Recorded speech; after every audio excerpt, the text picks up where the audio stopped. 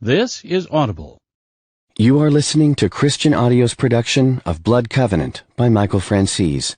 This book is read by Michael Franzese. No portion of this recording may be reproduced for any reason without prior written consent from Christian Audio. This production was recorded by arrangement with the Fed House and was originally published in English as Blood Covenant by Whitaker House, copyright 2009 by Michael Franzese. All rights reserved. Handsome and high-living young man as rich as royalty, and royalty he is, a prince of the Mafia. Tom Brokaw, expose, January 1991. Within a decade, Franzese had become one of the biggest earners the mob had seen since Capone, and the youngest individual in Fortune magazine's survey of the 50 biggest Mafia bosses. Vanity Fair, February 1991. Michael Franzese has a lot to pray for, but before he was born again, he was a family man. The family was the Colombo crime family, and Michael Franzese was a captain, one of the richest and most powerful men in the mob. Bernard Goldberg, 48 Hours, May 1991. I wouldn't want to be in Michael Franzese's shoes. I don't think his life expectancy is very substantial. Edward McDonald, former attorney in charge, Organized Crime Strike Force, Eastern District of New York. He will get whacked. Bernie Welsh, retired FBI organized crime expert and legendary mob hunter. He's a fascinating person. What he did was intriguing. It took a lot of time and energy to dissect what he did. Jerry Bernstein, former Special Attorney, U.S. Department of Justice, Special Agent, Organized Crime Strike Force, Eastern District of New York. I pray for Michael every night. Tina Franzese, Michael's mother. This is the story of Michael Franzese, in his own words. My name is Michael Franzese, and this is my story. For more than a decade, I've traveled the country speaking to audiences far and wide. College and professional athletes, business groups, church groups. It's always the same. This is the platform I've been given to share my life's experience. I never cease to be amazed by the fascination with the Mafia, from movies like Goodfellas, Donnie Brasco, Bronx Tale, and The Godfather, to television shows like The Sopranos and the HBO movie Gotti. Each one adequately represents various aspects of that life. But what you hear from me you can take to the bank, because I've lived that life for 17 years. By the grace of God and the love of a young girl, now my wife of 23 years, I'm still alive to tell my story. Please allow me to tell this in the language of the street. Bear with me as I speak of made men and of being straightened out, and as I talk about cops and feds and someone rolling over on his friends. This is how I experienced it, and I speak here in the way of my former life because I want you, the reader, to experience it with me. There's an old saying that the only way to leave the Mafia is in a coffin. Members are pledged to a lifetime of secrecy, and to quit would be to arouse suspicion that you are cooperating with the police or federal agents. Such breaches of faith are punished with death. A quote from Life magazine says it all. Michael Franzese says he's willing to take that risk. He will not betray his former crime associates and then disappear into the federal witness protection program. If he holds to what he has promised, it will mark the first time that a high-ranking member of the Mafia will publicly walk away from his past. It's been 16 years since Life magazine published the story that included the above excerpt. I had granted Life an interview while serving time at the Federal Correctional Institution at Terminal Island, California, but the article took even me by surprise. Quitting the Mafia, the headline screamed, and there I was in living color, sprawled across 2 large pages. That was definitely not cool, considering that I had to share the prison yard with 15 other fellow mob guys. As soon as the warden got wind of the article and the uproar it was causing, he called me into his office and asked me if I had a death wish. I had a very hard time convincing him not to lock me up in solitary for my own protection. In the end, he made me sign a waiver, absolving the prison of any liability in the event that I met an untimely demise during my stay in his institution. It all began with an innocent enough statement I had made to the reporter who wrote the story. I was tired of a lifetime of battling law enforcement, I said. I had 5 prior indictments and 5 trials. The last trial had been a 6-month battle with Rudy Giuliani's crackerjack organized crime lieutenants. And while all this had been going on in one arena, I had also been battling to free my father from a 50-year prison sentence he was serving because the feds had hit him with a bad rap in 1967. He had been a big catch, a superstar in organized crime. With all of this, there had been endless investigations, grand juries, subpoenas, undercover operations, surveillance tapes, wiretaps, electronic bugs, and informants. At least the lawyers did well. The legal bills seemed to never cease, and it all gets to you after a while and wears you down, even if you are in the business of organized crime. Just a year earlier, I had taken a plea to a 99-count federal racketeering indictment. I was fortunate to be able to wrap up in that one plea agreement all pending charges against me. In exchange, I would do a 10-year prison sentence and pay fines and restitution of $15 million. It was a pretty good deal, considering that the Justice Department had put in motion an unprecedented crackdown against the New York mob. For the most part, the feds liked the deal, too. They were anxious to rack up some kind of conviction against me. I had it all figured out. I could do 5 years in a place close to my new home in Los Angeles. There, my wife Cammie could visit me regularly. She would have enough money to last her until I got home. She had our baby daughter to keep her occupied, as well as another one on the way. 5 years away from her newlywed husband would not be a walk in the park, but she could survive it. True, she was only 21 years old and drop-dead gorgeous, but she was very special, not like so many other young girls. She would make it because she loved me. Cammie's mom was in my corner, too. What a great lady. She would help keep Cammie strong. Then there was my real ace in the hole, but I'll get to that. And as for this quitting the mob nonsense, I wasn't concerned about that. The guys back in New York knew I wasn't quitting anything. It simply wasn't permitted. It didn't matter what I had said publicly. A few of the old hardliners might get their feathers ruffled, but I could handle that. In the old days, you could deny the very existence of the mob, but that was before wiretaps and bugging devices, and all you had was the uncorroborated word of mob turncoats. So you couldn't prove that this secret organization even existed. Not even J. Edgar Hoover believed it, or so he said. But new surveillance and eavesdropping technology had changed all of that. With their new toys in tow, the feds were definitely armed and dangerous, and soon the secrets of the Mafia were being brought to light. Our own people were caught on tape, talking about most everything, the business, the sit-downs, the killings. Nothing was sacred. The feds even came up with a recording of our ultra-secret induction ritual. So as far as I was concerned, admitting to my membership in the mob was a given. That was no big revelation, certainly not one worthy of a major headline. Besides, I had a plan. I still had some cash left, even after the feds had taken their chunk, and the sunshine and the beaches of the Golden State had become a lot more appealing to me than the coffee shops of Brooklyn. Plus, Cammie was there. But after 15 years in the mob, I knew what it was all about. Like it or not, I had taken the oath, and I would stand by that oath, even if I had my doubts. So I would do my 5 years in the pen, and then do 5 more on parole in L.A., a world away from the guys in Brooklyn. Everyone knew the feds were all over wise guy parolees.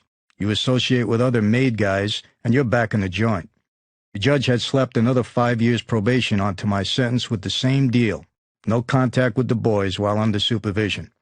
So maybe we sneak a few meetings here and there, and I send in some cash when I make a score, but that's it. So I figured I had maybe 15 years during which I would have to lay low, away from the bosses. I had gotten an excused leave of absence courtesy of the feds. At the end of it all, maybe they'd forget about me. You know, out of sight, out of mind. The feds were slamming the bosses with huge indictments, and guys were turning informant left and right. Who would even be left at the end?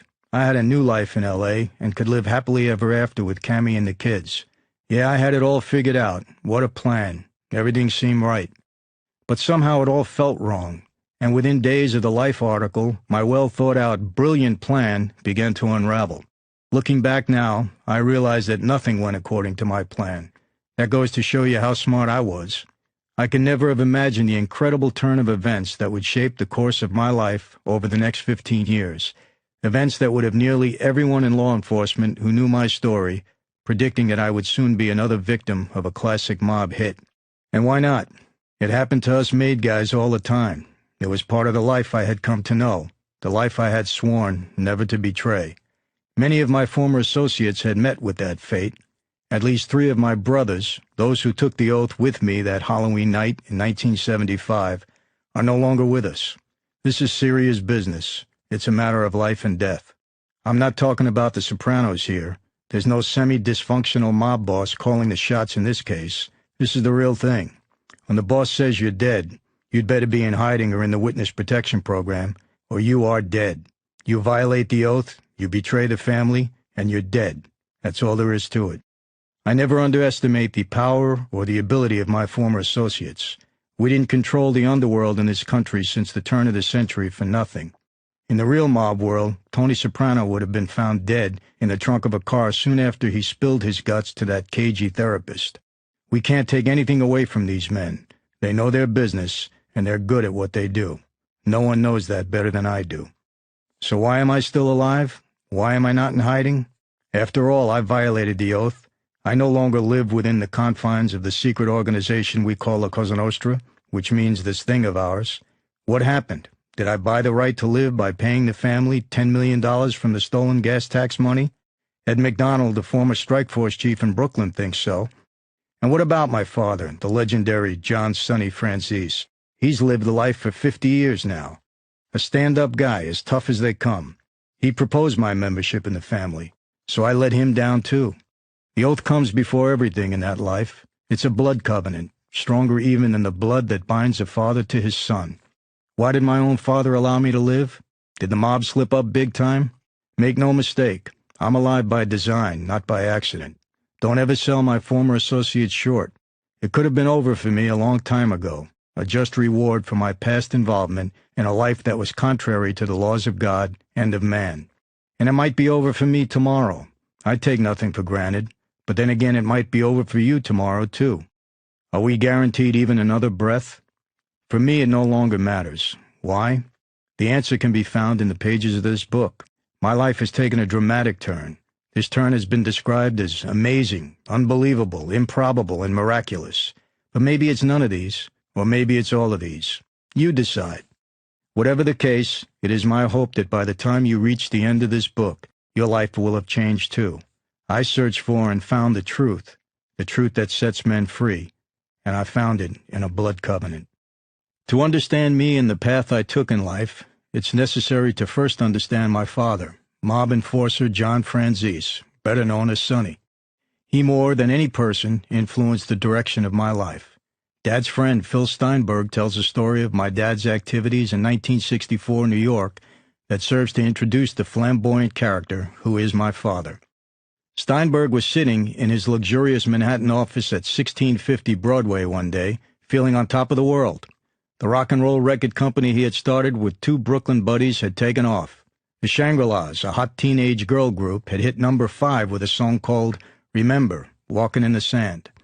A second group, the Lovin' Spoonful, was a year away from becoming a monster rock band that would release 7 top 10 songs in a row. The record company itself, Kamasutra Buddha Records, was destined to become a giant in the industry. Steinberg was only 23 years old at the time, and his partners, Artie Rip and Haim Mizrahi, were just a few years older. Still, it appeared nothing could stop them. That is, until Steinberg's secretary, an Anne Margaret look-alike named Sandy, knocked on his office door one day. "Phil," she announced, "you have a visitor, Morris Levy." "Send him in," the boss said. He smiled as he greeted Levy, a tough guy record producer who had founded Roulette Records and would one day own Strawberries, an 80-store record chain. Levy didn't return the smile. "We have a problem, Phil," he said. "What's up?" "The Shangri-Las," he said. "Nice kids. Great group. Great song." "Yeah, we got lucky," Steinberg said. "So what's the problem?" "They're mine." "No, they're mine, and I want my cut." Steinberg felt the muscles in his neck tighten. A burly ex-football player, he suppressed an urge to toss Levy out of his office. That wouldn't have been a wise option. Steinberg knew the streets. Levy was an associate of Gaetano Tommy the Big Guy Vestola, a vicious soldier in the DeCavalcanti Mafia family. He was also the childhood friend of Vincent the Chin Gigante, a menacing hood on his way to becoming the boss of the Genovese family. In short, Levy was big trouble. "I'll discuss this with my partners, and we'll get back to you," Steinberg said, forcing a smile. "I'm sure we can work this out to your satisfaction." Make some calls. Check around, Levy advised. I'm confident you'll do the right thing.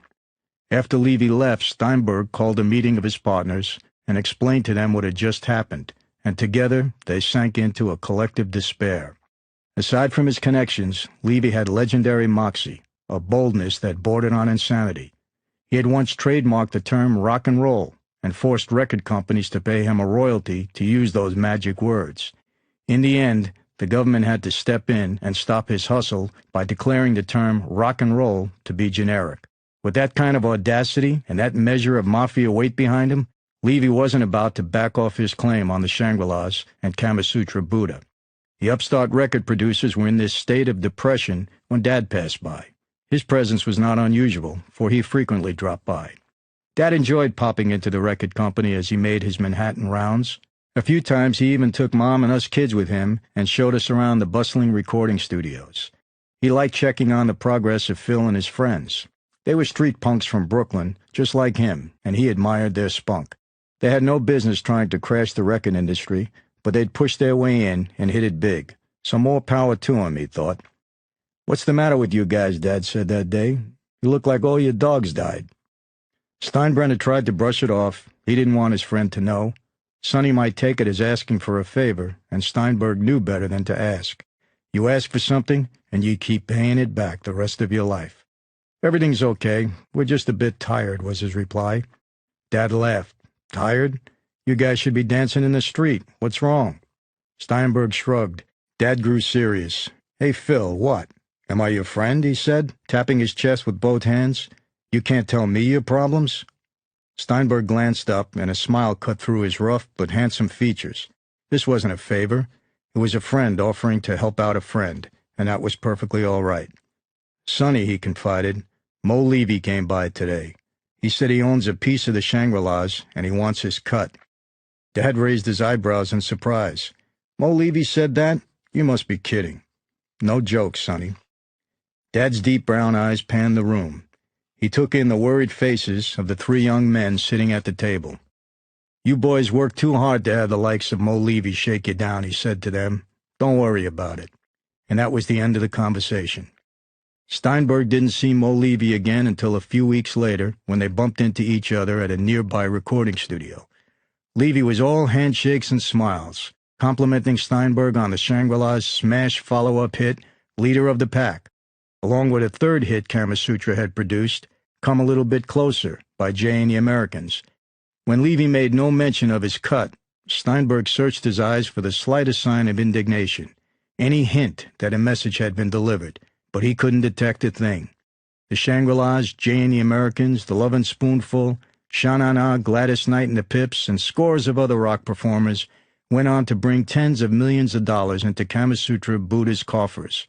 By the end of the 1970s, Buddha Records had become one of the largest independent record companies in the world, and no one ever came by demanding a cut again.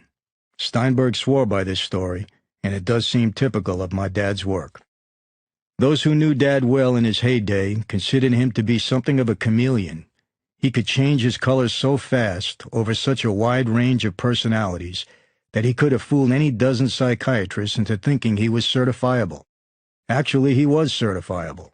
His Army career was cut short in 1944 when the military shrinks made him for a psychoneurotic with pronounced homicidal tendencies and recommended that he be busted out of the service without delay.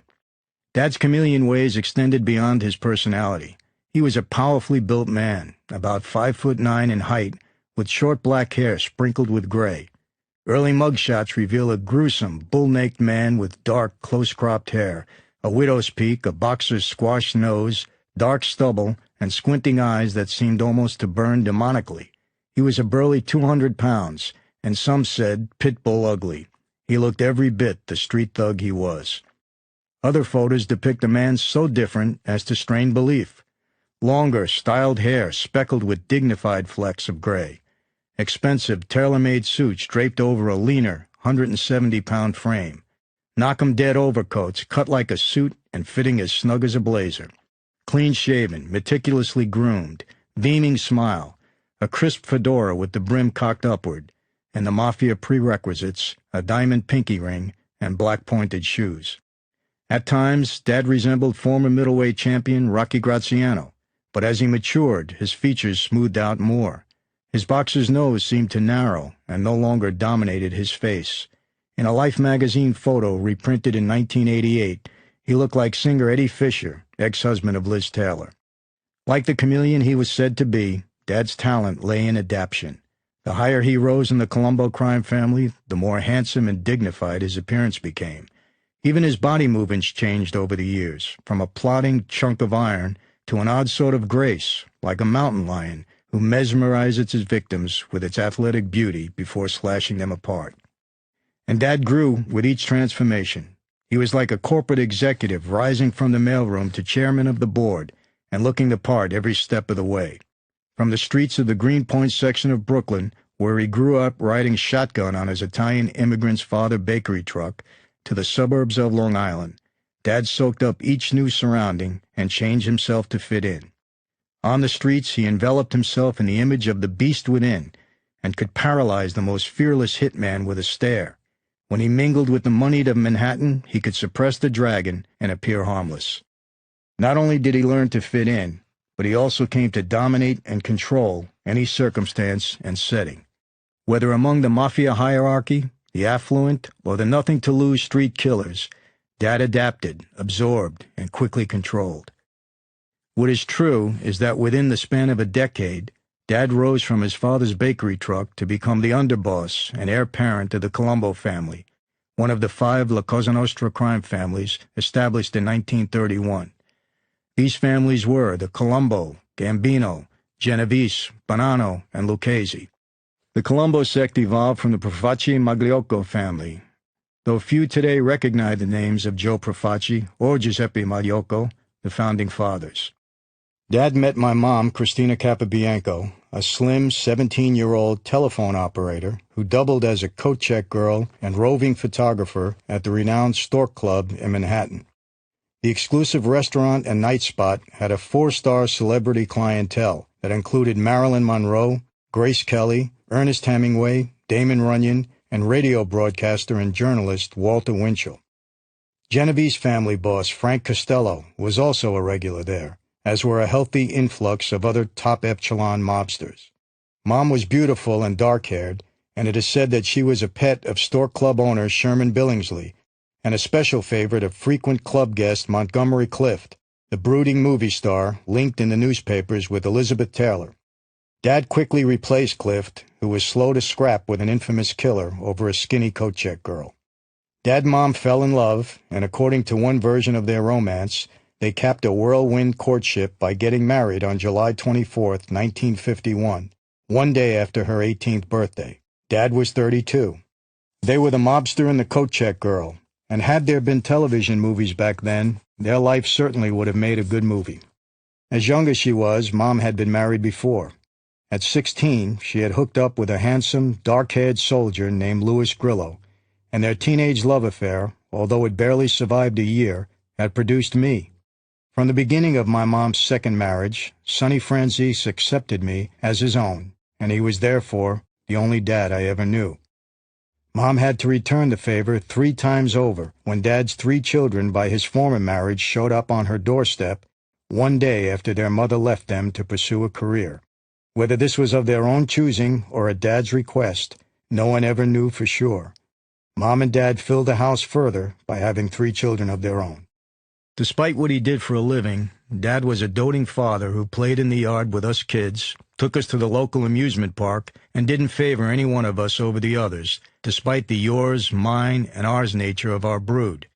Sometimes he'd give Mom the night off, proclaim himself to be the world's greatest cook, and make an elaborate calzone dinner for the whole family. This Italian delicacy consists of stuffing dough with cheese, sausage, pepperoni, peppers, and tomato sauce, or any variation of the above, and baking it in the oven.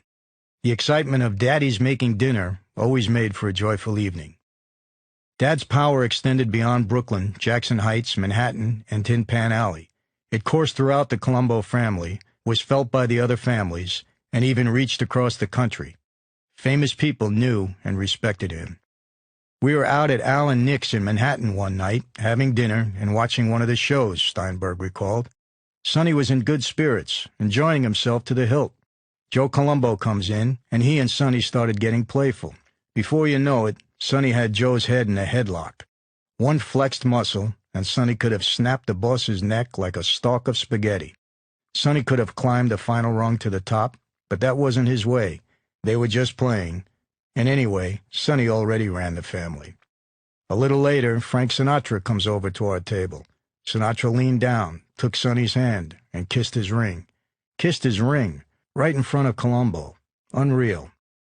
There was more than one reason that Sinatra was so respectful to Dad that evening.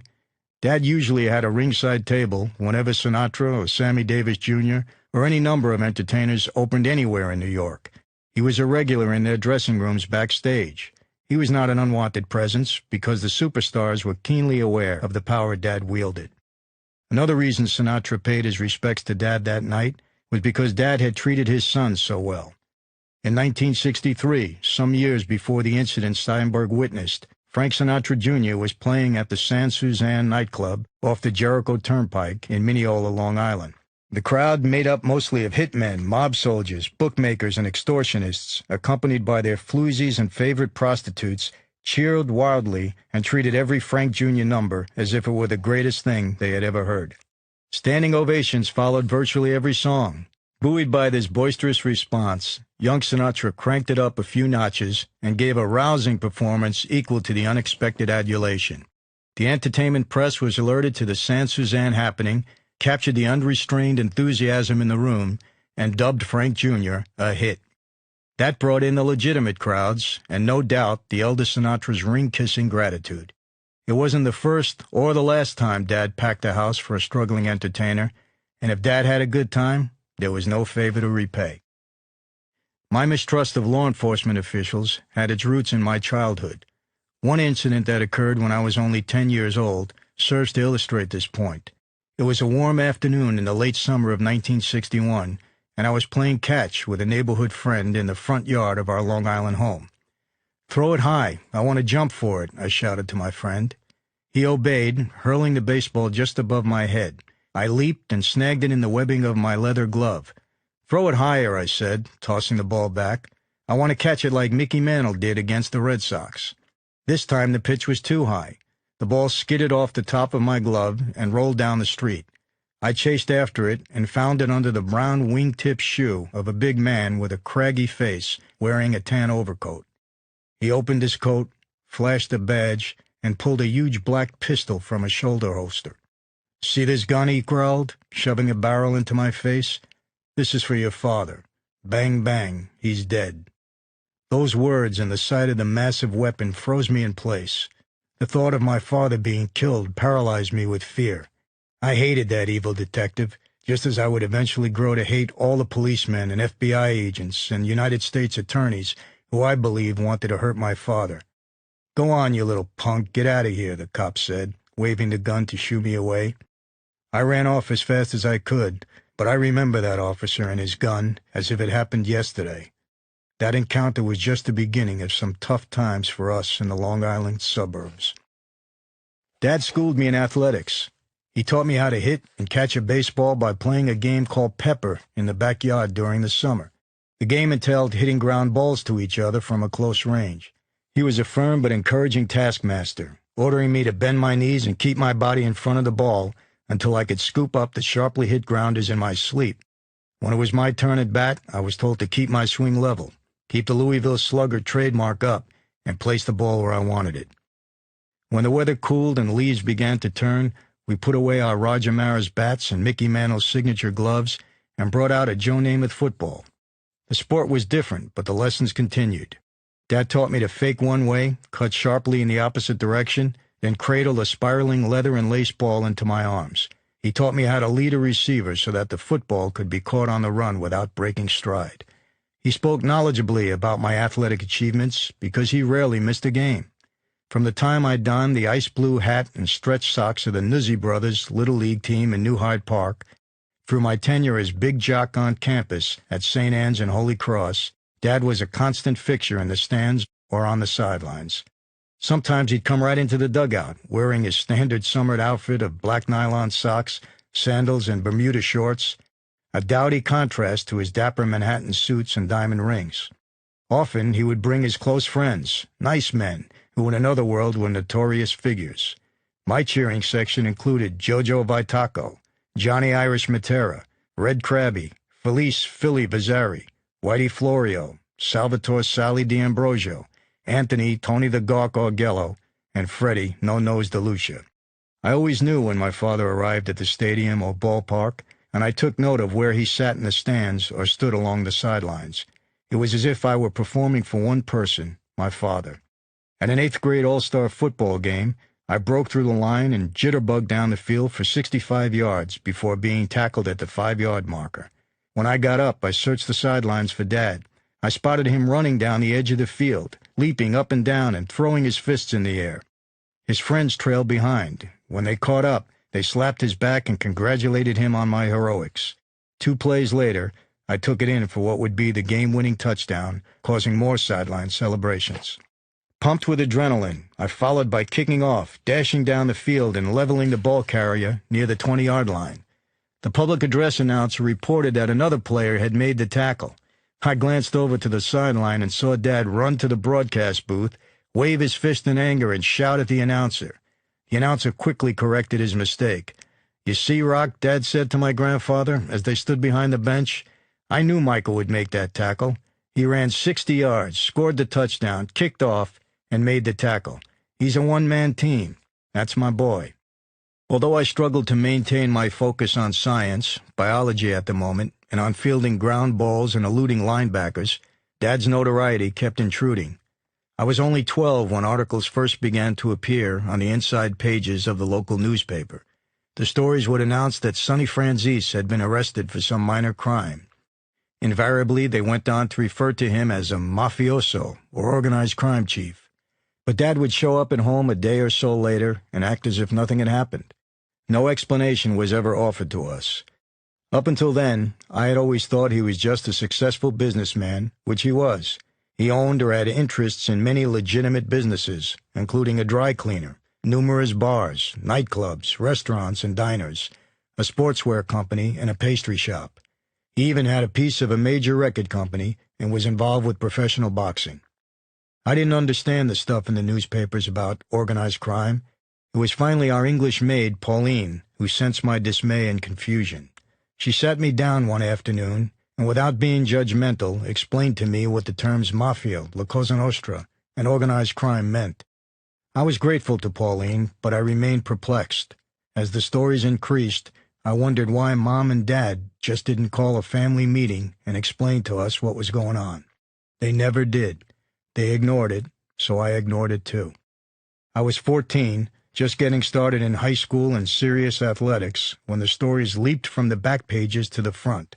On December 24th, 1965, many of my neighbors and classmates discovered for the first time that I was the stepson of the hood in our neighborhood, as the article called Dad. Our family brushed off the long, damning story and proceeded to revel in a typical Christmas Eve, feasting on seafood and spaghetti at Mom's parents' house. By the early 1960s, law enforcement officials had placed Dad under constant surveillance. Detectives sat in unmarked cars at various locations near our home, disturbing neighbors and making a general nuisance of themselves. Other incidents were more serious. One evening, Dad decided to take us to dinner at the nearby Silver Moon Diner on Lakeville Road. A beefy Nassau County cop with a bad attitude decided to make a point with us, so he rode our bumper, flashing his headlights. He would back off for a little while, then speed up and ride the bumper again. This frightened the younger children and made them cry. Through all of this, Dad kept his cool, but I could tell he was furious that the officer was making a scene in front of his family. Once we had arrived at the diner, Dad calmed the younger children and seated everyone. Within minutes, the beefy detective walked in with his partner. "There's the tough guy and his worthless family," he said as he passed. Dad had heard enough. "You degenerate bum," he said to the officer. "You bother my family and I'll kill you." The diner went deadly silent, and everyone inside froze in place. Startled, the detective turned and started to go for his gun. This only enraged my father further. "Go ahead. Go for it. Go for your gun. I'll kill you before you get it out of the holster," he shouted. Mom and I jumped up and held Dad back while the second detective grabbed his partner. Dad and the offending officer continued to trade insults over their shoulders before finally settling down. Dinner proceeded without further incident, and the next day, the loose cannon detective was taken off the assignment and was never seen in the neighborhood again. His replacements were less overt, but the harassment continued. Thus I grew up with a strong sense that they were the villains, not us. They were the bad guys. They were crude, nasty, and obnoxious, and they were always hassling and suffocating us. They were the enemy, and this concept was enforced by the fact that our whole neighborhood hated them. Many supposed that my parents taught me to hate or disrespect law enforcement officials, but that wasn't true. My thinking concerning them was a result of what I experienced. Although Dad continued to beat arrest raps and maintain his freedom, the police and prosecutors were stepping up their harassment. This reached a climax one evening shortly before I graduated from high school. My parents had decided to throw a party in my honor and had set up a tent in the backyard and put out an impressive spread. Scores of classmates attended. That evening I gave my first public speech, thanking my father for my success. Near the end of the celebration, Dad signaled me to come over near the side of the house where we could be alone. There he handed me a small package. "This is for you," he said. "I want you to have it. You deserve it." I opened the neatly wrapped box to find a $10,000, 18-karat gold Lucien Piccard watch embedded with diamonds. My jaw dropped when I saw the extravagant gift. Dad smiled and opened his arms. His eyes glistened, and we embraced for nearly a minute. "You've been a good kid, Michael," he said. "I'm proud of you. I'm proud that you're my son." In that moment, I had to fight to hold back my tears. Within days of the graduation party, a shower of subpoenas rained down on my high school and neighborhood. All the cars driven to the celebration, from teenagers' hot rods to their fathers' Oldsmobiles, had been photographed and their license plate numbers recorded. The subpoenas summoning the registered owners to a Nassau County grand jury went out to high school students, their parents, and unknowing friends who had loaned out their cars for the afternoon. Our phone rang incessantly for several days with calls from frightened teenagers and anxious parents wanting to know what was happening and how they should respond. My father's downfall began with the arrests of 4 low-level bank robbers in 1965 and their implication of him in a case which he was, strangely enough, innocent. 2 of these bank robbers, John Cordero and Charles Zaire, were heroin addicts, and the other 2, Jimmy Smith and Richard Parks, were criminals of minimal style. The charges against Dad were difficult for us to believe. It was unthinkable that he would have thrown in with a band of drug addicts and losers. I didn't realize it then, but the 2 heroin addicts were proof of his innocence in this matter. The trial commenced, and the 4 felons repeated their synchronized stories about meeting with Dad in a Long Island motel room in 1965 so he could map out their reckless bank robberies. Few people believed this testimony, not even the journalist who had hounded my father for years. "That's not the way it's done," flatly stated Newsday's Bob Green. "The guys at Sonny's level, they insulate themselves. They have a soldier deal directly with robbers. Even if he were involved, he would have worked through an intermediary." Green had said something similar in his story The Hood in Our Neighborhood. Franzese follows a basic Cosa Nostra policy of protection, police say. It is a policy called insulation. The man who makes book or robs a motel is 5 persons removed from Franzese himself. Franzese gives the orders over a public phone or in a walking conversation, and they are then transmitted down the line through 3 to 7 people before they reach the man who commits the actual criminal act. So even if the criminal is caught, it would require 3 to 7 people to admit that the original orders had come from Franzese. Somewhere along the line, one of these people would keep silent. This, authorities say, accounts for the inability of law enforcement agencies to imprison him for crimes they know he is masterminding. The government tried the case, the bank robbers testified, and the defense attorneys did their best. But in the end, Dad was convicted. Judge Jacob Mishler completed the dispensation of justice by sentencing my beloved father to 50 years in prison. I had struggled all my life with the confusing concepts of good and evil and how they related to our family. I idolized Dad, and despite the fact that the newspapers had often said that he was a criminal, I refused to believe it. I knew him as good. I knew him as the strong, honorable man I saw every night at the dinner table, the man who treated my often demanding mother so tenderly and who loved my brothers and sisters so intensely, the man who embraced an insecure stepchild and treated him as a blood son. By then I was in my first year of pre-med studies at Hofstra University, and classes had finished for the day. After driving around aimlessly for a while, I somehow found my way to my grandfather's house. There I searched the backyard barbecue cabinet until I found a pocked and fading pink rubber ball in a drawer where my grandfather kept paper plates and plastic forks, and I began throwing it against the chimney. I did this softly at first, then harder and harder, until the ball hit the ledge with such force that it sailed over the neighbor's 7-foot hedges. I didn't bother to search for the tunnel I had burrowed through the hedges when I was younger in order to retrieve errant rebounds. I had other things on my mind. 5 points, Dad, I said to myself in a voice choked with emotion. We'll get you out. I won't rest until we do. While we debated among ourselves what our next move should be, I received a call from Joey Brancato. He said that family boss Joe Colombo was furious over the FBI's arrest of his son, Joe Jr., on the flimsy charge of melting coins for their silver content. Colombo was planning to counterattack by picketing the FBI's Manhattan office at 69th Street and 3rd Avenue, and Brancato said Colombo wanted Mom and me to join him. The pickets began with just a handful of people, including Colombo himself. That was unprecedented. Suddenly, one of the most powerful leaders of a legendary secret society had surfaced from the darkest shadows and was out in the open, walking a picket line and chatting with reporters. Colombo's 2 other sons, Vincent and Anthony, joined Joe Jr. out on bail in supporting their father. At the start of the second week of protests, someone handed me a sign to carry, which read, "I am the victim of FBI Gestapo tactics. My father was framed and is serving 50 years. The clean-cut college freshman waving the sign was a natural for the media, so I received Colombo's blessing for giving interviews and talking about my father's case. A number of newspapers, including the New York Post, wrote feature stories about it. Each day, as the word of the street action spread, the number of picketers increased. Colombo reacted by creating an organization called the Italian-American Civil Rights League. The purpose of the group was said to be to combat stereotyping and ethnic slurs against Italians, particularly the belief that all Italians were mobsters. The fact that the group's leader himself was a bona fide Cosa Nostra Don and might do more to foster the stereotypes than fight them was brushed aside. The picketing went on for months. Colombo, a short, polished man with dark, thinning hair, was tenacious. As the Italian-American Civil Rights League grew in numbers and popularity, his determination grew with it. I walked the picket line every chance I could, attending biology, chemistry, Italian, English, and sociology classes at Hofstra in the mornings and picketing in the afternoons. We hounded the FBI agents as they moved in and out of their offices, cursed them, painted them as villains, and generally made them as uncomfortable as possible.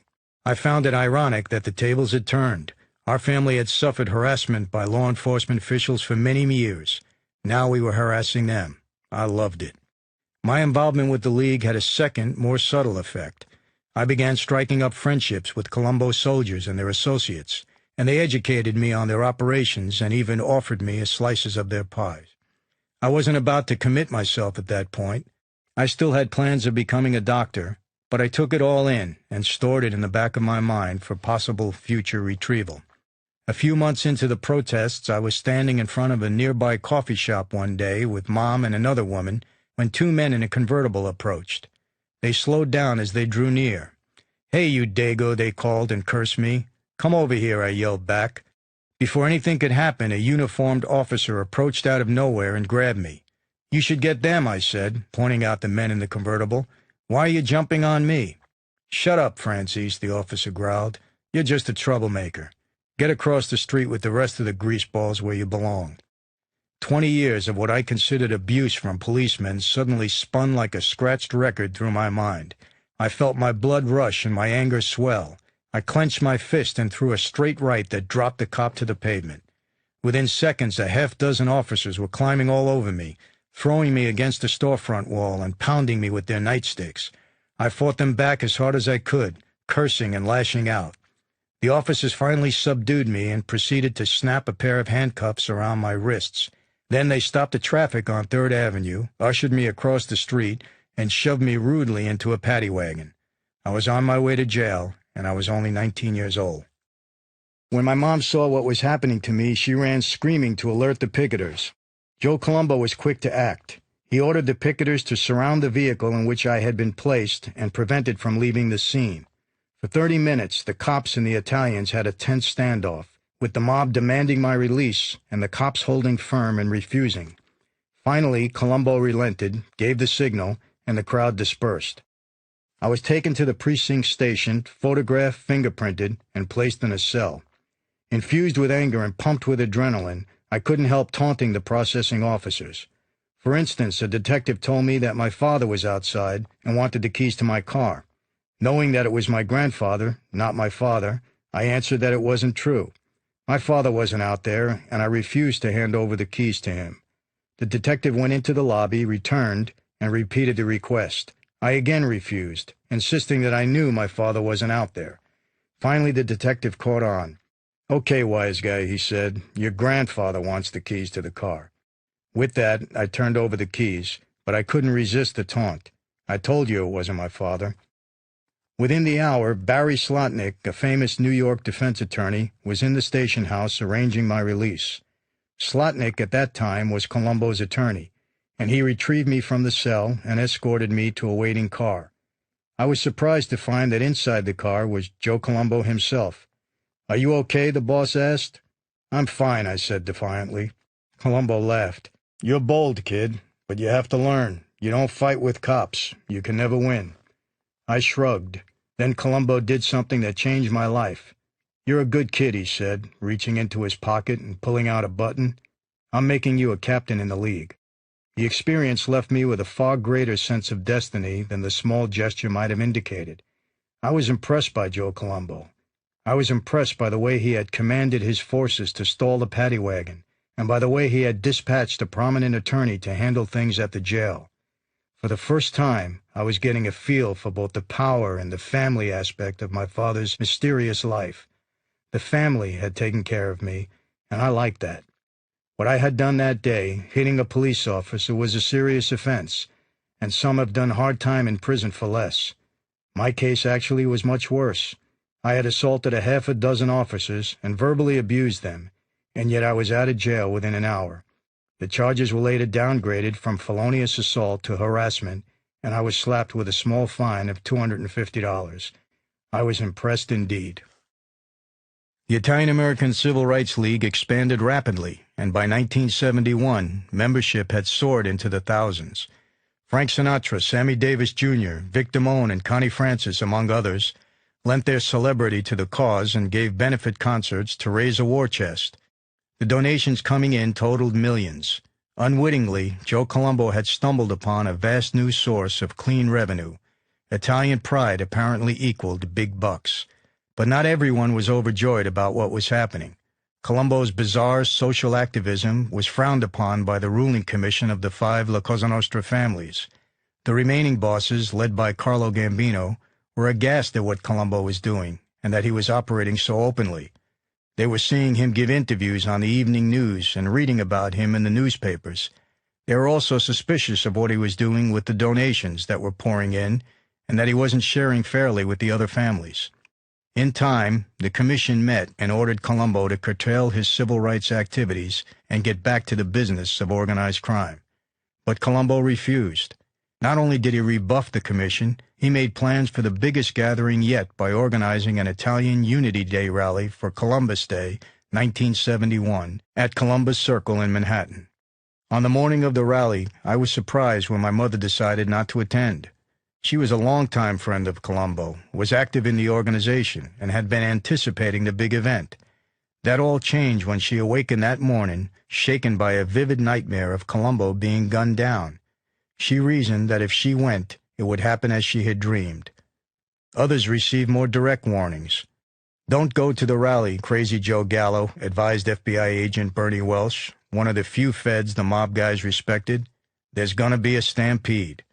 Welsh reported the tip to his superiors and discovered that there was a loud buzz on the streets that something bad was going to go down during that event. The rumors proved correct. When I arrived in the square that day, nearly 50,000 people had gathered.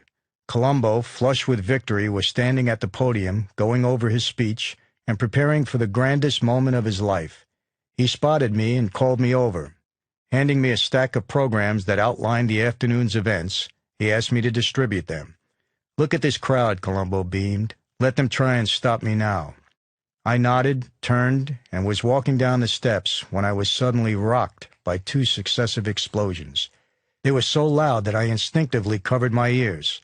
My first thought was that someone had tossed a pair of bombs into the crowd, but I turned my head just in time to see Colombo drop to the floor. "Joey's been hit! Joey's been hit!" someone yelled. Then I saw some men pounce on a black man clutching a pistol. The explosions had been only gunshots, but I had been so close to the discharging weapon that the sound had been deafening. I heard two more bangs, almost as loud but from another direction. FBI agents on the scene later explained the second set of shots. In a scene reminiscent of Jack Ruby and Lee Harvey Oswald, one of Colombo's soldiers had stuck a pistol through the legs of a policeman and blasted the black man while he lay handcuffed on the pavement. Once he had fired, the soldier dropped his gun and vanished into the crowd. Within seconds, a half a dozen more revolvers bounced like live hand grenades on the pavement as Colombo's associates rid themselves of their guns before police backup could swoop in. Meanwhile, the crowd screamed and ran in every direction, crashing into each other and nearly creating a deadly stampede, just as Crazy Joe Gallo had predicted. The word among the family was that everyone should go home. Joe Colombo had been shot and was on his way to the hospital. He was alive, but barely. The man who had tried to assassinate him, Jerome Johnson, was dead. There was nothing more anybody could do. As Joe Colombo lay in his bed, stripped of his mental capacity, his crime family spun out of control. Because Colombo had focused on keeping my father in jail and disbanding Dad's loyalists, Carmine Persico's soldiers were allowed to stay together. That placed Persico in a position to mount a successful coup from behind bars. He installed Thomas DeBella, an aging, low-keyed capo, as the acting Don, pending his own parole. Following the assassination attempt on Joe Colombo, my personal life also seemed to become unfocused. I now found it very difficult to concentrate on my studies. Counting the years that would be required for medical school and internships, I suddenly realized that I faced a decade of intense study before I could become a doctor. This fact was brought into focus by what now appeared to me to be a much quicker route to success. The stories I had heard on the picket line about the money that could be made through various legal and illegal business ventures excited me. I needed money because I had come to believe that money was the key to winning Dad's release from prison, and I didn't have 10 years to wait. I decided that I would continue to study, but with a reduced class load so that I could take a stab at a few business opportunities, legitimate ones at first. Among my father's many scattered business interests was an auto body shop in Mineola, Long Island. I had once worked there after school and learned how to paint and restore car exteriors. I figured that might be a good place to start. I paid a visit to the new owner, an upbeat man named Frank Sestaro, and explained that I had worked for the previous owner and was interested in the job. This approach was mostly a ruse to see, meet, and scrutinize the person who had taken over the place. Sestaro, no doubt making the connection, called me the next day. I admitted that I wasn't really interested in working for him as an employee and offered to lease half the shop and operate my own business there. Sestaro agreed. I began digging wrecked Ford Pintos and Chevy Vegas out of junkyards, restoring them and selling them for a healthy profit. The two makes, America's first attempt to counter the successful small Japanese cars, was so flimsy and cheaply built that it took little more than a fender bender for an insurance company to total them out. Many junked Vegas and Pintos were actually in relatively good shape and could be fixed in a day or so and sold for $1,500 to $2,000 profit. Although this effort did turn a profit, I quickly realized that a half interest in a body shop wasn't going to buy me a mansion on a hilltop, so I began looking for other opportunities. About that time, I received a call from Tony Morano, a stout man in his late 30s with a head of curly, sandy blonde hair. Morano had experience in the auto leasing business, along with a criminal record, although he wasn't connected to La Cosa Nostra. Morano and I hit it off, formed a partnership, and rented a corner lot on Cherry Valley Road in West Hempstead. Next, we needed some financing. We approached Mel Cooper, a man I knew in the finance business, and asked him to direct us to a company that would assist us with our startup financing. Cooper sent us to a man named Vince, who was in the garbage business. Vince heard us out and recommended Equilease, a company run by two brothers. We talked the brothers into giving us a $500,000 line of credit to begin our West Hempstead automobile leasing operation. Within a few months, MBE Leasing was turning over 10 to 20 automobiles a month, and I was pulling down $500 a week. Meanwhile, Frank Sestero was struggling to turn a profit with the body shop. I took over the entire operation and moved the equipment to the West Hempstead lot. The business, now in a better location, started turning around, and from that operation, I was soon putting in another $500 a week into my pocket. 6 months later, during my sophomore year in college, Tony and I sectioned off a corner of our Cherry Valley property and opened a used car lot. This segment of our rapidly expanding operation started kicking another $1,000 a month into my swelling kitty. The year 1975 marked yet another milestone in my life. It was the year I decided to get involved in Dad's business. I was desperate to earn enough money to pay lawyers and private investigators to help him get out of prison. So I decided to tell him the next time I visited him at Leavenworth that I was giving up my hopes of becoming a doctor to dedicate myself more seriously to business. We argued about it in the visiting room for some time, but when he saw that my mind was made up, he took another angle. "Michael," he said, "if you're going to be on the streets, you need to do it the right way. I'll send word downtown, and you'll be contacted by one of my associates. He'll tell you what to do." I wasn't exactly sure what my father was getting at. He had sheltered me from his business affairs for most of my life. We lived in the suburbs, not in the city or in Brooklyn, where mob guys were everywhere and were viewed as celebrities and big shots.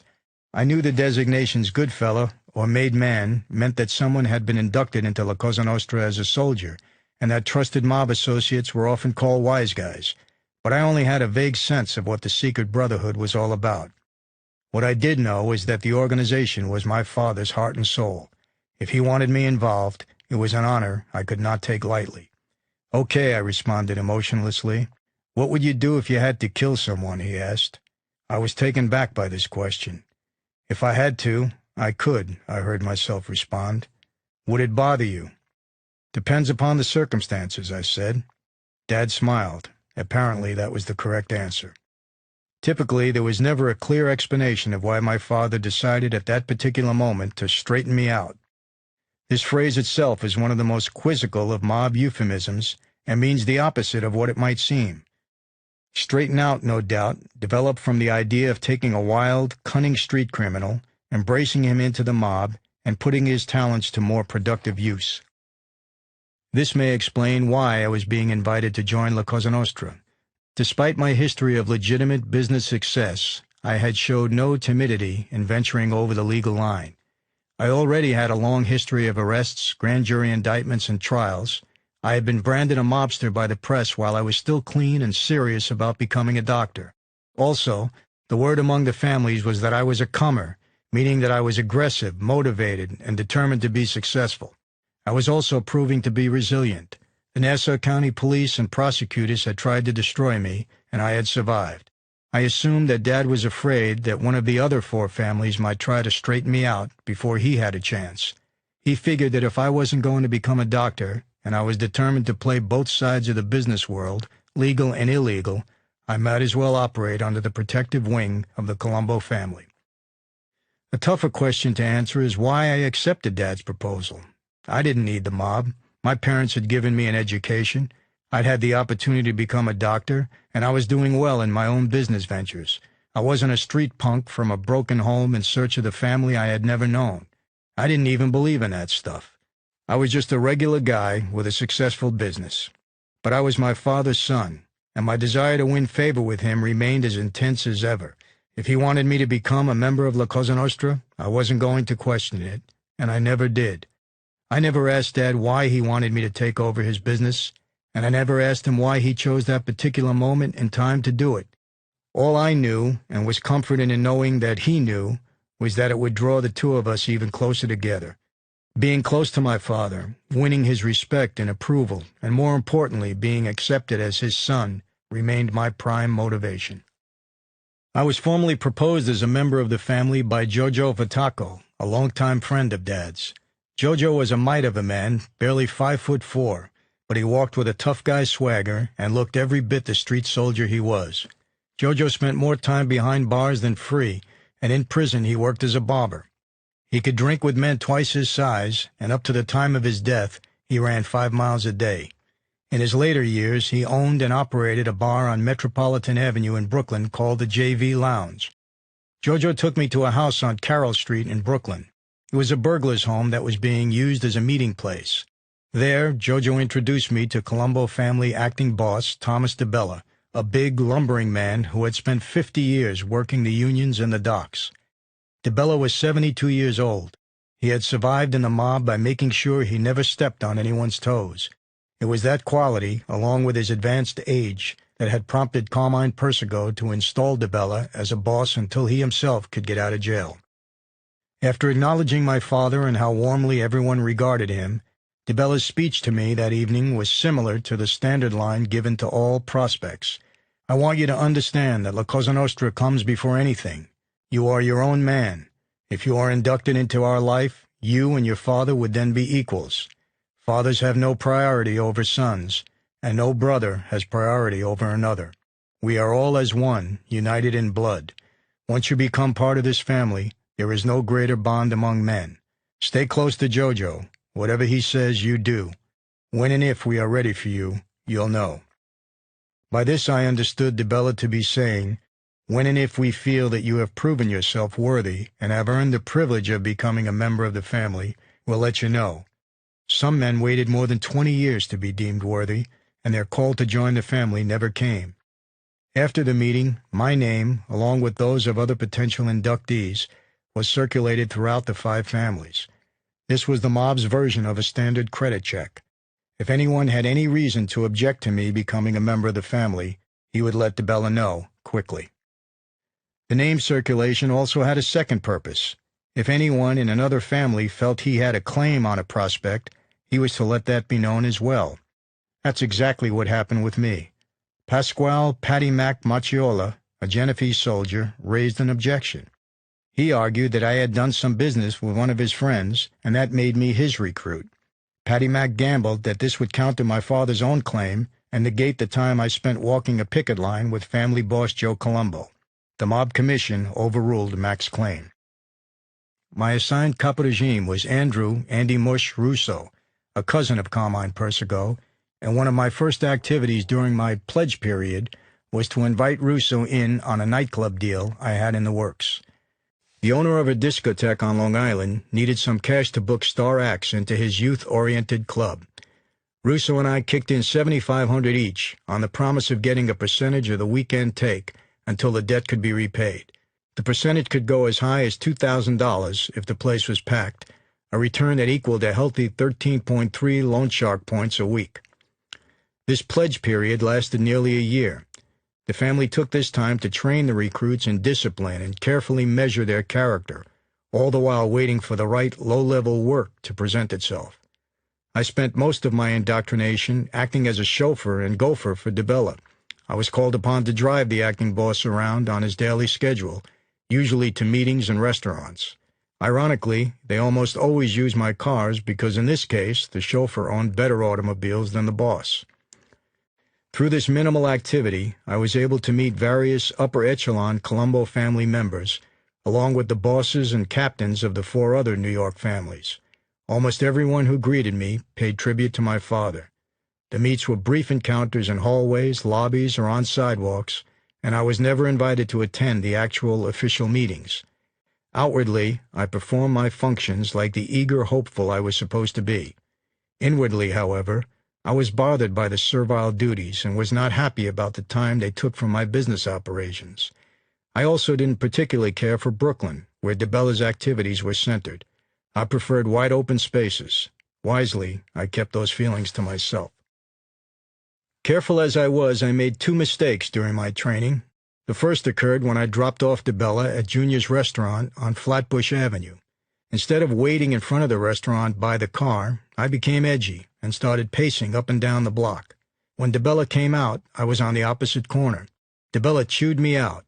If I tell you to wait out front, you wait out front. You wait there for 3 days if you have to. You don't walk, you don't go to the bathroom, you stand right there. How did you know I wouldn't come running out and need to leave immediately? The second mistake was arriving 10 minutes late for an appointment on a cold winter morning. Because of it, I was left standing on Carroll Street for 6 hours.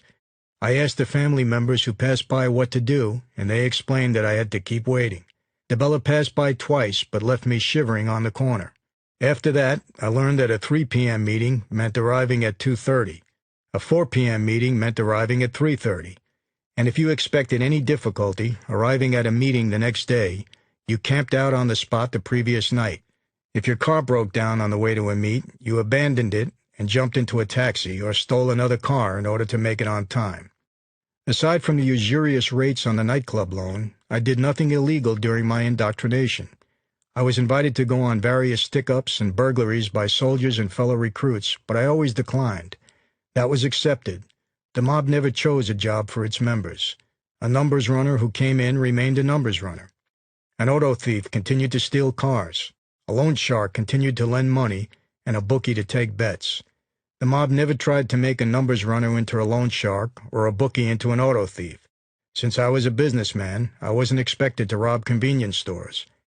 I was free to decline to participate in any activity that wasn't my specialty. However, when it came time for a recruit to do some work, he usually had no such option.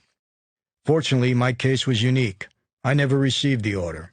From what I could guess, there were 2 reasons for the rare break with La Cosa Nostra tradition. First, there was such a rush to induct new recruits, especially in the severely weakened Colombo family, that the initiation murder was waived and instead marked down as a debt to be paid at a later date. Secondly, the number of recruits the mob wanted to train far exceeded the number of people the bosses could think of to kill. That made for gangs of eager recruits who were all dressed up with no one to knock off. Whatever the reason, I was spared, thankfully.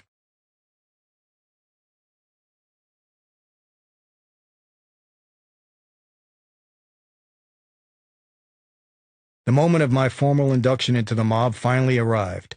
It was Halloween night, 1975, and I was about to shed the mantle of the legitimate businessman and figuratively costume myself in the pinstripe suit and wide-brimmed fedora of the world's most notorious secret criminal organization.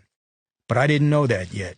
Jojo called and told me to meet him at his bar in Metropolitan Avenue in Brooklyn, and to wear a suit. I was given no indication about what was to transpire. We drove to a catering house in Bensonhurst. There I was escorted to a small office down the hall from the main ballroom, where 5 other recruits were nervously waiting. I knew 3 of the 5 men, including Jimmy Angelino. As I sat and waited with them, I looked around the room. If the pattern was to mix 2 guys from each hit squad, and the initiation requirement hadn't been waived for the others, that meant that 3 people had been murdered, maybe more, to uphold the tradition that brought the 6 of us there. I was the 3rd recruit called. Jojo came out, a big smile cutting through his tight, hard features, and he nodded for me to follow him into another room. The lights in the room were dim, and the mood was as solemn as the darkness. In the center of the banquet hall, the hierarchy of the Colombo crime family sat on folding chairs spread out in the shape of a U. As I walked inside the U, I recognized the stern faces of the men sitting around me. The captains were on the edges, and the closer one sat to the center, the more powerful his position. I recognized Johnny Irish Matera, one of my father's soldiers who had risen to be a captain himself. Matera gave me a nod. In the exact middle of the U was Tom DeBella, the family boss. To DeBella's left was the family consigliere, Alphonse Aliboy Persico, Carmine's brother. Normally, the family underboss would have been to DeBella's right, but at that time there was no underboss. I stood in front of DeBella. "Are you ready to take the oath of La Cosa Nostra?" the big man asked. "Yes," I answered. "Okay, cup your hands." I did as I was told, and a small piece of paper materialized in DeBella's hand. DeBella lit it and dropped the flaming paper into the pocket formed by my hands. "If you ever violate the oath of La Cosa Nostra, may you burn in hell like the fire burning in your hand," he warned. I felt only a tinge of heat as the paper was quickly consumed. The act was purely symbolic. not, as some believe, a show of toughness or the ability to withstand pain. DeBella grabbed my right hand in his big, rough hand, held up my thumb, and pricked it with a knife. It stung. As the blood formed into a fat drop, DeBella squeezed my thumb. The drop of blood became too heavy and spilled to the floor. Looking down, I could see the splattered drops of blood from the 2 recruits who had come before me. "This is a blood tie," he intoned. "Your allegiance to La Cosa Nostra is bound by blood. Should you ever violate this oath, your blood will be shed." DeBella squeezed again, harder this time, and another fat drop of blood fell to the floor. The point was made. I could feel the breath of death in the room. Violate the oath, and my blood would spill in quarts, not drops. That's what it was all about, life or death. Humanity, at its most instinctive level, follow the rules or die. The oath, we were told, included the following: keep the secrets and traditions you will hear and learn about. Do not violate another member's wife, sister, or daughter. Never raise your hand against another member. Carry out orders. La Cosa Nostra comes before anything and everything in your life. Michael Franzese, do you accept and understand the blood oath and blood tie of La Cosa Nostra? DeBella asked. Yes, I answered solemnly. Good. Now you have been born again. You are Amiga Nostra, a friend of ours. I shook DeBella's hand and kissed him once on each cheek.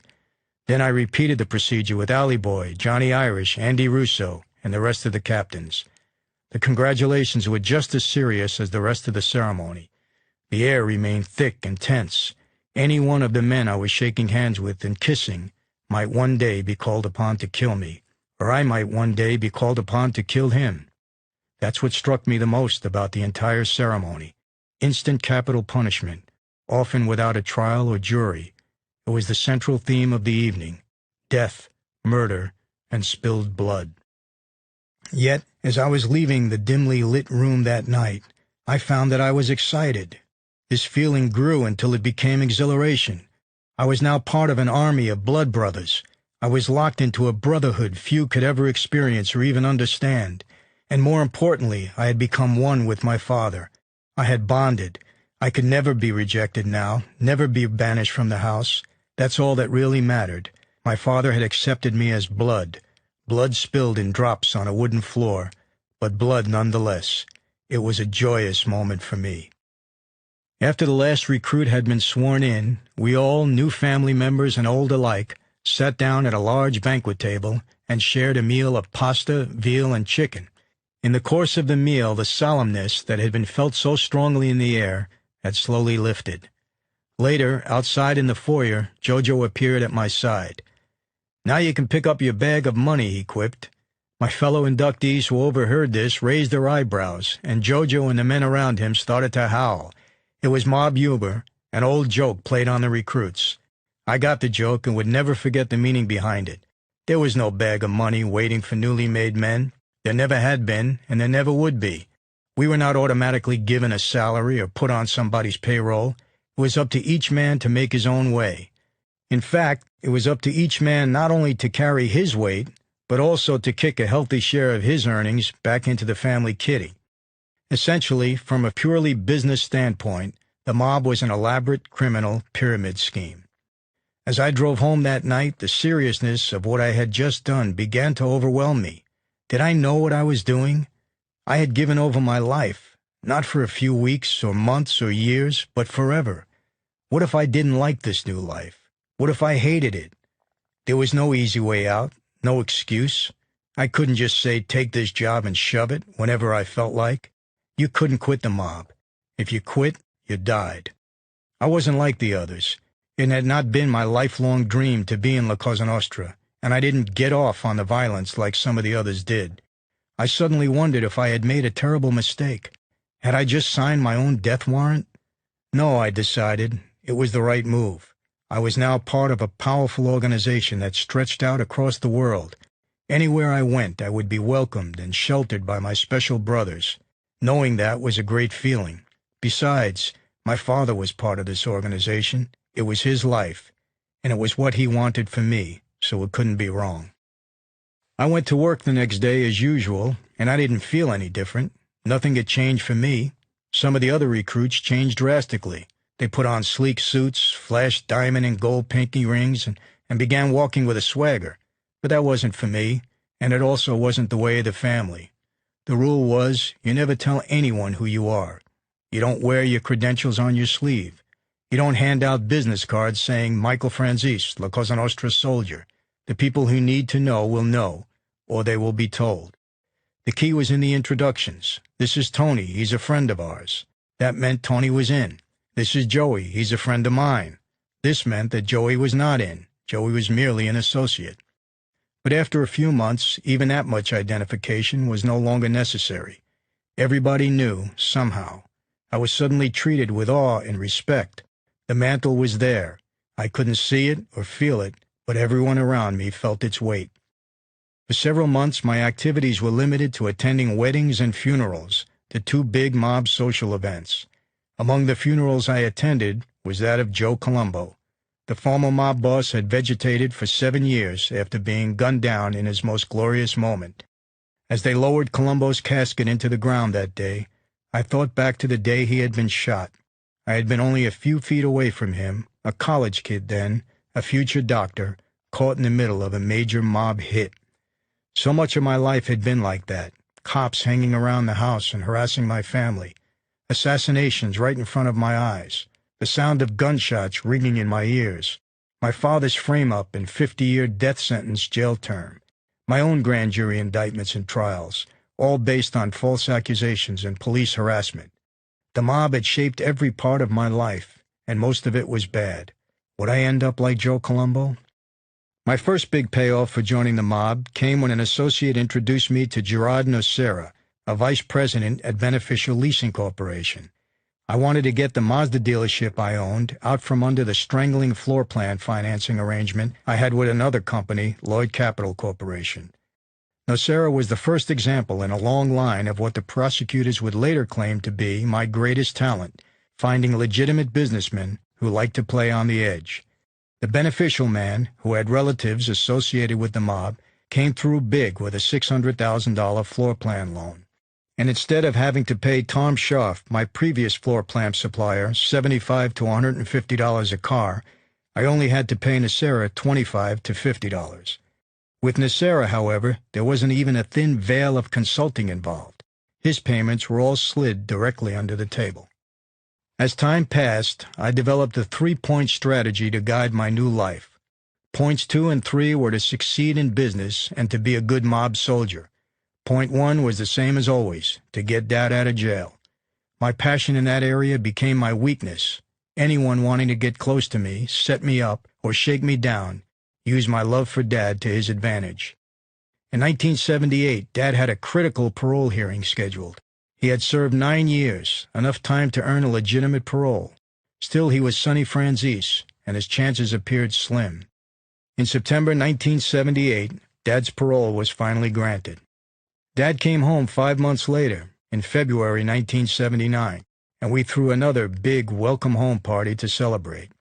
The very next day, he and I resumed our 6 a.m. breakfast meetings from a decade earlier. I would set my alarm for 5 a.m. so I could shower, shave, dress, and make the 10-minute drive from my home in Jericho to my parents' house in time to operate the drip coffee machine. Now, however, intermingled with conversations about sports and entertainment, we talked shop. It was then that Dad began educating me about the ways of La Cosa Nostra.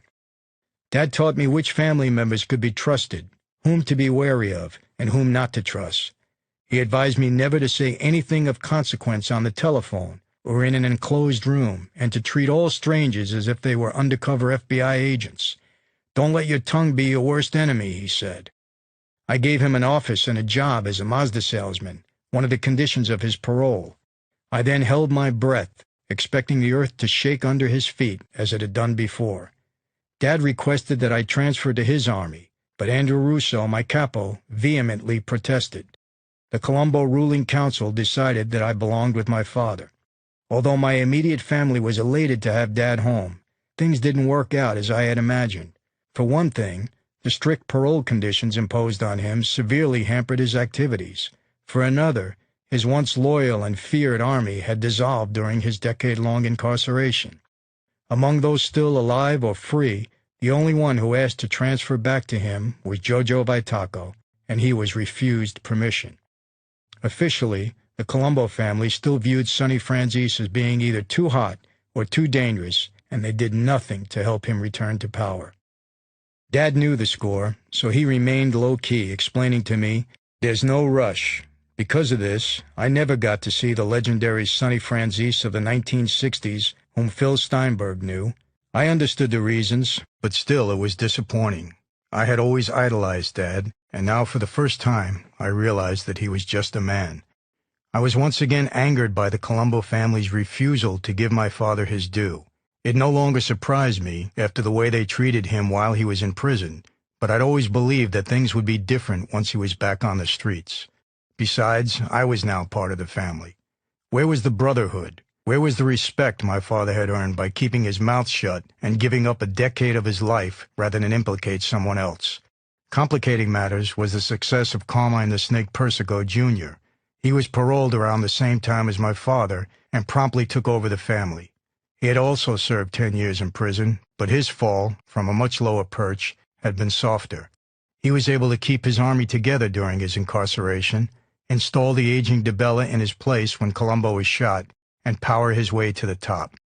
The Snake was a throwback, a Don right out of Central Casting. He was a tough, gritty man who stood 5'7" and ate, drank, and slept the mob. He was a veteran of the street war days and was comfortable with the violence so often associated with organized crime. To the Snake, murder was a vital cog in the business machinery of the family. A forceful, aggressive leader, Persico brought an iron-fisted rule back to the Colombo family. Dad's fortunes would never return, but with Persico in power, mine were about to soar.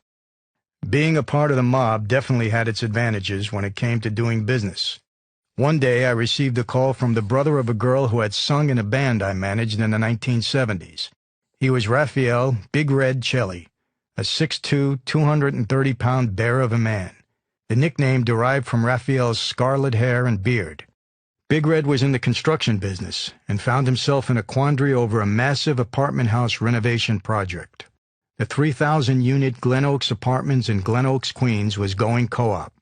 The owners, Gerald and Reuben Gutterman of Gutterman Homes, wanted to keep the cost down and the profits high. The problem was that the powerful New York labor unions had swooped in, pressuring the owners to sign an expensive union contract. If they succeeded, the influx of 300 union tradesmen and laborers would triple the cost of the renovation, decrease the quality of the work, and postpone the completion date. Big Red asked if I could do anything to help, warning that the union representative was a heavy guy. "I don't know if you can handle it," Big Red said. I asked him who the union rep was. "Bobby Savone," he said. I smiled. Basil Robert Savone was a big, fat man in his 60s who sported a cigar, wore a fedora over a shaved head, loved flashy clothes and loud colors, and drove a shiny Eldorado convertible. He always traveled with a wiry little dude who was his man Friday. Savone had been an AFL-CIO and Laborers International union official for nearly 40 years. He knew every psychological pressure tactic ever invented, and builders trembled at the sight of him. I told Big Red I'd give it a shot, but I would need to speak with the Guttermans first.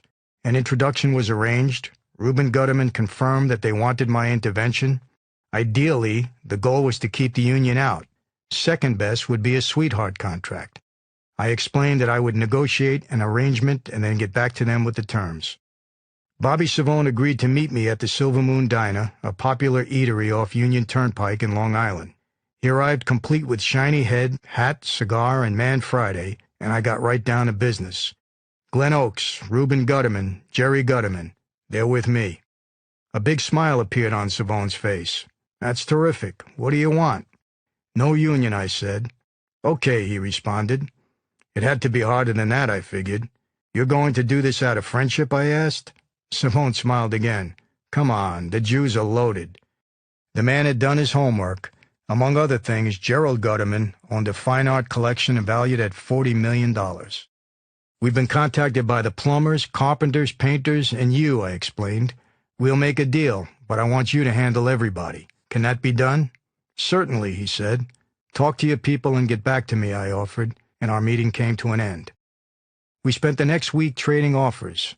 Savone demanded $200,000 paid up front in cash just for starters. That would be on top of a per-apartment fee. I told Basil Bob he was dreaming.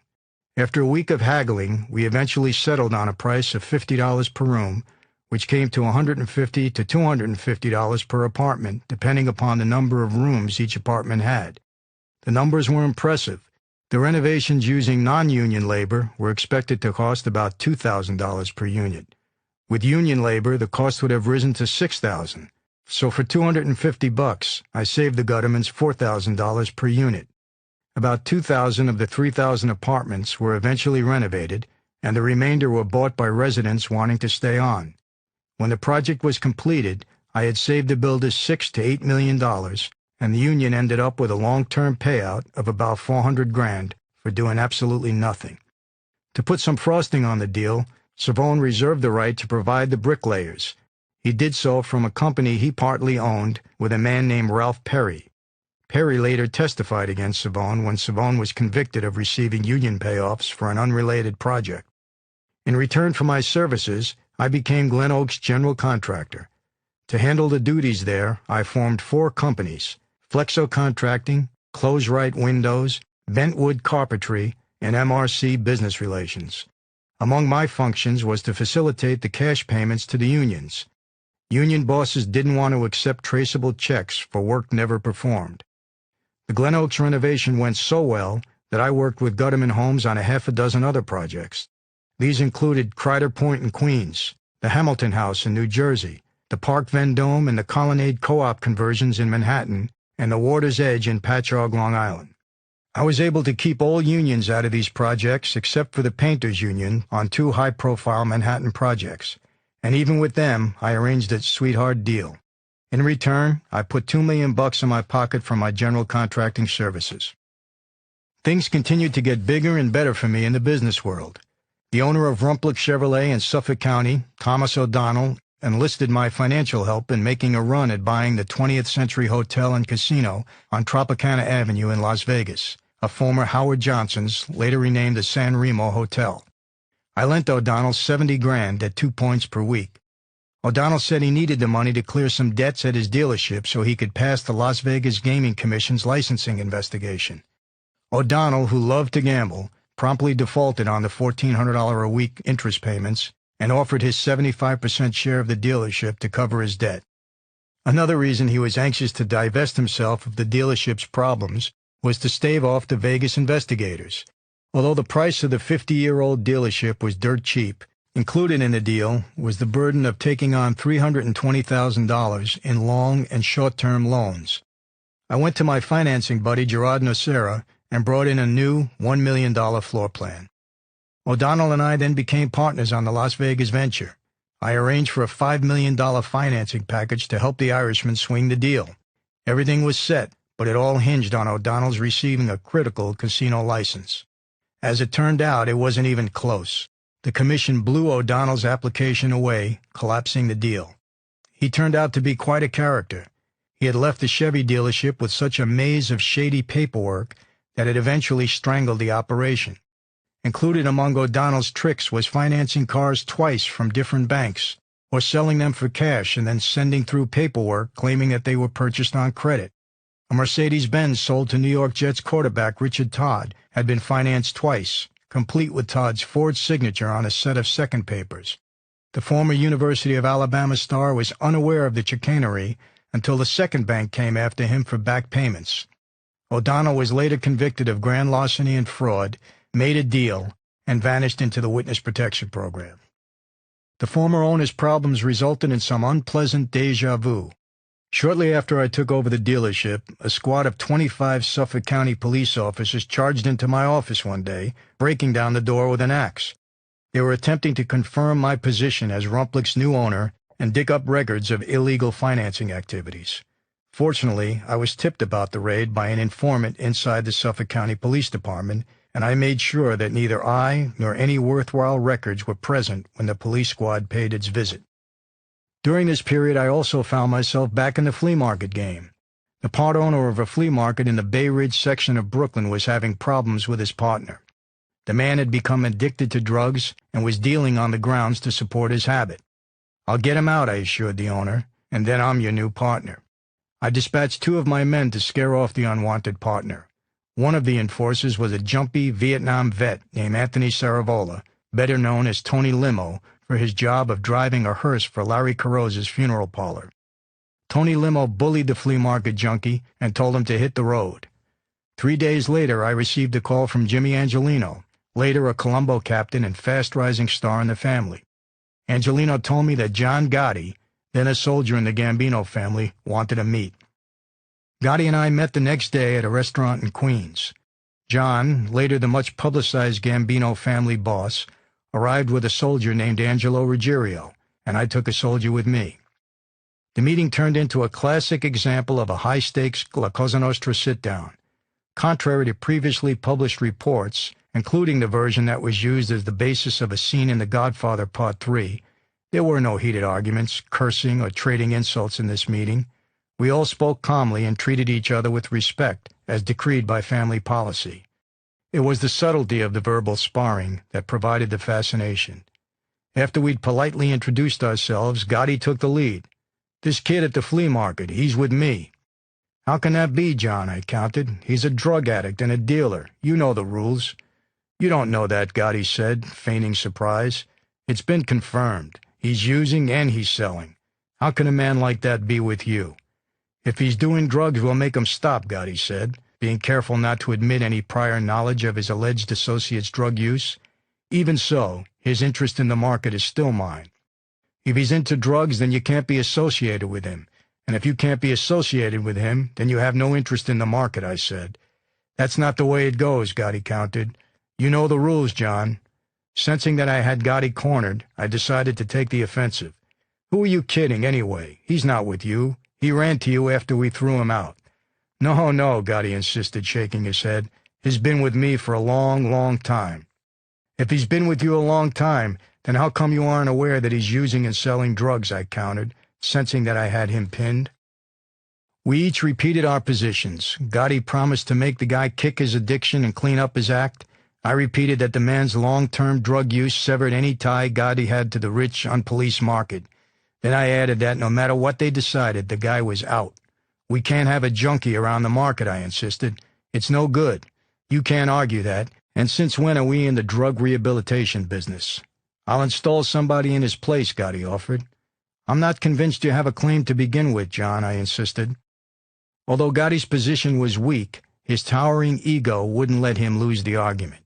We decided to take it up with our captains and meet again. I went to Persico and told him what had happened, and he gave me the okay to press the issue. The day before the next meet, I received a call informing me that there was a third partner in the flea market, and that partner was aligned with Carlo Di Pietro, a soldier in the Genovese family. This further muddied the waters. It also confirmed to me that Gotti was lying. If he had been with the flea market for as long as he claimed, he would have known about the Genovese connection. I knew Collie.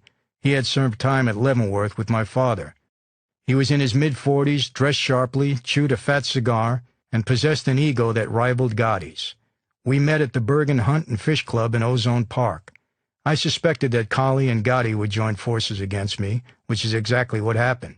Without hesitation, Collie showed his cards by acknowledging Gotti's claim on the market. That negated my assault on that front. I also knew that I couldn't coexist with these two ego guys.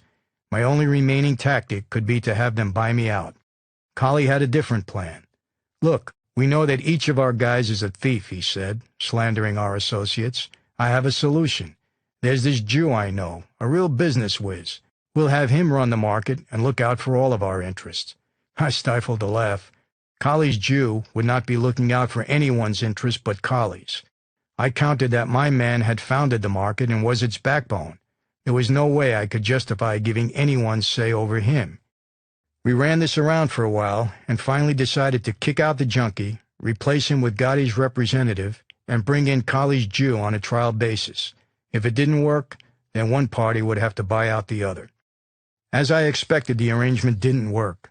By the third weekend, the new flea market partners were at each other's throats. Another meeting was set. This time, I convinced Colley and Gotti to put up $70,000 to buy out my man's interest. I came out of the flea market meetings $20,000 richer, my share of the 70 grand, and more importantly, with valuable experience and knowledge. The negotiations had been mob business as usual, infused with deceit, lying, and twisted gamesmanship. Yet I had not only held my own under those circumstances, I felt I had won as well. I was also left with a grudging admiration for John Gotti. I found the future Gambino boss to be a true mobster who loved the life and everything about it. He was sharp and tenacious, and it was obvious that he would reach the top, or die trying. I wasn't overwhelmed, however, by Gotti's show of toughness. He was tough, but I knew that I had come from the toughest of all, Sonny Franzese. "Who's John Gotti?" I remarked to an associate prior to the third meeting. "Remember, I came from the best." It was a psychological edge I carried throughout my mob tenure. By comparing every opponent to my father, I could never be intimidated. Within a year, the flea market wheezed, sickened, and eventually died, and the business whiz Colley had installed to run the market was convicted of an assortment of felonies relating to his handling of the operation. I had other encounters with Gotti and actually got to like him. As long as we weren't arguing over some mob business venture, he was cool. The FBI was now on my case and soon set up an undercover operation to try to trap me. In 1983, the agency launched a heavily financed sting operation aimed at bringing down famed boxing promoter Don King by linking him to the mob. A former member of Muhammad Ali's entourage, Reggie Barrett, had been turned by the FBI and was being used as its entry into big-time boxing. Barrett was paired with a Latin undercover agent named Victor Guerrero. Guerrero, operating under the pseudonym Victor Quintana, proclaimed himself to be a mega-rich South American trying to buy his way into boxing. This duo had been introduced first to my father by fight manager Chet Cummings shortly before Dad's parole was revoked. Cummings made the introduction at a boxing match in Atlantic City. Guerrero and Dad became fast friends, dining together and frequently playing each other at racquetball. At some point, Dad advised his new buddy that I was the man to see to get to King. Although I didn't know King, Dad figured that I could do anything. Right about then, Guerrero and Barrett must have thought they struck gold. The operation had barely started, and they already had met both Michael and Sonny Franzese. The mob boxing link was all but well established. I met with Guerrero and Barrett more than 50 times during the next year, and the FBI put on a first-rate show. Guerrero opened up an office in a high-rent district of Manhattan, drove a Rolls-Royce, wore $1,000 suits, and threw taxpayers' money around with abandon in other ways as well. He expressed an eagerness to get involved in all of my businesses. We traveled together to Florida and California, spending hours chatting. During the flights, he frequently adjusted his position and complained of a back problem. I later came to the conclusion that he was probably suffering discomfort caused by a wrapping to secure his voice-activated microphone. We talked, and yet I gave up nothing. My sixth sense was on alert again. As usual, it wasn't strong enough to blow the deal away, just strong enough to make me cautious. Finally, unable to get a clear fix on the man known as Victor Quintana, I agreed to arrange a meet with Don King. But first I wanted to see the $15 million Quintana claimed he had. The FBI set up a banker in Illinois to confirm the deposit, complete with official bank statements. I was able to get to Don King through the Reverend Al Sharpton, the infamous New York rabble-rouser and preacher. Sharpton was a player who had friends in the Gambino family, and I had been introduced to him through his Gambino connections. Sharpton and I had sometimes met at the offices of Spring Records in Manhattan to discuss our mutual interest in labor unions and entertainment. In public, he could be grating, especially to the white power structure, but in private, he was a gentleman and a good guy. He struck me as someone who believed strongly in his various causes. During our meetings, Sharpton had offered to use the considerable black power forces he commanded to assist me in any way. I took him up on it during the drive to unionize the security guards at Atlantic City. Before that effort blew up, Sharpton was planning to organize his people to picket casino hotels. I later read an article in which Sharpton claimed he had been associating with me merely to gather information for the FBI. I doubted that. I thought he was just covering himself when he found himself in a little hot water. Either way, he never did anything to hurt me, and he helped me get to King. Before bringing Guerrero to Don King, I had a private meeting with the flamboyant, wild-haired boxing promoter. He turned out to be pretty much as advertised, boisterous, verbose, always smiling, always happy. I could believe his oft-repeated claim that his hair sticks up that way naturally. The man appears to be electrically charged. I respected King because he came from the streets and climbed up the hard way. Personally, he struck me as a tough negotiator. But once you had a deal, he'd keep his word. Those who have cried foul in dealing with him weren't cheated. It was simply out-negotiated. "Don, these guys say they have $15 million to invest," I said.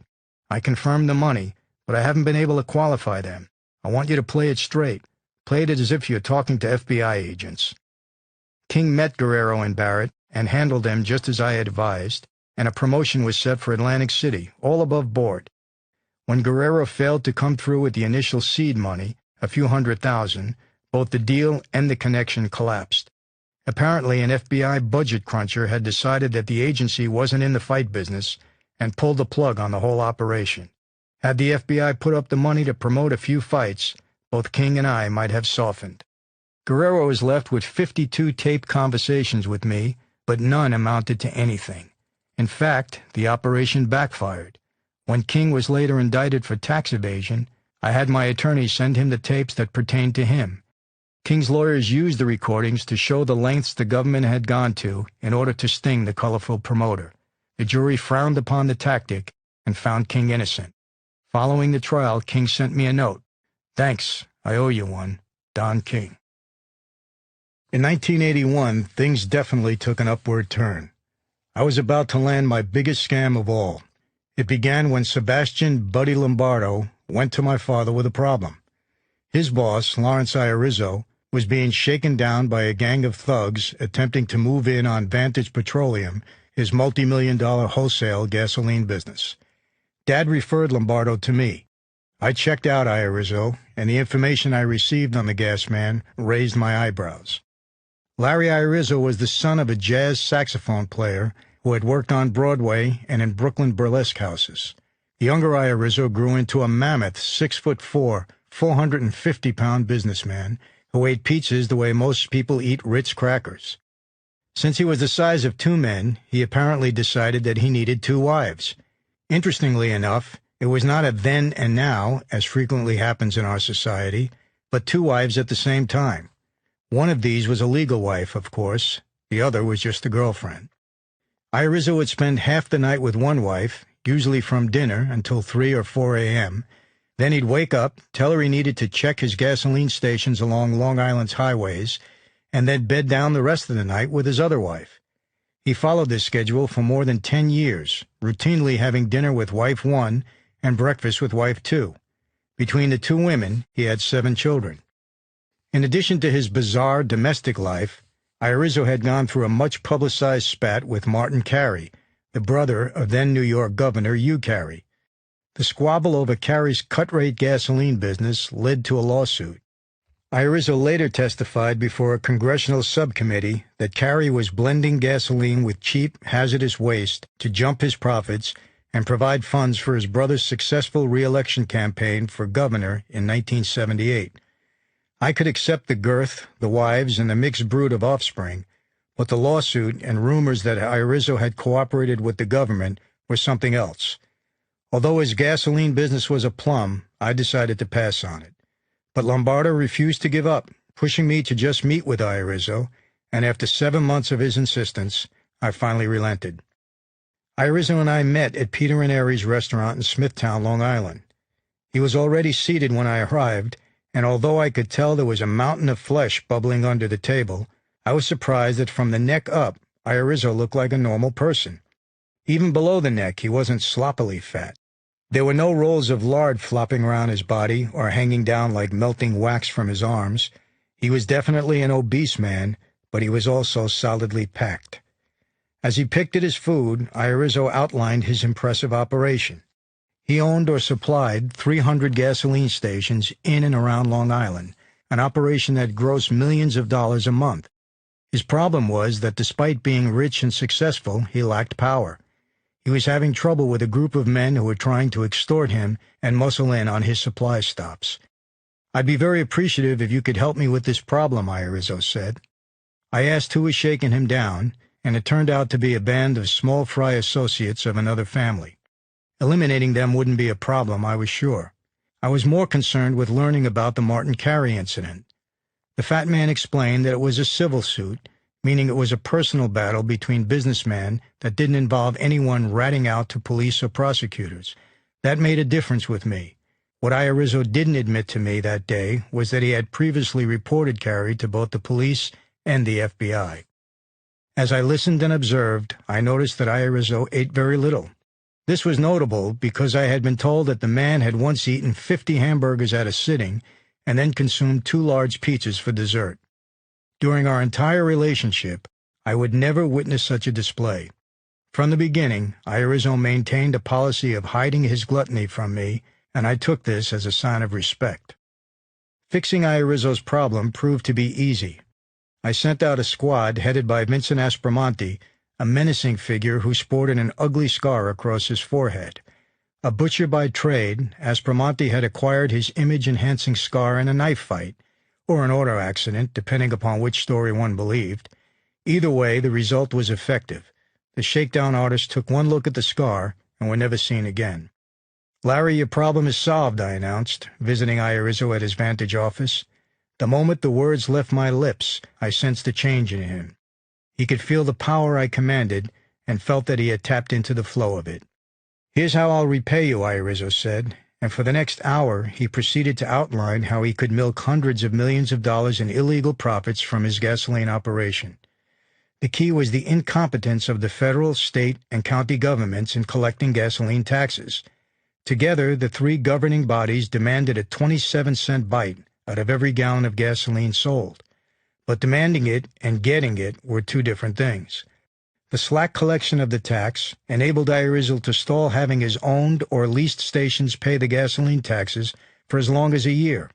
By that time, they would close the station, the owners would vanish, and then a month or so later, the station would reopen under new management and start again. Irizzo further snarled the works by having all his companies registered in Panama. Under Panama's bearer stock law, the owner of a company was the person who had his hands on the stock. That meant the official owners of the gasoline stations and of Irizzo's umbrella operation could be, and often were, 2 guys with machetes out in a Panamanian sugarcane field. When the government agencies went looking for the tax money, that's where they'd have to look. We opened a new Panama company, Galleon Holdings, to oversee our joint operations. Vantage, which was mired in Irizzo's past shady tactics, supplied Galleon Holdings with the gasoline, and Galleon supplied the stations. I installed John Gargarino, a retired union official, as Galleon's president. Aspromonte was made vice president. I then bounced most of the existing station managers and lessees and began inserting my growing team of men in their place. Each of my associates was given 3 to 6 stations and paid a salary of $500 per week per station. All the remaining money would come back to Galleon. My deal with Irizzo was that 20% of the profits off the top would go to the Colombo family. The remaining money would be split 50-50 between us. Irizzo handled the paperwork while I protected the stations and dealt with the other suppliers. The operation soon began producing millions of dollars in skimmed tax money, a good percentage of it delivered as grocery bags full of cash that reeked of gasoline. With the money came the toys. Galleon Holdings was able to purchase a Learjet and a Bell Jet helicopter, as well as a 25-foot Crest Craft speedboat and a 42-foot Trojan yacht named John John, both docked at my $500,000 home in Delray Beach, Florida. Galleon also custom-ordered the Trump Princess of Winnebago's, a $370,000 mansion on wheels furnished better than most doctors' homes. Whatever guilt I had about thievery on this level was also erased because there was no real perceived victim. I wasn't stealing from people, but from institutions, I reasoned, and the institution I was stealing from in the gasoline business was the government, the same government that had sent my father to prison for 50 years on the testimony of a few lowlifes. To celebrate the gas gang's continuing good fortune, I began hosting a dinner and dancing party every Monday night at the Casablanca nightclub on Jericho Turnpike in Huntington, Long Island. I owned a share of the club and closed it for these nights of private frivolity. Between 50 and 100 guys and dolls showed up each week for the occasion. Over the several hours these spirited Monday night parties lasted, I could meet with various associates or prospective associates in back rooms. They entered, paid their respects to me like I was Don Corleone, then stated their business. I did what I could for them. The feeling of power that this routine produced was absolutely intoxicating. Irizo was so fond of these weekly galas that he rarely missed one.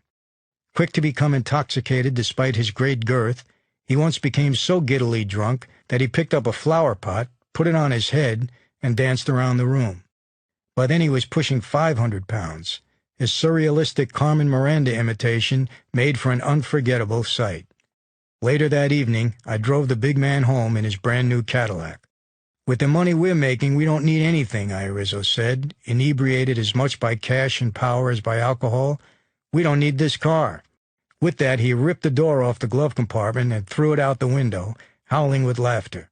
"We don't need this armrest," he railed as he ripped that off and tossed that out too. "We don't need this sun visor," and that went next. Irizo proceeded to strip the inside of the car piece by piece, bouncing parts of the lavish interior down the highway. "We don't need nothing, Michael," he concluded. "I can just buy another new Cadillac tomorrow." And it seemed that he was right. In some way, it was the best of times. There were a few problems. One major one was that Irizo went on a power trip that knew no bounds. During the next 3 years, he asked me to kill at least 50 people who had offended him in various ways. I refused every request, telling him that murder was bad business. On the streets, my men were also becoming drunk with money and power. They made their own requests to hit this person or that, or raise rival gas stations and trucks. I always turned them down, saying that it was unnecessary. The men didn't limit their bullying to outsiders. Frankie Gangster Castagnaro, walked into Galleon's office one afternoon, pulled out a .45 and stuck it in Irizo's face. "If you ever sell Michael out, I'll kill you," he warned. Things became so unruly that I was forced to call a meeting of the troops. I summoned everyone to a large basement assembly room in one of Galleon's offices in Comac, Long Island. When everyone was seated and accounted for, there were more than 50 in attendance. I stood before them at a podium like Lee Iacocca addressing his top executives at Chrysler. My topic that evening was violence and the new mob. "Violence is bad business," I said. "It will bring too much heat on this operation. This isn't the 1930s, and these are not the days of Al Capone. Those days are gone. We're in a new era now. We're not Shylocks and pimps. We're businessmen. We have a good thing going here, and we can all make a ton of money, but only if we're smart. We want to be friends with our competitors so we can win them over and bring them into our operation. Whenever possible, we don't want to extort them or bully them or beat them up. The age of the bent-nosed enforcer is nearly over. We can offer our competitors a service they can't get anywhere else, and we can offer them profits they can't make anywhere else. We don't need to force them.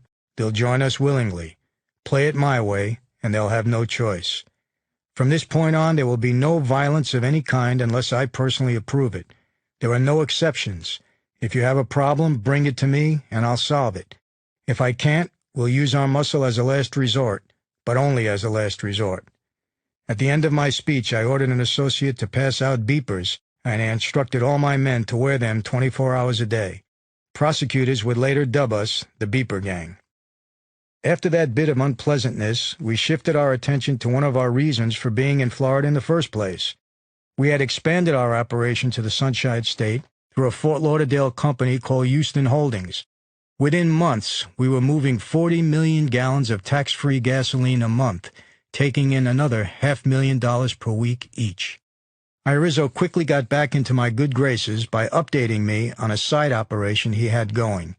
In the Learjet, on the way to New York, while we feasted on shrimp and steak, Irizo laid it out.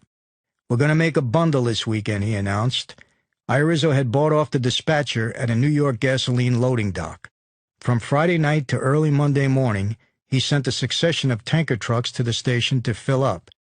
As we worked on our tans, Irizo kept a running tab of how much gasoline he was stealing. With each report, he sang, danced a Jackie Gleason jig, and toasted another successful hour of thievery. By Monday morning, he had emptied the tanks of 3 million gallons of gasoline, which we immediately sold for a pure profit of $2.5 million. The fat man already had all the money he could ever spend, but that didn't matter. He was totally hooked on the thrill of stealing and the vicarious power he wielded through me. My success wasn't going unnoticed in Brooklyn. Although Persico was back in prison, he issued an order that was quickly relayed down the pipeline, and I received a call requesting my presence at a designated house in Brooklyn. When I arrived, I was greeted by Jimmy Angelina and other family members. "The boss says he wants to make it official," Angelino said. "You are now a captain in La Cosa Nostra. Congratulations, Michael." I thanked them and returned to Long Island. Becoming a capo regime meant I could officially be the leader of a band of soldiers and associates. I was already doing that and had been for years, so as far as my day-to-day activity went, this didn't change anything. But the new title gave me increased authority, more recognition among the made men and mob associates on the street, and more power in dealing with the members of other families. It also meant that, along with recruiting my own crew, made men soldiers would also be assigned to my command. There was a downside. Being a captain gave me more responsibility and tied me in closer to the central command in Brooklyn. At the same time Rizzo and I were running our gasoline scam on Long Island, a flamboyant mobster named Michael Markowitz was running his own billion-dollar gasoline scheme in and around New York City. For most of the 1980s, Markowitz, a jolly man with thinning, curly brown hair, reigned as the king of the mysterious wave of Russian and Eastern European immigrant gangsters who settled into areas like Brighton Beach and Brooklyn. While my army of kinder and gentler mobsters and I were ushering organized crime into the 1990s, Markowitz and his fellow Eastern Europeans were dragging it back to the violent days of the 1930s. A similar invasion of Cuban immigrant thugs dumped ashore during the 1980 Freedom Flotilla was ravaging Miami. Markowitz, alternately referred to as a Russian or as a Romanian, I always thought he was the latter, extended his ethnicity to a third area when he was dubbed the Jewish Scarface. Actually, it was a fourth description of Markowitz that was more memorable. Once the money started pouring in, the heavy-set Markowitz began enveloping himself in what he obviously felt was the cheap clothing of a successful young American. His version consisted of a screaming sports shirt, open to the chest, shiny John Travolta disco suits, thick gold chains, and a fistful of gaudy diamond rings. In these get-ups, he reminded many who met him of the shoulder-shimmying, pseudo-hip Czech brothers created by comedians Steve Martin and Dan Aykroyd on Saturday Night Live. As Markowitz's operation grew and his bankroll increased, he glittered around town in his tasteful rolls and tasteless wardrobe.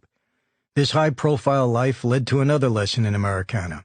He quickly made himself a target for both the state regulatory office and for various shakedown artists trying to cut into his operation.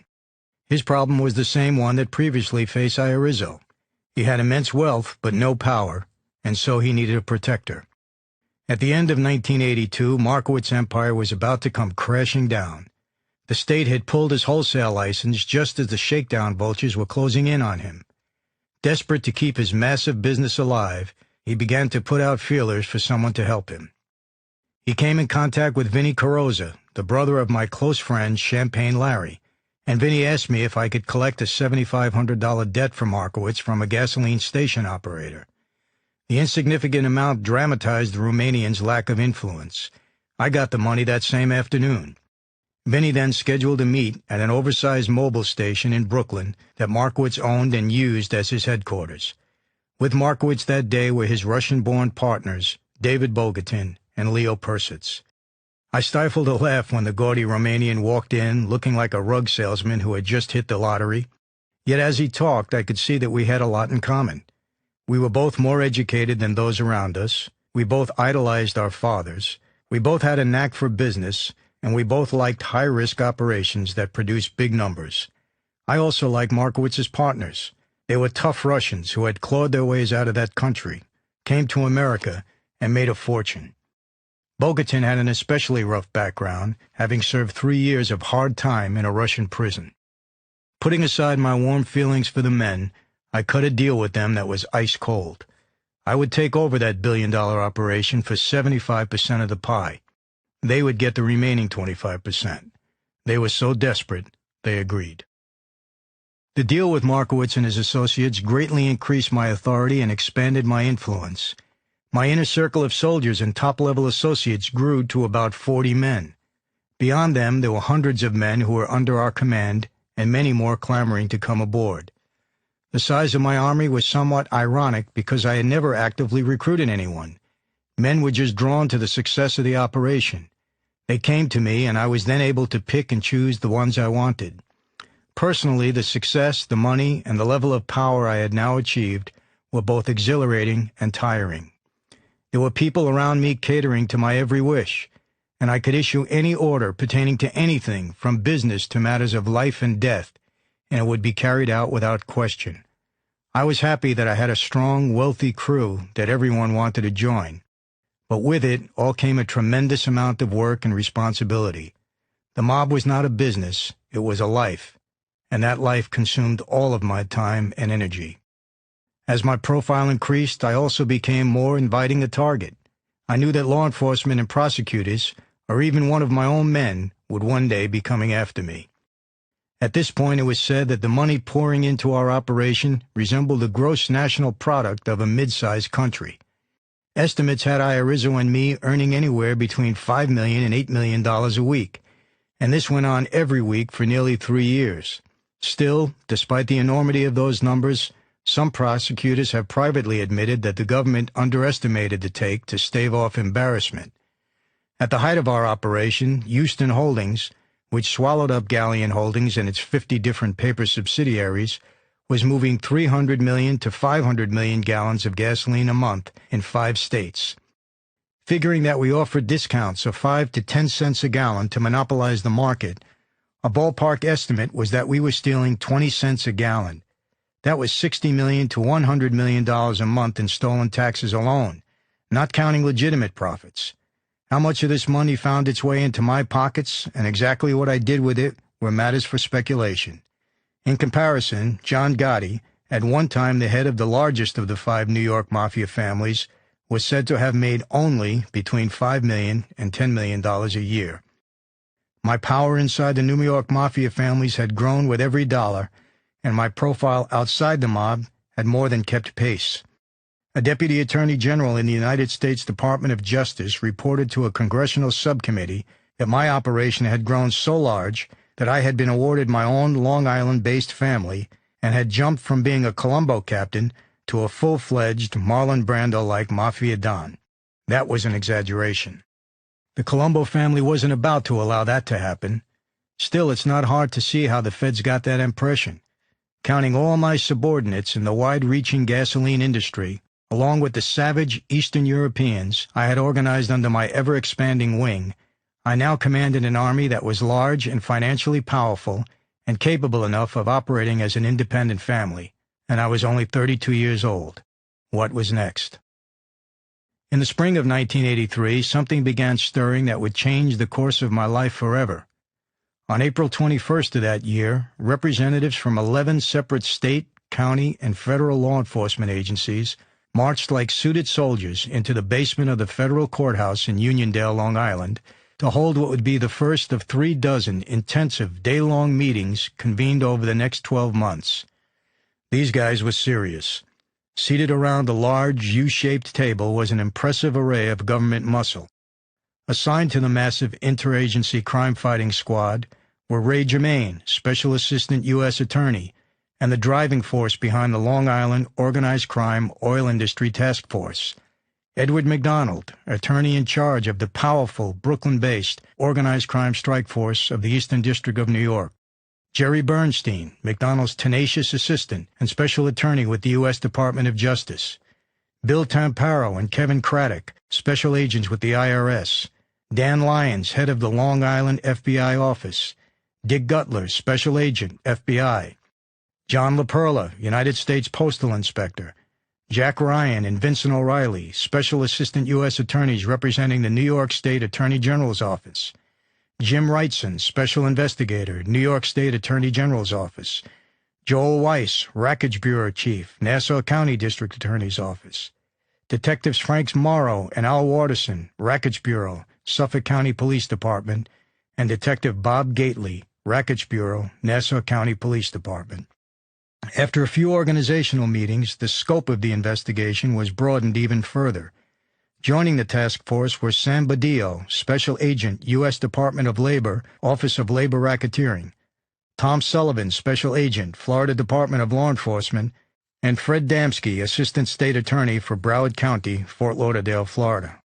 This massive 14-agency government task force had one assignment: to bring me down. The reason, I was later told, was that they considered me to be the Mafia's most financially powerful new superstar.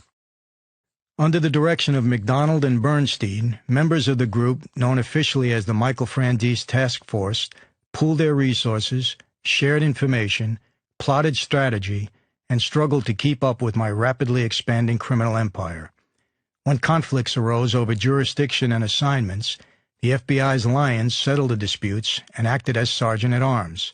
That wasn't a difficult assignment.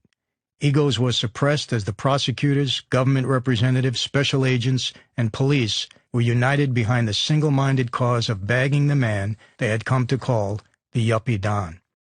It took months just to untangle the maze of my far-reaching criminal domain. The squadron of government agents shook their heads in amazement when lions displayed a large, colored chart that outlined my interests. Germain counted 20 different magic marker colors on the chart, each representing a rich vein of illegal income. Although the colorful lines on the FBI's chart led to me like streamers to a maypole, the chain of evidence needed to build a court case usually broke down before it reached that far. This was by design. I had taken mental notes during those 6 a.m. breakfast meetings when my father sipped freshly brewed coffee and explained the art of insulating oneself from everything except the flow of cash. I was unaware of the force gathered in Uniondale, but my antenna began alerting me like never before. I could almost feel the weight of the mysterious army that was now shadowing my every move. The cars that followed me to restaurants and nightclubs and parked outside my home, and officers no longer were easily identified as pesky Nassau and Suffolk County police units. They didn't even appear to be vehicles operated by FBI agents.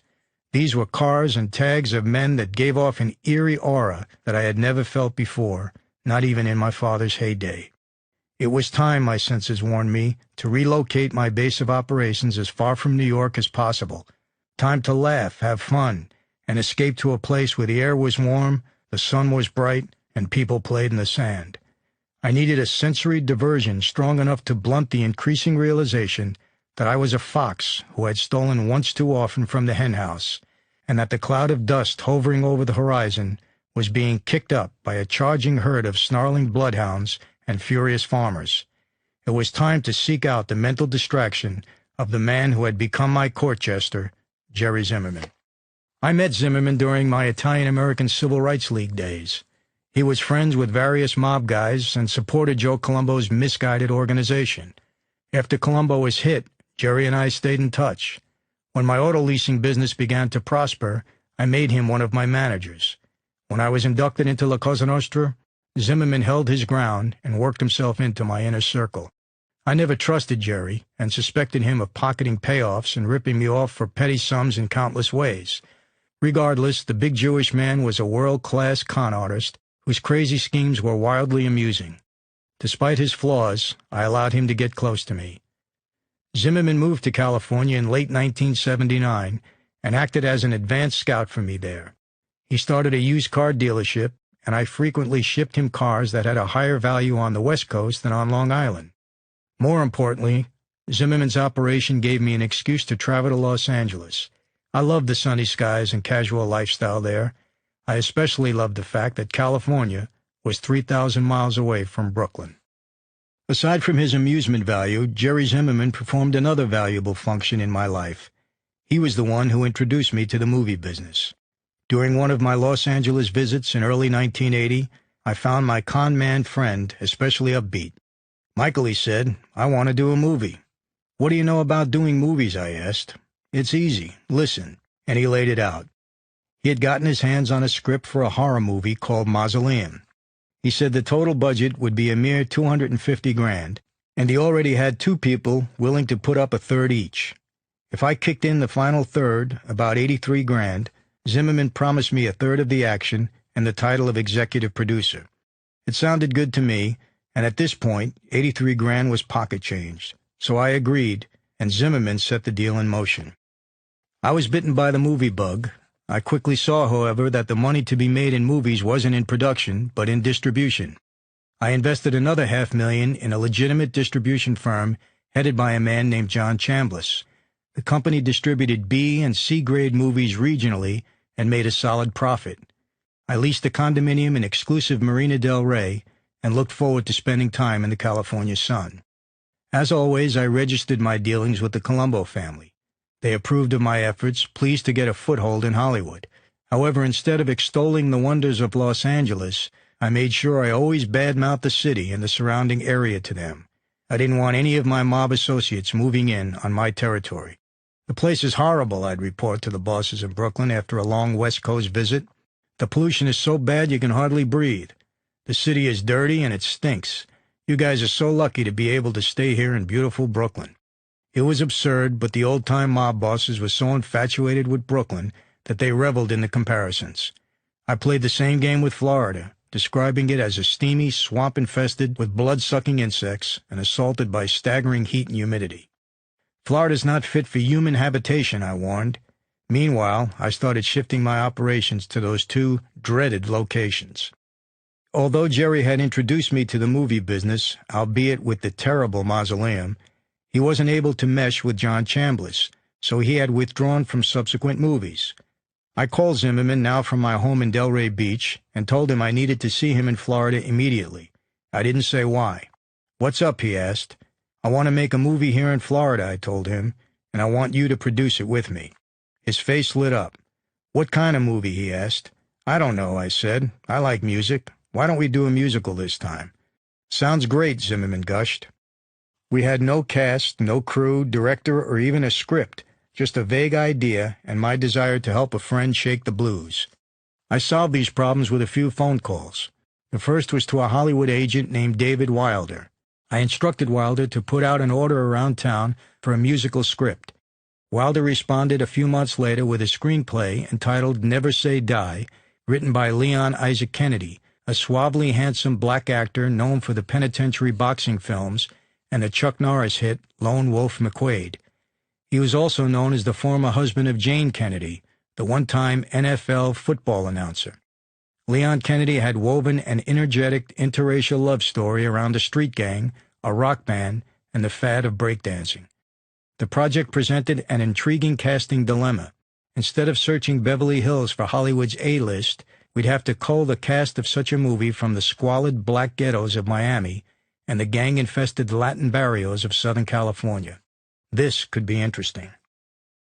Through this film, another influence came into my life in the person of a beautiful 19-year-old Mexican-American woman.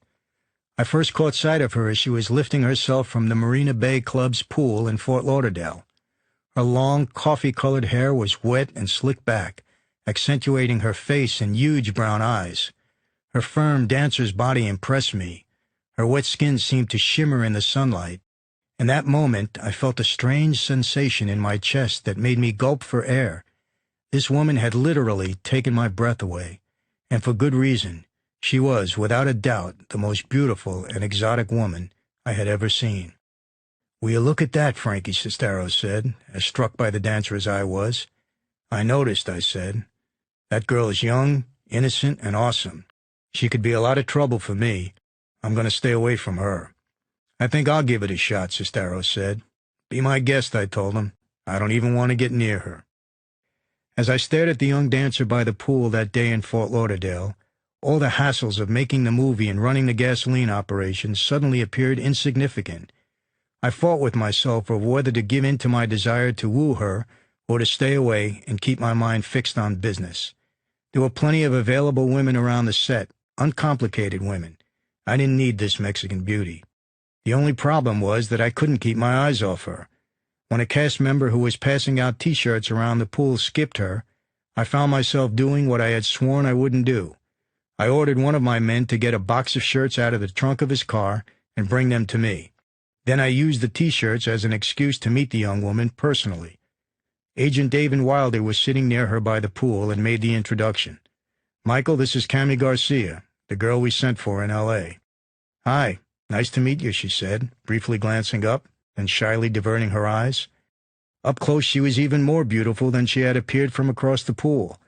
What struck me the most, however, was that she was both innocent and yet very exciting. It was a troubling sensation. I had long made it a policy to never drink, take drugs, or fall in love, all for the simple reason that I always wanted to maintain control of every situation. As I walked away from the pool that day, I had to steel myself against the weakening effect of this woman. There was something about this woman's name and something about the strange way Wilder had introduced her that nagged me afterwards. What was it? It wasn't until I was back in my room that it came to me. Camille Garcia. Camille Garcia. It had to be the same girl. A week before, I had received a call from a man demanding to speak to the movie's producer. He said he was the father of one of the dancers and was worried about his daughter.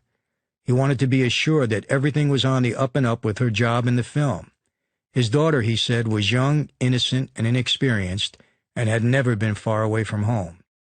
In the world of movies and professional dancers, such a faux pas on the part of a parent could have doomed the young woman's chances. Movie sets can sometimes be the setting for wild and sinful happenings, and nosy parents are considered to be an unwelcome hindrance. But instead of being upset that day, I found the father's concern to be endearing. I promised him I would personally watch out for his daughter and make sure that she was safe. After hanging up, I called choreographer Jeff Kutash and ordered him to give dancer Camille Garcia a private room so that she wouldn't be bothered by some wild roommate, and also to boost her salary to $500 a week. Give her the $235 per diem expenses, I added, the top scale we were paying at the time. Kutash didn't say anything. If I wanted to give special treatment to a particular dancer, he wasn't going to question it. Although Camille was confused by it all, and by how fast and how easy it had come, she was also smart enough not to say anything to any of the others. The truth was that Camille Garcia almost hadn't been there. When she had tried out for this dance troupe in Los Angeles, Kutash could tell that she was unschooled and probably came from an underprivileged family. He could also see that she possessed creativity and natural talent and made a striking appearance on stage. She had an ethereal quality some of the most professionally skilled dancers could never achieve. His group was big enough to embrace some dancers purely on potential, so he didn't dismiss her outright. In the end, it was a close call, but he decided to take a chance on the dark-haired teenager with the angelic face. Camille Garcia had spunk, that was for sure, and that fact attracted me to her even more. A woman like that could crash her way into a man's heart the same way she had pushed her way into a movie. A woman like that, especially a woman as beautiful as Cammy, could be trouble. Yes, I definitely wanted to stay away from her.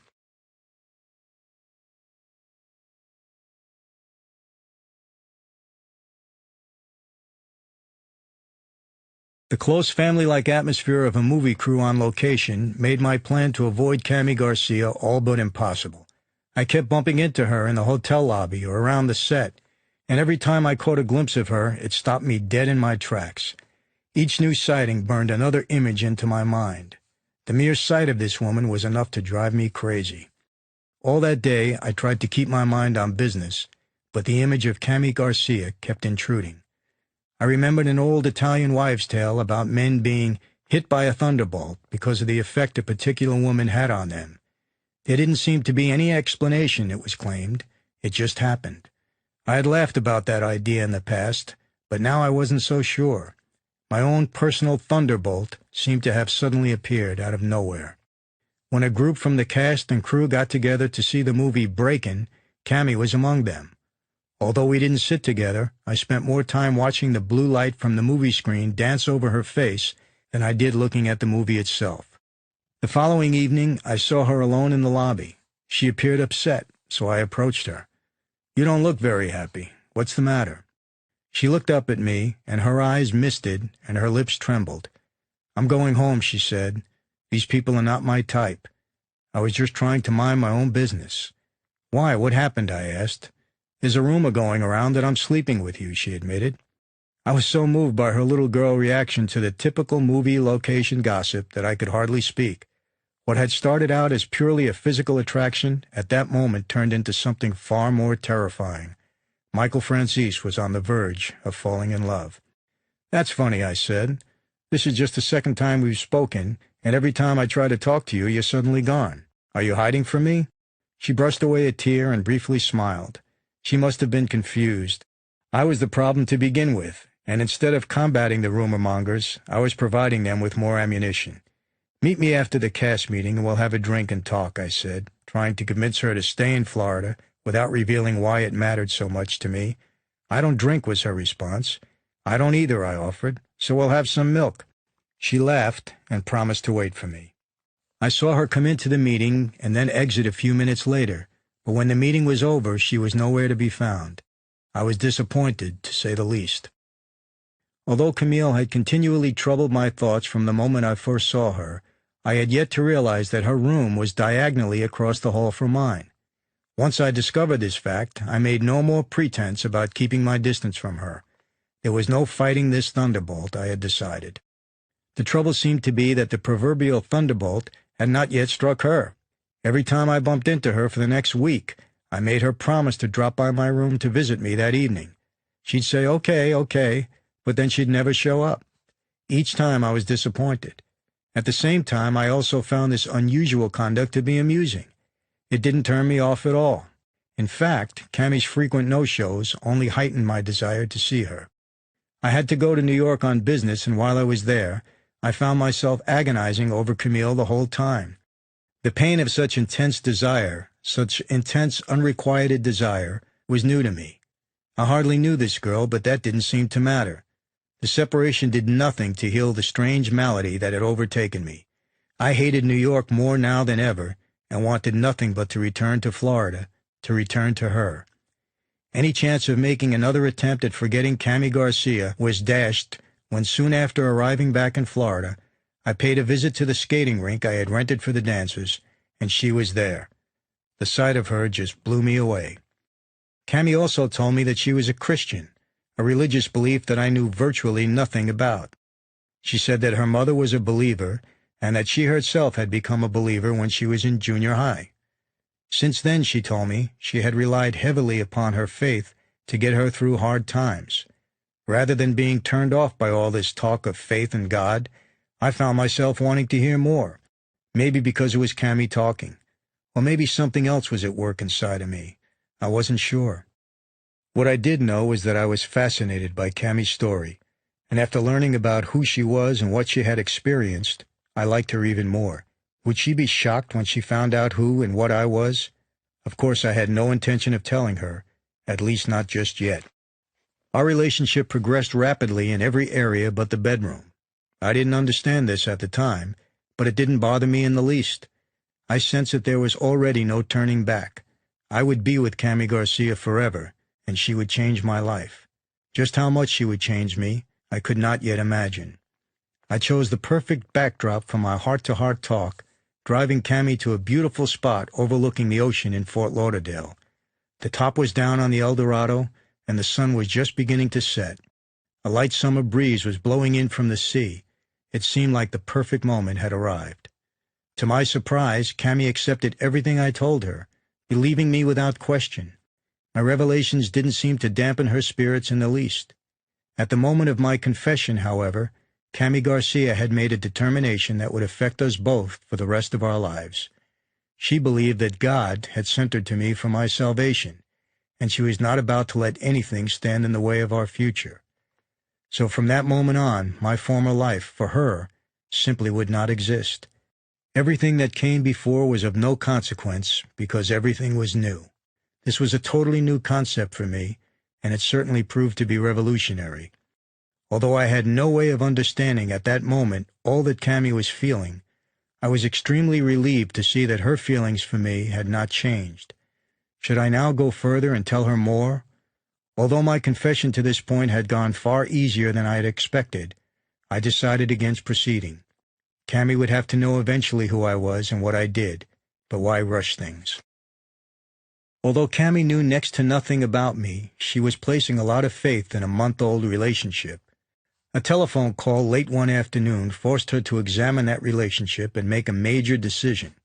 "Cammie," an excited voice said to her that day, "you've got a shot at something big here. Can you catch the next flight out?" She had been taking an afternoon nap when the phone wakened her. She tried to clear her head and sort out just what she was hearing. The voice on the other end of the line belonged to Cooley Jackson, a dancer on the syndicated television program Solid Gold. He was calling from Los Angeles. Cammie had auditioned for a position with the program's dance troupe a few months before. There had been more than 100 hopefuls vying for new open positions, and she'd made it until the final cut. Now, apparently, one of the dancers had been injured or quit or gotten married or something, and one of the to-kill-for positions was again available. But what should she do? "Do I have to come now?" she asked. "We need someone right away," Cooley explained. "There's a private audition. It's between you and 2 other dancers. It's now or never, Cammie. This is the chance of a lifetime." She begged him for time to decide, but Cooley insisted that she must call him within the hour with her answer. After hanging up, Cammie paced the hotel room as she agonized over what to do. She carefully weighed her options. Solid Gold was indeed the chance of a lifetime. What more could a dancer want? The Solid Gold dancers were probably the highest-profile dancers around at that time. The international television exposure involved in such a role would lead to a succession of jobs, a career's worth. The experience would light up her resume like Solid Gold. But what about us? She felt that our embryonic love was too fragile to disturb. If she abruptly left Florida to begin a demanding, time-consuming career, it could kill our rapidly blossoming relationship. She was sure of it. Then again, the Solid Gold audition was a reality, while I was definitely a gamble, in more ways than she could ever have imagined. Something compelled me to call her in that moment. "Hi, Cam," I said. "I just wanted to tell you again how much I enjoyed our date last night. I'll see you at 8 for dinner." She gently put the receiver down, paused for a moment, then quickly lifted it again. Her decision was made. She dialed Cooley Jackson in Los Angeles, thanked him for considering her, and told him that she couldn't make it for the audition. Despite the excitement of filming a movie, most of my attention was focused on Cammie. It seemed as though we had burrowed ourselves inside of some novel. Every date was magic, every day a thrill. Cammie was so enthralled that she saved the napkins and matches from every restaurant where we dined and every nightclub where we danced. 1,000 little moments were etched into our memories forever, and 1,000 hints of a troubled future were banished from our minds during these moments. "I love you, Michael," she said to me, snuggling close as we drove from Delray Beach one evening. "I love you too," I responded. "That sounds really crazy, Camille, 'cause I've only known you for a few weeks, but I'm really in love with you." "Michael, someday you're going to marry me," she said. "Someday soon." I was sure that she must be right. As the weeks progressed, my love for Cammie continued to build. We sat together in Miami's Little Havana and watched Orlando and Kutash direct the big Busby Berkeley-style dance number. When it began to rain, Cammie made a move to leave. I pulled her back. "You look so beautiful in the rain," I said. "The way your hair is curling. I've never seen you more beautiful." "Would you please just get in the car? It's pouring," she laughed. Despite the gossip on the set, we headed into our 2nd month in love, still not having consummated our relationship. To me, Cammie seemed to be moving at a snail's pace in this regard, and I wasn't at all sure why. Fortunately, I was amused by it all, not angered. I adored Cammie, and I was sure she had a reason for moving so slowly. Someday I would know it. I had gone to Florida in part to escape the troubles that were mounting in New York, and Cammie provided that escape in ways I had never imagined. Still, the turbulence in New York refused to give me peace. The Joint Task Force continued to slave away, fueled by Roy Rogers hamburgers, unlimited federal resources, and skilled manpower. But they had become almost too effective. The ambitious scope of their investigation, combined with the vastness of my operations, left them with handfuls of dangling threads to follow. Prosecutor Ray Germain said, "The biggest problem we encountered was that every time we met, there were 10 new crimes to report and dozens of new accomplices to add to our lists. Michael had so much going on: car dealerships, bank loans, money laundering, unions, gas taxes, gas terminals, insurance fraud, counterfeit bonds, loan sharking operations, construction businesses, movies, credit card scams, the Russians, you name it. One week he'd be in California making a movie. The next week he'd be in Florida getting the key to the city, which really blew us away. Here we are hunting this guy who's a Mafia captain involved in dozens of criminal activities, and the mayor of Miami Beach gives him a key to the city and puts his police force at his disposal. Incredible. In April of 1984, an unrelated incident worked to renew the task force's vigor and link some of the disconnected fragments of its case. My friend and partner, Larry Irizzo, was tried on past charges relating to Vantage Petroleum and was convicted of grand larceny, tax evasion, and mail-in wire fraud. His sentencing was set for June. The conviction of a close criminal partner is always a bad omen, especially when the partner is the less desirable target. I was uneasy when Irizzo went down, but I decided to trust him. In the ensuing months, he repeatedly told me not to worry. He would find a way out of the mess. As the sentencing hearing approached, however, Irizzo's attitude changed. "I don't want to go to jail, Michael," he confided in me. "It doesn't make sense. With all my money, why should I be in jail? We've got solid connections in Panama." In addition to registering his companies in Panama and hiding his money there, Irizzo owned a large estate in the Central American country. One of the reasons we had chosen Panama in the first place was because the country did not have an extradition treaty with the United States. We had been paying millions to an acne-scarred Panamanian general named Manuel Noriega in return for banking connections, personal security, and other services. "I'm not going to stick around for the sentencing," he announced. "I can run the operation from Panama. I've got it all set up." "That's insane, Larry," I advised. "Once you run, you become a fugitive, and that's a whole new ball game. You should stay and fight for bail. Your lawyers say you have a good shot at beating the charges on appeal. I'd stick around." But Irizzo didn't want to listen, and I didn't insist. "I'm set to leave the night before the hearing," he said. In June, the day before the hearing, Irizzo showed up at my home in Delray Beach. Frankie Sestaro, Louis Fenza, and assorted other associates were there too. Irizzo had everything worked out. He was taking the Learjet with wife number 2. The girlfriend wife had apparently been designated as official fugitive wife.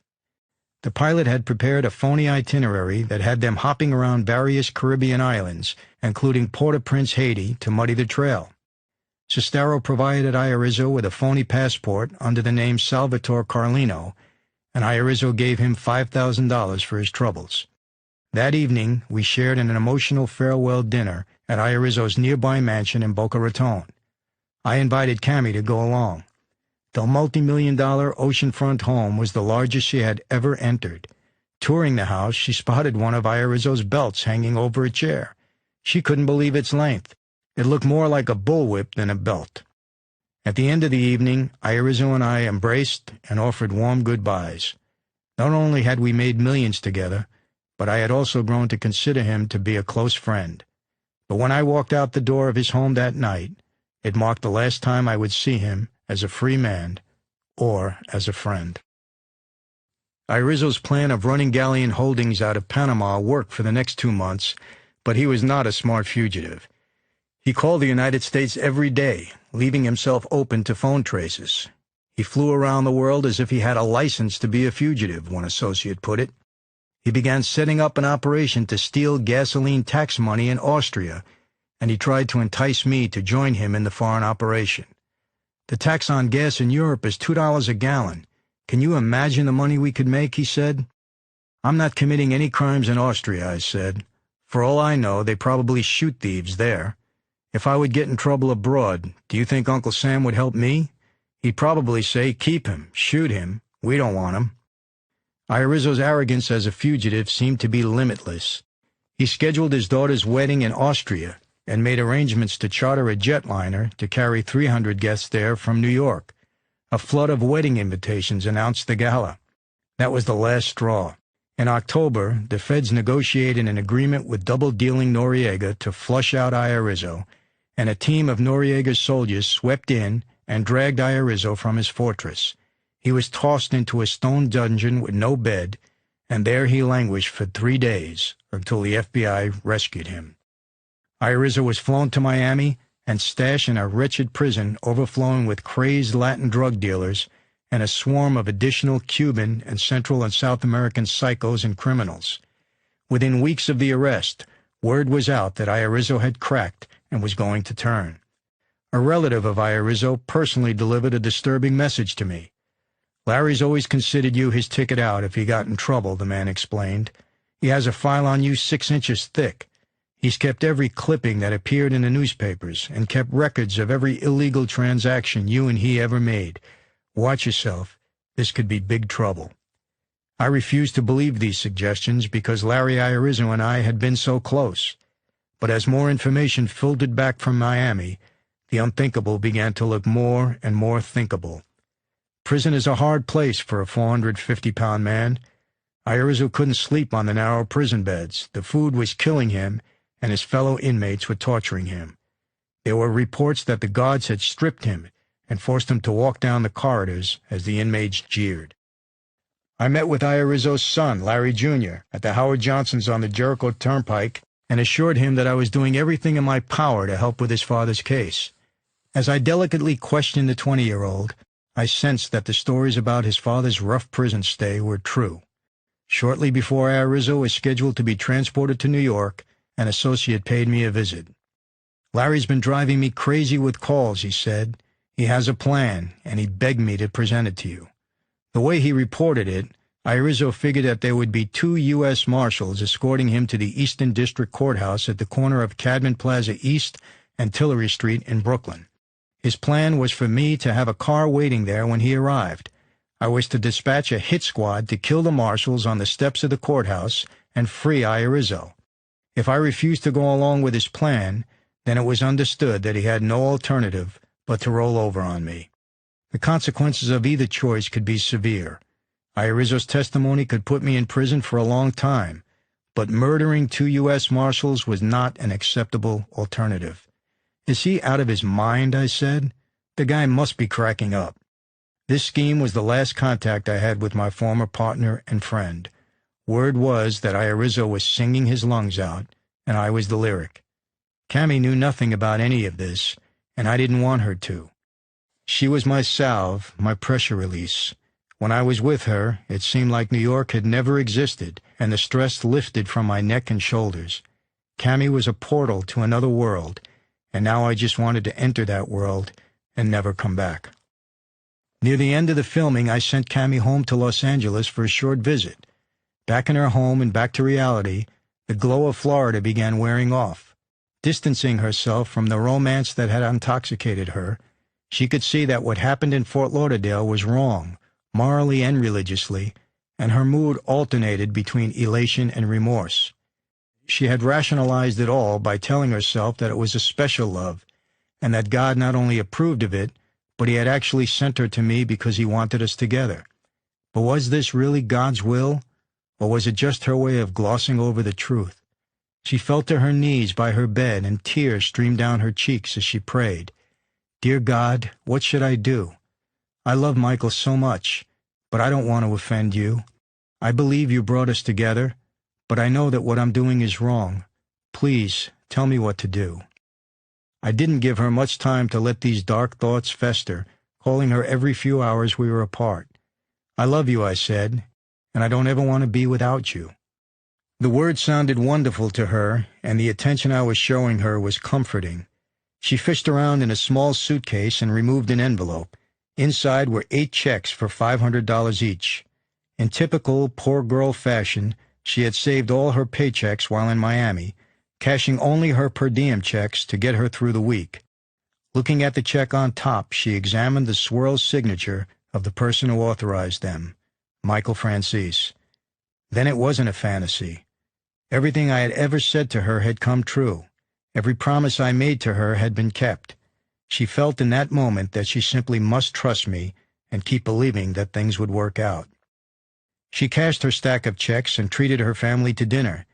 It felt good, and she was able to delight them with stories about Fort Lauderdale and Miami Beach and her new boyfriend.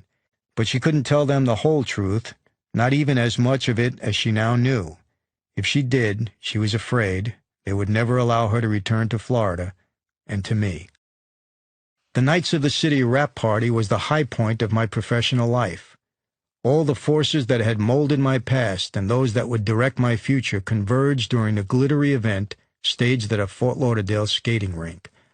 Although the $2 million independently produced movie was small by Hollywood standards, the rap party was first-rate. I was still new to the movie business, but I was a pro at throwing parties. I spent more than $150,000 on food, spotlights, liquor, and decorations. The local media was invited to the all-night event and turned out in force, blinding everyone in the bright lights of the television cameras and flash photography. To add to the festive atmosphere, the big dance numbers from the movie were displayed on giant screens around the room throughout the evening. Cammie had returned to Miami earlier that afternoon. I picked her up at the airport, and we drove to my home in Delray Beach. There she changed into one of her favorite dresses, a traditional Mexican style with lots of colorful layers, and she said she felt like Cinderella going to the royal ball. At the party, Cammie bumped into a large, graceful man who turned and smiled. It was Muhammad Ali. Across the room, she spotted Emmanuel Lewis, the little fellow who starred in TV's Webster. She spent half the night talking with her dancer friends and the other half by my side. She was too immersed in her Cammie in Wonderland dream to notice anything out of the ordinary. Several local politicians gave speeches. Archdiocese of Miami Auxiliary Bishop Augustin Roman presented me with a Bible signed by Pope John Paul II, praising me for offering jobs and hope to disadvantaged youth. The bishop had arranged for the signing when he read about the movie in the Miami Herald. The entire night was a great victory celebration, but that victory was about to be spoiled. Early in the morning, about 4 a.m., a substitute publicist informed me that a crew from the Miami NBC affiliate, WSVN, had waited all night for a chance to interview me. I had been cautious about doing interviews that evening because my regular publicist, Richard Frisch, was out sick. Frisch was under strict orders to screen all requests, to weed out the knowledgeable New York media, along with any non-entertainment journalists who might be snooping around. The substitute publicist pleaded the case for the patient WSVN crew, and I relented. I grabbed Zimmerman, and we were both wired for sound and placed under the bright lights. We expected to field some fluff questions pertaining to the movie. Only this crew was not from the local NBC affiliate. These were top guns from NBC News. Instead of a puff-piece entertainment reporter, the correspondent was Brian Ross, a tough network investigative journalist. After a few polite questions, Ross zeroed in on his real subject. "Michael, isn't it true that you're the stepson of Sonny Franzese, an underboss in the Colombo crime family, and that you yourself are the capo in that family?" "What?" I asked. "And isn't it true that you are financing this movie with stolen gas tax money?" I fought to stay cool because I knew my reactions were being taped. "And Jerry," Ross said, turning to Zimmerman, "isn't it true that you are a convicted felon, convicted of perjury?" "I'm not taking this," Zimmerman snarled, losing his composure. The big man stood up, unclipped the microphone from his shirt, and walked away. Ross turned his attention back to me. "The FBI says you're a member of the Colombo Mafia family." "The FBI can allege and say whatever they like," I answered as coolly as I could under the circumstances. "They've been doing this for many, many years." When Ross tried to continue, I gently cut him off. "Mr. Ross, it's very late, and it's been a long night. If you would like to continue this interview at another time, I'll be happy to accommodate you." He ordered the cameras to follow me as I walked away, and in the process a late-arriving underling greeted me with a kiss. I cursed the bad timing. When the television lights shut off, I located the publicist and chewed him out royally. I then scolded my inner circle for allowing a network bulldog to walk in undetected. Cammie had observed what had happened from across the room, but she hadn't been close enough to hear Ross's revealing questions. Judging from my reaction, she feared it was something terrible, so she asked to go back to the Conover immediately. I had Louis Fenzer drive her.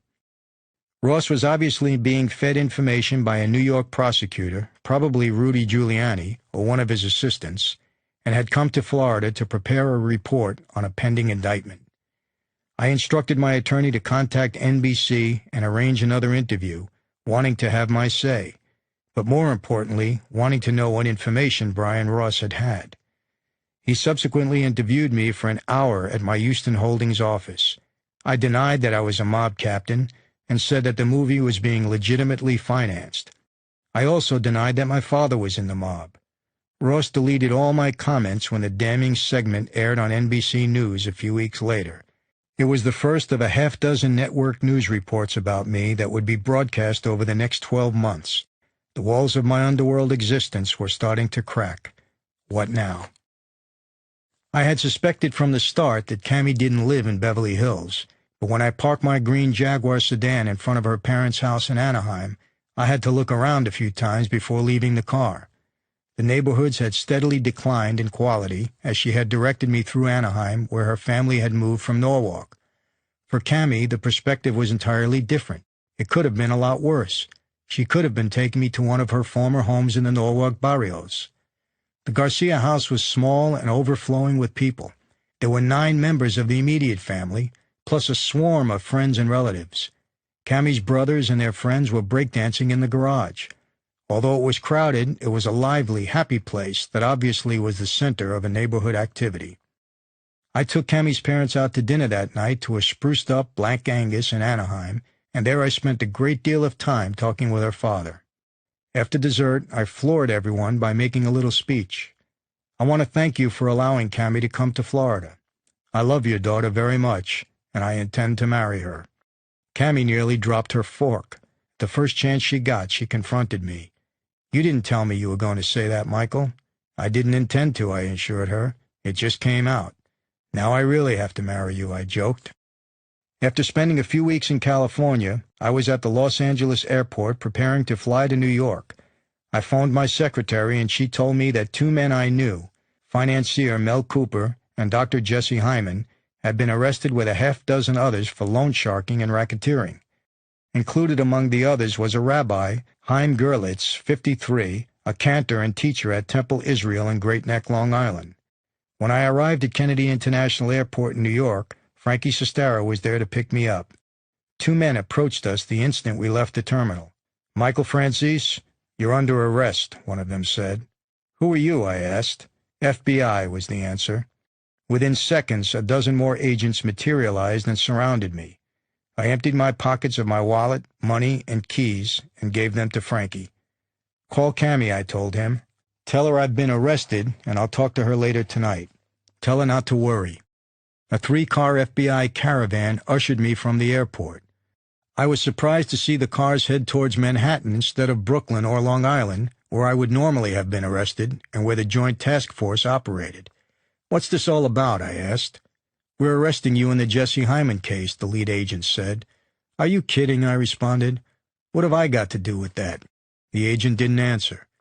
When I learned the charges against me, I was amazed. I had been hit with 7 counts of loan sharking and racketeering based upon a Lake Success, Long Island operation run by Cooper, Hyman, and the rabbi. It almost made me laugh. I was reportedly stealing $100 million a month in gasoline taxes, and here's Rudy Giuliani and his Southern District forces trying to toss me into somebody else's loan sharking indictment. Actually, the indictment proved to be more complicated than I realized. The Southern District was apparently trying to jump the gun on the Michael Franzese task force, the investigative army that I still wasn't aware of. Cammie was at her parents' in Anaheim when Frankie called. Cammie, Michael's been arrested. He's in jail. Why? What for?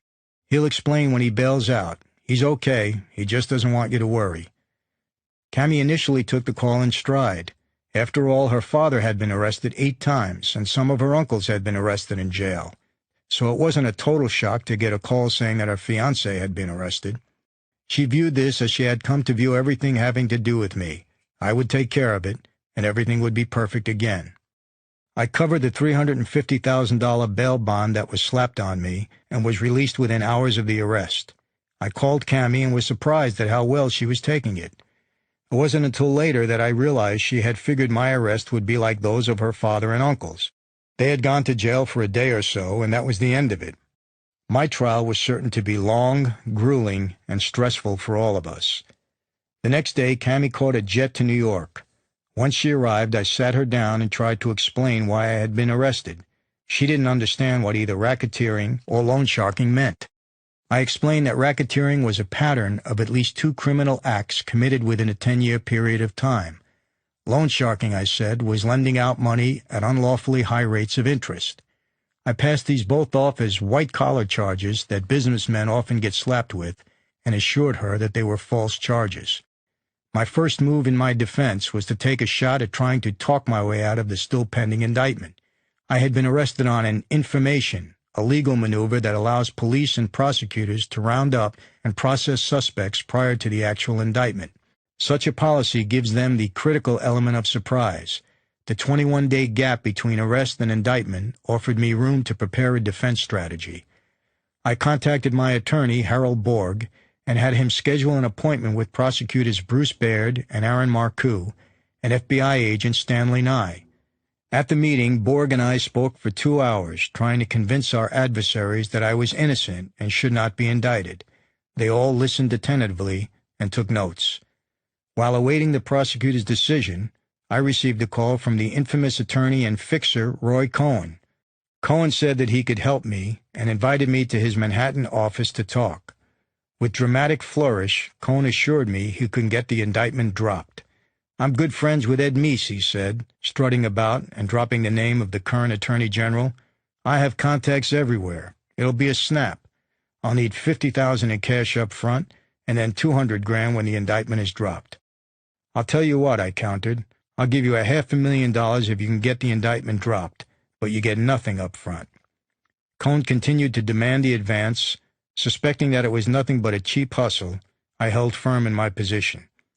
"I'm offering you twice what you wanted," I explained. "All you have to do is wait a few weeks. If you can do what you claim, that should be acceptable." I never heard from Cohen again. Neither Cohen's alleged connections nor my arguments before the prosecutors had any effect. I was indicted along with the others. When I read the indictment, I was surprised to discover that I was again portrayed as Mr. Big, just as I had been in my college days. I was accused of providing most of the money, more than $1 million, and the muscle for the loan sharking operation. The seriousness of the charges was not to be underestimated.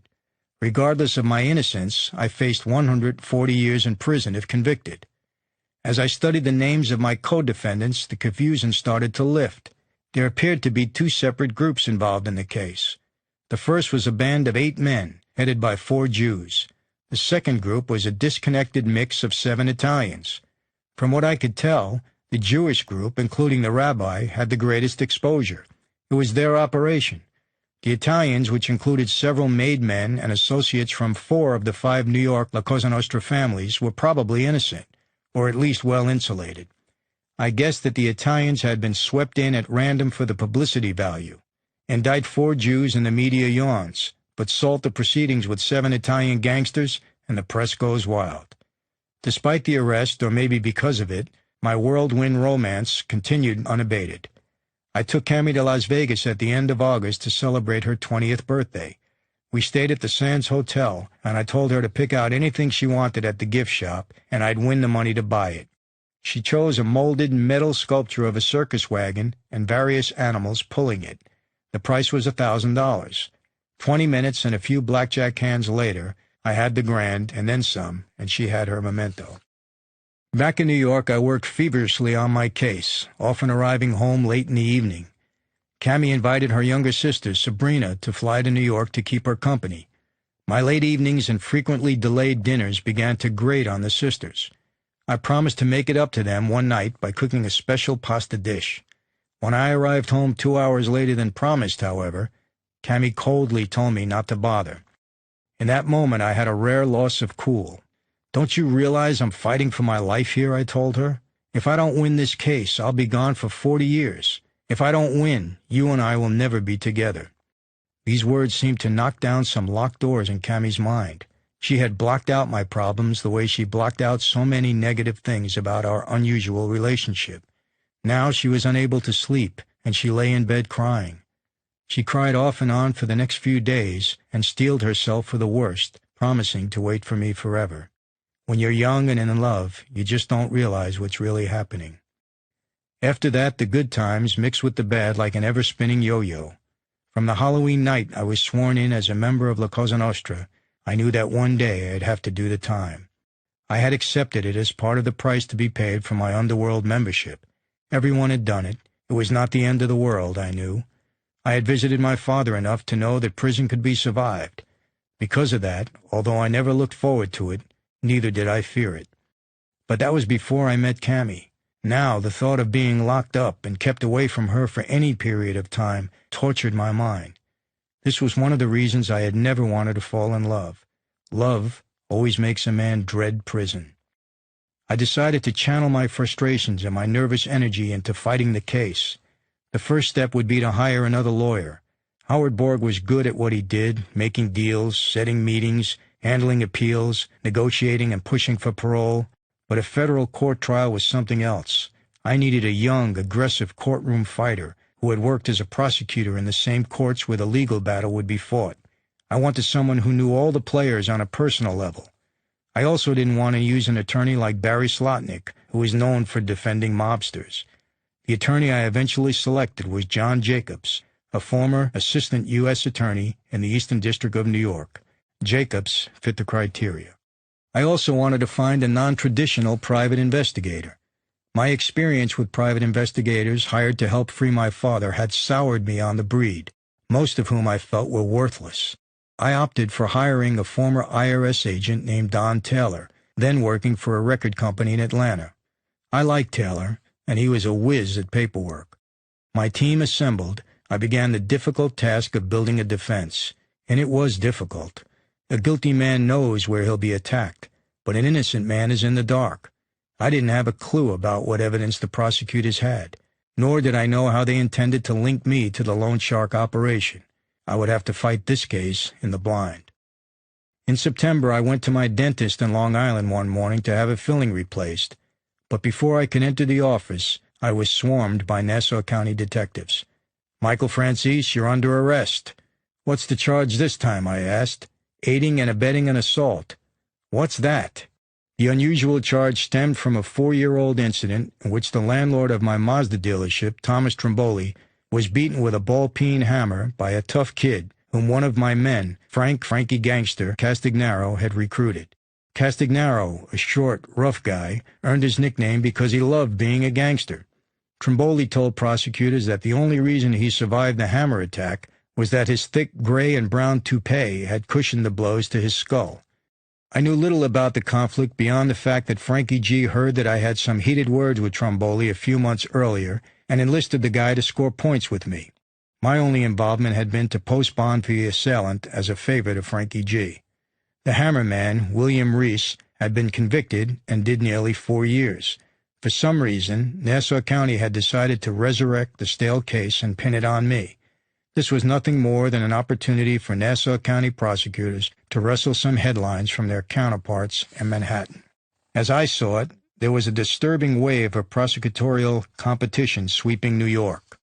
Because I operated in such a wide territory, I had become the target of both the Nassau County and Suffolk County prosecutors, along with prosecutors in 2 of New York's most powerful districts, Giuliani's Southern District, which had declined sending a representative to the Michael Franzese task force, and Raymond Deary's Eastern District. Whenever one made an indictment, it appeared to infuriate the others and prompt an intensification of their own investigations. In this case, the Southern District's indictment lit a fire under Ed McDonald and the Joint Task Force meeting in Uniondale. McDonald's Organized Crime Strike Force assistant, Jerry Bernstein, was so determined to put me behind bars that he delayed his scheduled move into private practice for 3 years. With Iorizzo in the fold, Bernstein and friends were certain to come up with something stronger than aiding and abetting an assault. I dealt with the indictment by plunging deeper and deeper into the sheltered world I had created with Cammy. In late December, a few weeks before the scheduled beginning of the trial, we went together to Papponi's, a romantic Italian restaurant in Brentwood, California. After dinner, I ordered a bottle of Tattinger Rosé champagne, clutched her hand, and took a deep breath. "I love you, Cammy," I began. "You've changed my whole life, and I want us to be married." I told her to close her eyes. When I told her to open them, she was surprised to see the soft light sparkling off a 3-carat, emerald-cut diamond ring perched in a black felt box. "Do you like it?" I asked. Cammy was so awed that she could not answer. The waiter spotted the jewel and spread the news about the happy occasion, and a parade of diners dropped by our table to scrutinize the ring and wish us their best. I told Cammy I wanted to get married before the trial, then I changed it to during the trial, and finally I took the more sensible approach and decided to wait until the verdict had been delivered. Hovering like a storm cloud over the pending marriage were the New York Times and Newsday stories and NBC television reports that portrayed me as a vicious criminal. They were disturbing, but Cammy refused to accept them. She had the same reaction that my mother had decades before. The man in the newspapers and on television was not the man she knew. This had to be a mistake. Cammy was sure of it too. I did something without thinking one evening that forced her to reevaluate her view. She was in her Woodbury apartment when I called and said that I'd be coming there, but late because I was having some business problems. I must have sounded jumpy, and the agitation in my voice made her worry. She went on to bed, but her worry made her toss and turn, and she kept peering at the clock on the nightstand and wondering what had delayed me. It was 1 a.m., then 2 a.m., then 3 a.m., and I still hadn't arrived. By then, she thought I must be dead. Shortly after 3:30 a.m., Cammy heard the pounding footsteps of someone running up the stairway into the apartment.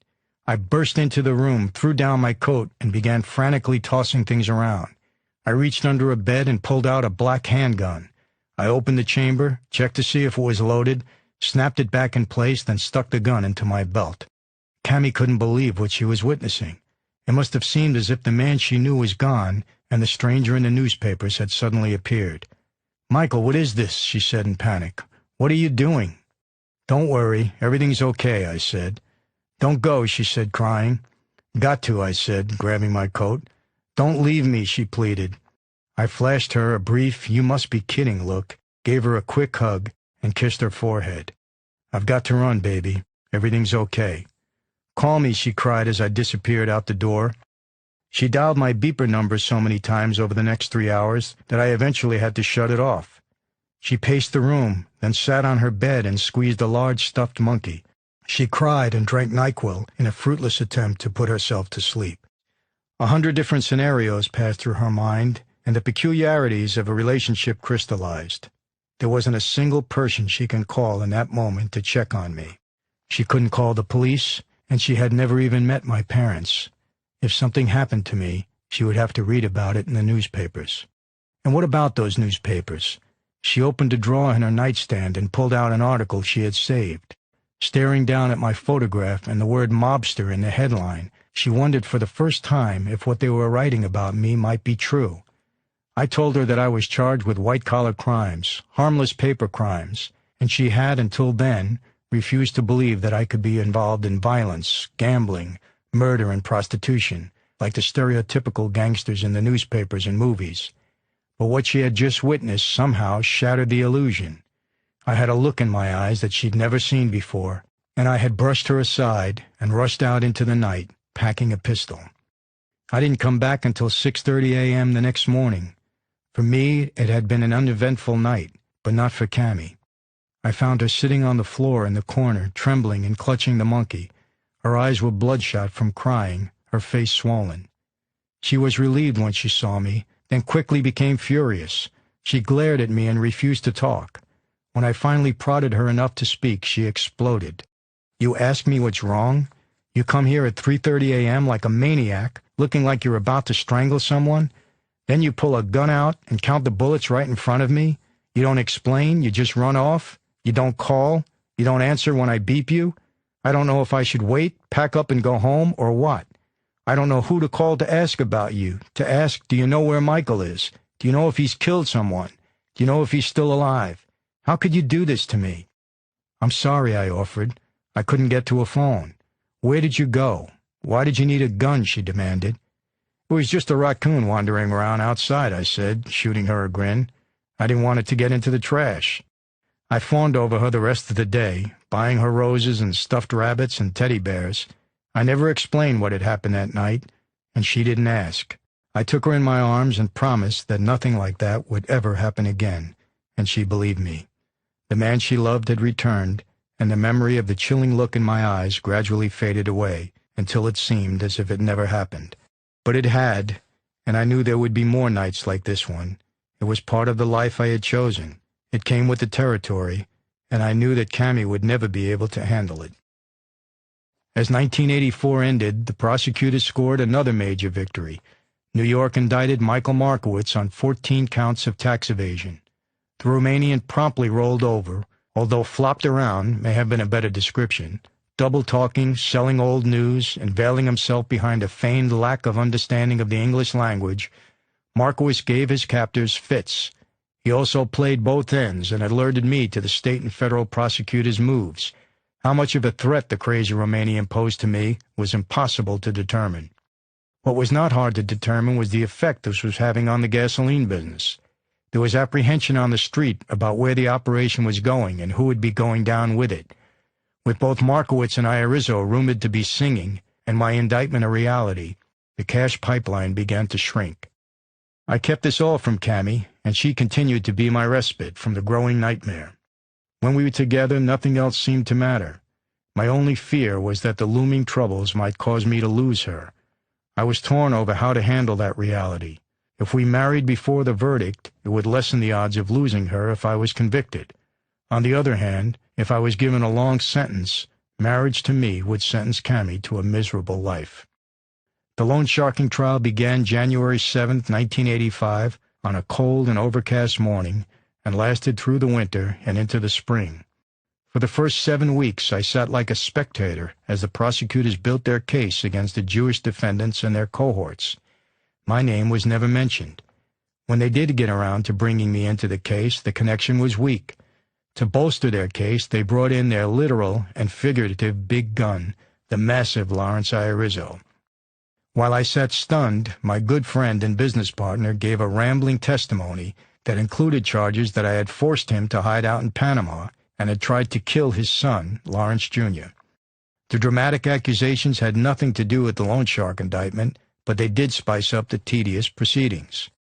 Irizzo refused to look at me while he spewed out his lies, but he wasn't shy about scrutinizing the courtroom gallery. When Frankie Gangster walked in during his testimony, the fat man freaked. He no doubt had a flashback of Frankie G holding the gun to his head and threatening to kill him if he ever hurt me.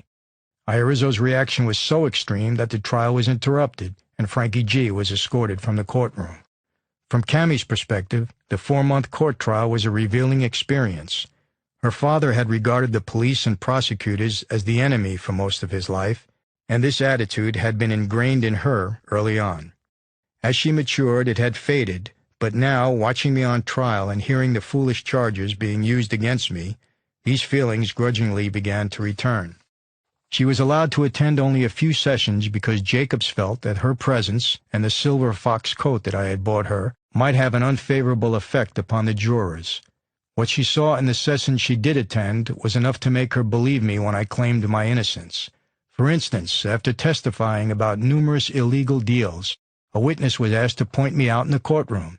Instead, he pointed to my co-defendant, Mel Cooper, the financier. The prosecutor quickly regrouped and asked the witness to try to identify me again. This time, he pointed to a man sitting in the front row of the audience. The prosecutor had to virtually stand behind me and wave his hands before my alleged business partner got it right. The same witness later testified that he beat his wife only when she needed it, a statement that infuriated Cammy and most of the people in the courtroom, including the jurors. Another government witness, a loan shark victim, saw mobsters under every rock. He testified that he knew Catholic priests who were part of the mob. When asked how many people he owed money, the witness responded, "Everybody. I must even owe you money." I loved that kind of testimony because it helped me out a lot. As with most long trials, there were ups and downs in this one. After a bad day in court, I would be in as dark a mood as Cammy had ever seen. After one such day, I said to her, "I'm worried about you, Cammy. I'm afraid for you. I don't know how this is going to come out, and if I'm convicted, what then? Sometimes I think I should let you go. I'll take care of you, and I'll give you a good start on a new life. I just don't want to hurt you." "Please, don't make me go home," Cammy begged. "I don't care what happens. I'm not going to leave you. I don't care what you say. If you have to go away, we'll survive. Just give me a child. I want to have something of you to remember for the rest of my life, something to keep with me. Just give me a child, and I'll wait for you forever." I resisted. Why ruin her life? Why drag a beautiful young woman down with me? She was unbending. "I want to marry you, but not with this hanging over our heads," I said. "But if you really want a child, we'll try." I hardly had time to weigh the ramifications of her request before she made the point moot by becoming pregnant. When I saw a pair of baby shoes in a little box on my bed, Cammy's way of announcing her pregnancy, all my doubts vanished. I also wanted something lasting to spring from our love. I decided to have the official engagement party a few weeks before the verdict. The rationale was that if I was convicted, I'd at least have one last happy memory in my life. The event was scheduled for April 6th at the Hotel Bel Air in Los Angeles. Complicating matters was Cammie's rough pregnancy. The severe stress of the trial was tearing her up inside and making her hemorrhage. Her doctors feared she'd lose the child. On the morning of the engagement party, we woke up to find the bed covered with blood. She phoned a doctor and made an appointment for 11 a.m. Cammie's luck was with her that morning. The doctor said that despite the hemorrhaging, the baby was unharmed. If she took it easy, she'd make it. That evening, as 200 people mingled at the Hotel Bel Air and congratulated us, she stayed in her seat. Despite the energetic music and the exhilaration of the event, she fought the urge to dance. I put up a solid front, never letting on to Cammie how much I was dying inside. I wanted it to be a memorable event for her, especially if it was going to be our last. I knew her emotions rode with mine.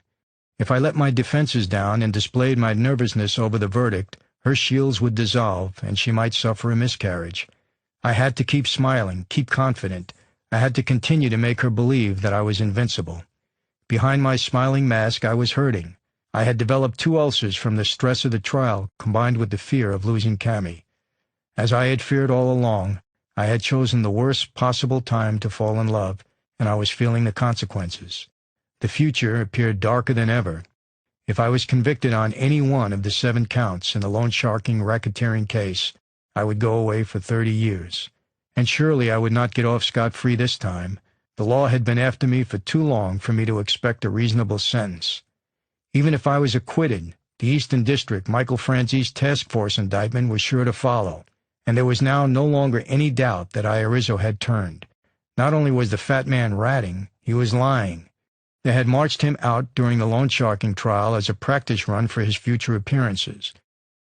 Something had happened before the end of the trial that for a few harrowing hours made the pending verdict, Cammie's rocky pregnancy, and every other problem seem insignificant. It caused me for the first time in my life to openly challenge my father, and it had a profound effect on our future relationship. It all started with a call from Jimmy Angelina. "The boss wants you to come in for a meeting at 9 p.m. "What's this all about?" I asked, fearing the answer. "The boss wants you in," was all he would say. But his voice was as lifeless as I have ever heard it. I immediately called my father, who was again out on parole. As I expected, he had just received a similar call, only his sit-down was scheduled for 7:30 p.m. "We need to talk, Dad," I said. "I'll be right over." "No, I'll come there," he said. As I waited for Dad, I thought about what had gone wrong. My operation was generating an immense amount of money, which in turn resulted in a rapid expansion of my crew. That brought unwanted notoriety. Those elements combined to make my mob associates uncomfortable. There was talk, inflamed by the federal government and local television news reports, that I had broken away from the Colombos and had become the head of my own family. At the heart of these rumors was the mistaken belief that I was making more money than I was telling the bosses in Brooklyn and was holding back millions of dollars. Complicating this were the actions of my parents. Although Dad applauded my success, Mom was unable to accept the changing of the guard. She seemed to resent my lifestyle and the fact that we had created our own identities. From her perspective, when my father had been jailed, her status had also fallen. She hounded Dad about this, demanding to know why he wasn't in charge of my operation, and why they were not reaping the benefit of the wealth I was now generating. She was relentless and drove him to question my men about the amount of money we were making. Dad even quizzed Markowitz and the Russians, who were all terrified of him. They reported back to me, and I confronted my father. I told him that he was telegraphing to Brooklyn that there was a rift between us. Plus, if my own father suspected me of hiding money, what were the mob bosses to think? "Dad, what are you doing?" I demanded. "You're going to get us both killed." Dad vehemently denied that he had confronted my men, claiming that they had misread his intentions. As much as I wanted to believe him, I knew better. Angelina's call had now confirmed my worst fears. Both my father and I were in serious trouble. We knew about these calls. It was all part of the life. You walk into a meeting like that, and they carry you out. My senses had suddenly become so sharp, so pumped with adrenaline, that the whole world looked different. Colors were brighter. Sounds and smells were more intense. I could see everything around me in greater detail. My entire body was powering up for a fight to the death. And that was my problem. Instead of Dad and me banding together and going out in a blaze of gunfire, I knew that he would want us to walk into that room at our scheduled times like lambs to the slaughter and passively accept whatever fate awaited us. Of all the aspects of the mob I had grown to despise, the legendary death summons was the worst. I had long ago vowed never to willfully walk into a room where someone was waiting to take my life. This was the conflict I now faced with my father. We would engage in a verbal life-or-death struggle that pitted the old mob values of strict adherence to the code against the saner interpretation held by America's second generation of mobsters. I wondered what argument beyond blind military-like allegiance Dad could use to support his position. His way had brought nothing but decades of grief, hardship, and heartache to himself and his family. When he arrived, we talked in the driveway of my home in Brookville. It was late afternoon and the air was chilly. As the sun set, I was reminded of all those hours we had bounced that rubber ball off my grandfather's chimney, each of us fiercely determined to win our makeshift game. We had a different battle facing us now, and this time the stakes were much higher, our very lives. I have a bad feeling about this, Dad. I don't like it. You in first and then me? This isn't right. Michael, this is our life. We've been given an order, and we must obey. Dad, do you hear what you're saying? Do you understand? We have people in our lives that we love and care about. There are things that are more important than our oath. All of this is over money. You should never have started questioning the Russians about our activities. Now they, the family, believe something's up, that we're making billions. You know the rumors out there. So now they're calling us in, and you know it's going to happen. I don't think so, he said. Neither one of us is sure, though, I said. So why should we do this? Why risk our lives? His answer was, this is our way. Whatever happens tonight happens. This shook me, and I responded, are you kidding? For a moment, Dad was shocked. I had never taken that tone with him, and the air was suddenly silent. He just stood there like a rock, saying nothing, feeling nothing, determined to live by the code right to the end. I could see it. Okay, Dad, okay. I know who you are. I know this is our life, and we believe in it. I know what the oath says. If they call us, we have to drop everything and go.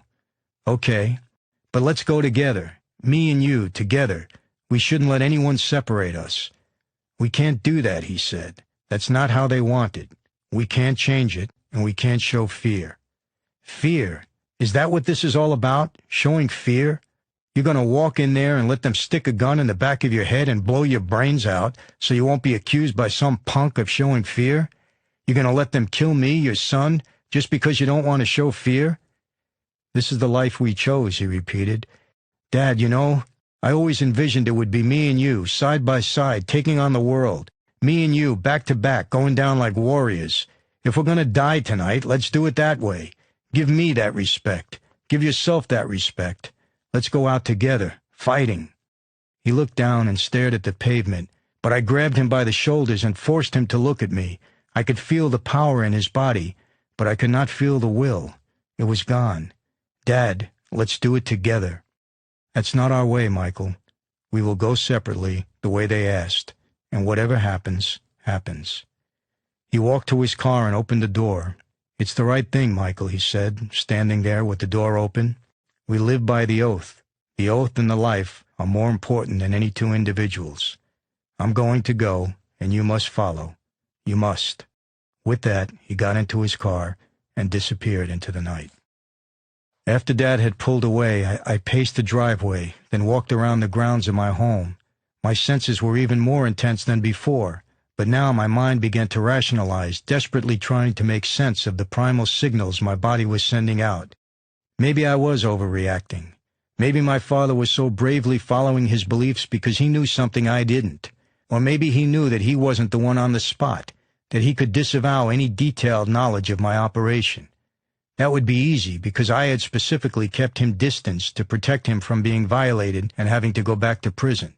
Now he could use that to his advantage. So what should I do? The time drew near, and I had no clearer answer than before. I was sure that I should not go, but if I failed to show, I could be sentencing my own father to his death. That was my answer. I got into my car and drove to Brooklyn. I parked on the street and walked to the luncheonette where Jimmy Angelino was scheduled to pick me up. This was telling. Instead of being told where the meeting would take place and being allowed to drive myself there, I was to be driven to an unknown location by another family member. Jimmy was cold and distant as we drove. We had been made together and had remained close friends. I felt shaky and empty inside, but fought the urge to question him. We drove in silence for about 10 minutes. Then Jimmy pulled up to a large, dark house in Brooklyn, a house I had never seen before. It was a perfect place for a hit. I expected the meet would be held downstairs in a soundproof basement. At that point, I would face two possibilities. If I opened the door and found the room empty, I was dead. I'd be clocked before I could turn my head. If there were people in the room, that might mean that they were giving me the respect of a hearing first. In that situation, I expected acting boss Andrew Russo, Persico was in jail, and the entire family hierarchy to be sitting around a table. There would also be a young soldier, a man who didn't belong at such a high-level meeting. He would be stationed on my side, but set back so I couldn't see him if he got up. This person would be my assassin. I walked down a narrow stairway, took a deep breath, and opened the door. There were people in the room. I found everything exactly as I had envisioned it in my second scenario. It was as if I had seen that table, those men, and my death in forgotten dreams buried somewhere in my subconscious. The assassin was just as I had imagined, a young, hard-looking man sitting alone at the end of the table on my side. I saw a bead of sweat on his temple. I knew that Russo, my first captain when I had been a recruit, would give the signal, and I knew that whatever it was, no matter how secret or cloaked the acting boss tried to make it, I would recognize it as clear as a flashing billboard. It would be my last thought. "We want to ask you about your business," Russo opened up as I sat down in the chair to his right. "Go ahead," I said. For the next 2 hours, Russo and other members of the family grilled me on my operation. I answered them firmly in a strong, unwavering voice. I had decided that if I couldn't go out shooting, at least I could wage this war with my wits. "Ask me all your questions," I told him. "I've held nothing back. If you think I'm making more than I've said, show me the facts and figures. Bring in my accusers and let them confront me. You're attacking me with speculation, rumors, conjecture. I've given you the exact percentage I promised. I've generated this money myself and I've generously shared it. You're listening to lies and reading false stories in newspapers. And you're taking Larry Iarizzo's wild statements on their face. He's exaggerating the income to build up his importance as a government witness. It's a routine move by someone desperate to stay out of prison." Russo grilled me hard about Iarizzo. The fat man had rolled, and he was my responsibility. If Larry fingered even a single one of the other made men, it could cost me my life. "I've sheltered everyone in our family from Iarizzo," I answered. "He's my responsibility, and he won't be able to take down anyone but me. I doubt that he can even do that. I've followed the rules, I've kept my oath, and I've protected this family." "But your father said," Russo began. I had been expecting this move, and I understood it. Like a trial attorney or a homicide detective, Russo was trying to trap me with something I had said that didn't match my dad's story, and he and his associates were also going to put words into my father's mouth to see if they could get me to falter or stumble. "Don't tell me what my father said," I countered. "Don't play that game with me. Don't put me in that position. I'm not going for it. You should never have gotten my father involved in this. He doesn't know my operation. I've protected him for his own good. I've kept him clean. I've fought all my life to keep him out of jail, and I'm fighting now to keep him out of jail. If you wanted to speak to us, you should have brought us in here together, and if he's going to say something, let him say it in front of me. My father and I are together on this. We've always been together. Don't believe anyone who tells you differently. If you have questions, you ask me. You don't ask him." With that, the tenseness in the room reached a crescendo, and Russo suddenly gave a signal. It wasn't the signal I had been expecting. Instead, Russo motioned for someone to serve the wine. My explanation had been accepted, at least for now. I turned and subtly glanced at the assassin. He looked relieved. The wine tasted sharp and bitter, My body had been on such a razor's edge that it had altered my internal chemistry. My brothers walked around the room and chatted with me and talked among themselves, but I couldn't concentrate on their words. They were trying to act like everything was back to normal, but it wasn't. Just moments before, they had been about to sentence me to death. I would never forget it, even though I would have done the same thing if I had been in their position. It was the way things worked in the life. It would never be the same for me, not with this family or my own. "Jimmy, if they were going to kill me, would you have told me?" I asked as he drove me back to my car. "What would you expect?" he countered. "I'd expect you to tell me." As I said it, the truth drained from the words, and Jimmy picked up on it. "If they were going to kill me, would you tell me, Michael?" I paused for a moment and said no. "That's sick, isn't it, Jimmy? What kind of friends are we? What kind of life is this?" "It's our life, Michael, the life we chose. We knew what we were getting into, you especially. You've lived with it from the day you were born. That was true. Who better than me to understand the life? My father had acted just as anyone would have predicted, in absolute blind adherence to the code." "I'll tell you something, Michael," Angelino said. "You got some courage. If I were in your shoes, I don't know if I could have taken it. You were ice, man. You were ice. You sat in this car like you were going to dinner." "Don't think my heart wasn't pounding," I admitted. Before I got out of the car that day, Jimmy made a rare and unexpected confession. "I wouldn't have told you if you were a dead man tonight, but I can tell you now that you had a serious problem, both you and your dad. You somehow talked your way out of it. Brilliant performance. But I'll tell you something, and this is between you and me. It goes to the grave with us. Your father, he didn't help you in there tonight." "I can't believe that," I said. "Believe it," Angelino insisted. I knew Jimmy wasn't lying, and I knew what my father had done. He had played dumb. It had been the right move to make in that situation. In fact, I had set it up that way. But still, it hurt to know that he had done it. He could have taken a stronger stand and told them that everything between us was okay, that everything else was lies. But that wasn't Dad's way because it wasn't the mob's way. My father probably went to sleep feeling proud that night. He had obeyed his oath under the most trying circumstances. He had faced death without showing fear. He had done his duty. I wish I could have viewed it in the same way. Instead, I felt like a sap, like I was the ultimate sucker. I should never have gone to that house. I should never have risked the future of my children and my future life with Cammy by playing this insane, deadly game. I had violated my own vow by willingly marching into a death chamber. And for what? To stay true to the oath? To justify my life to my brothers? In Dad's own way, there was a measure of courage in what he did, but our family, the bond between him and me, should have come first. He should not have asked his son to go into that house unless he knew all along what the outcome would be. Because of that, I felt a great sense of loss.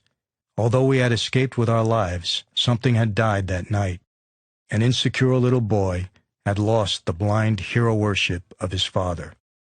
The one positive thing I did take from that evening was the knowledge that I could face death without succumbing to fear. I could maintain my composure enough to survive on my intellect, but the next time, if I did confront death again, I would go out fighting. A sweetly ironic epitaph to this event is that a few years later, the tables would be turned on Andrew Russo, my chief interrogator.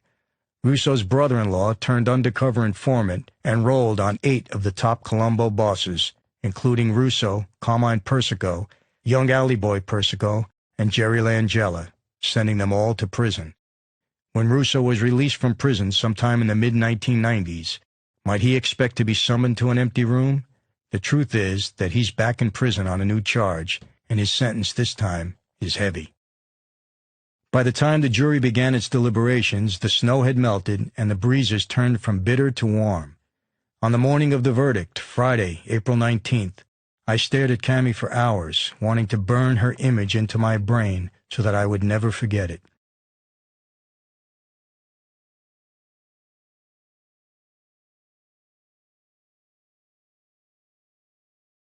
I wanted to memorize every fleck of color in her eyes, every crease in her lips, every contour of her smooth skin. I felt that the visual information I stored that morning might have to carry me through the rest of my life, a bleak, depressing life spent locked behind bars. The jury had been deliberating since the previous Monday, and I had told Cammy that they wouldn't come back with a verdict until the following week. That wasn't true. I expected them to reach their decision on Friday. Jurors don't like to be held over the weekend. I had flown Cammy's mother to New York earlier in the week to be with her, just in case the news was bad. Driving to the courthouse that morning, I talked with Cammy over the car phone the entire way. I love you, Cammy. Don't ever forget that. As I sat in the courtroom awaiting the verdict, all I could do was think of her. I replayed the still fresh memories of Florida from the first moment I had seen her at the pool. At last the verdicts were read. Count 1, Franzese, not guilty. All 7 counts, not guilty. I couldn't believe what I was hearing. I had escaped again. I rushed to a telephone and called Cammy. "Baby, it's over," I said. "Not guilty." "What?" "Not guilty, not guilty. Can you believe it? All the Italians were found not guilty." She screamed for joy and hugged her mother, and they both bounced up and down on the bed. When the scorecards were tallied, the result was a split decision. All of the Jewish defendants and their associates were convicted, while all the alleged mob members were found innocent.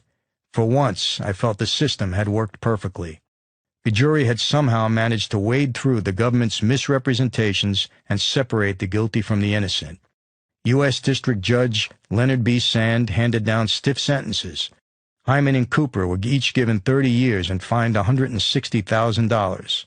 Hyman eventually rolled over and entered the Witness Protection Program. Cooper escaped from prison and spent nearly 2 years on the lam before he was recaptured in Florida. There was one notable exception to the tough prison terms, however. Judge Sand went easy on the rabbi and gave him only 5 years probation and 200 hours of community service. As I drove home that day, the tension that had built up inside me over so many months was released in a burst of laughter. How ironic. It was the rabbi's money that had helped float the entire operation. The singing rabbi had been Mr. Big. Such is justice, I thought to myself. Anyway, I was a free man, and I was so very happy about that fact. In June of 1984, while I had been busy falling in love and filming Nights of the City in that order, Dad completed his 2-year parole violation sentence and was released. I interrupted my activities to present him with a new Mercedes to celebrate the occasion. I had long ago given up hope that he would return to his 1960 stature, but it didn't matter much anymore. I had enough money to make kings out of tens of thousands of fathers. I just wanted him to live out his life in comfort and dignity. Dad wasn't free long before his other family decided to undermine the second part of my master plan. In an extremely rare decree, Carmine the Snake Persico demoted Dad from captain to soldier. The Colombo boss said the move was intended to take pressure off Dad by easing him into retirement and decreasing the chance that his parole would be violated again. Few believed that story. Persico could have allowed Dad to lay low with his title intact, and most saw the demotion as a direct message to me that regardless of how many millions I was making on Long Island and how large my army was growing, Persico was still the boss. I was furious because I viewed this latest act as a continuation of the insults heaped upon my father by the brotherhood he had sacrificed half his life to protect. He could have made a dozen different deals with the feds to finger them and wipe away his own conviction, but he had always followed the oath and maintained his silence. "Let it go, Michael. Let it go," he told me. "What can you do?" But it was another broken strand in the fraying rope that bound me to New York and to the mob. My life was now Cammy in California, sunny skies, warmth in the Pacific Ocean. I stored the disrespect shown to my father in the growing file I kept in my mind, detailing the mob's hypocrisy. Meanwhile, with the trial over, Cammy scouted the best hotels in the Los Angeles area for the wedding celebration and decided on the Beverly Hilton because of the stunning ballroom and the professional manner of Linda Kent, the Hilton's director of party planning. She also consulted with Dr. Myron Taylor at Westwood Hills Christian Church and determined that July 25, 1985, would be the best date for him to conduct the ceremony at the church. We had spotted the lovely church and decided that that was where we would like to be married. During the second week of May, Cammy, her mother, and 5-year-old sister Raquel traveled to Las Vegas to visit her grandfather. I met them on the third day of their stay and joined them at Caesar's Palace. The following day, we took Raquel to Circus, the giant casino hotel that features a lively indoor circus and circular carnival arcade. As we walked to the arcade, Cammie's mother spotted the Chapel of the Fountain, the hotel's blue-bathed wedding chapel. "Why don't you two get married now?" she said. Cammie and I joked that we were both too chicken, but her mother persisted, no doubt motivated by the advancing state of her daughter's 6-week pregnancy and the always volatile status of my professional life. "You two are in love, so why wait?" she pressed. "You should make it right." "Okay," I said. "Okay," Cammie agreed. We approached the chapel and looked inside. It was tiny but attractive. It looked like a miniature church. "Wait a second," I said. "Let's go back to the hotel and think this over." Back at the hotel, we teased and goaded each other some more. Finally, I picked up the phone and made the necessary appointment. "It's set for tomorrow at 3:30, I told everyone. As that hour approached, we eased our nervousness by continuing our strange game of marital chicken. "I'm getting ready. Are you ready?" I said, searching the closet for my clothes. "I'm getting ready. Are you?" Cammie parroted. We repeated the banter with each item of clothing. "I'm putting my socks on. I'm putting on my stockings." Once dressed, me in black pants and a black and gray plaid shirt, Cammie in a white dress with blue flowers, we gathered up Mrs. Garcia and Raquel and made our way to the chapel. My palms became clammy and my knees buckled a little the moment I entered. Cammie stayed cool until she started walking down the 15-foot aisle. Much to Miss Garcia's delight and Raquel's boredom, we made it to the altar and were married. We celebrated by seeing Bill Cosby and Sammy Davis Jr. perform that evening at Caesar's Palace. After the show, Cammie called her father to give him the good news, but he wasn't pleased. "Why didn't you tell me?" he protested. "I could have flown down."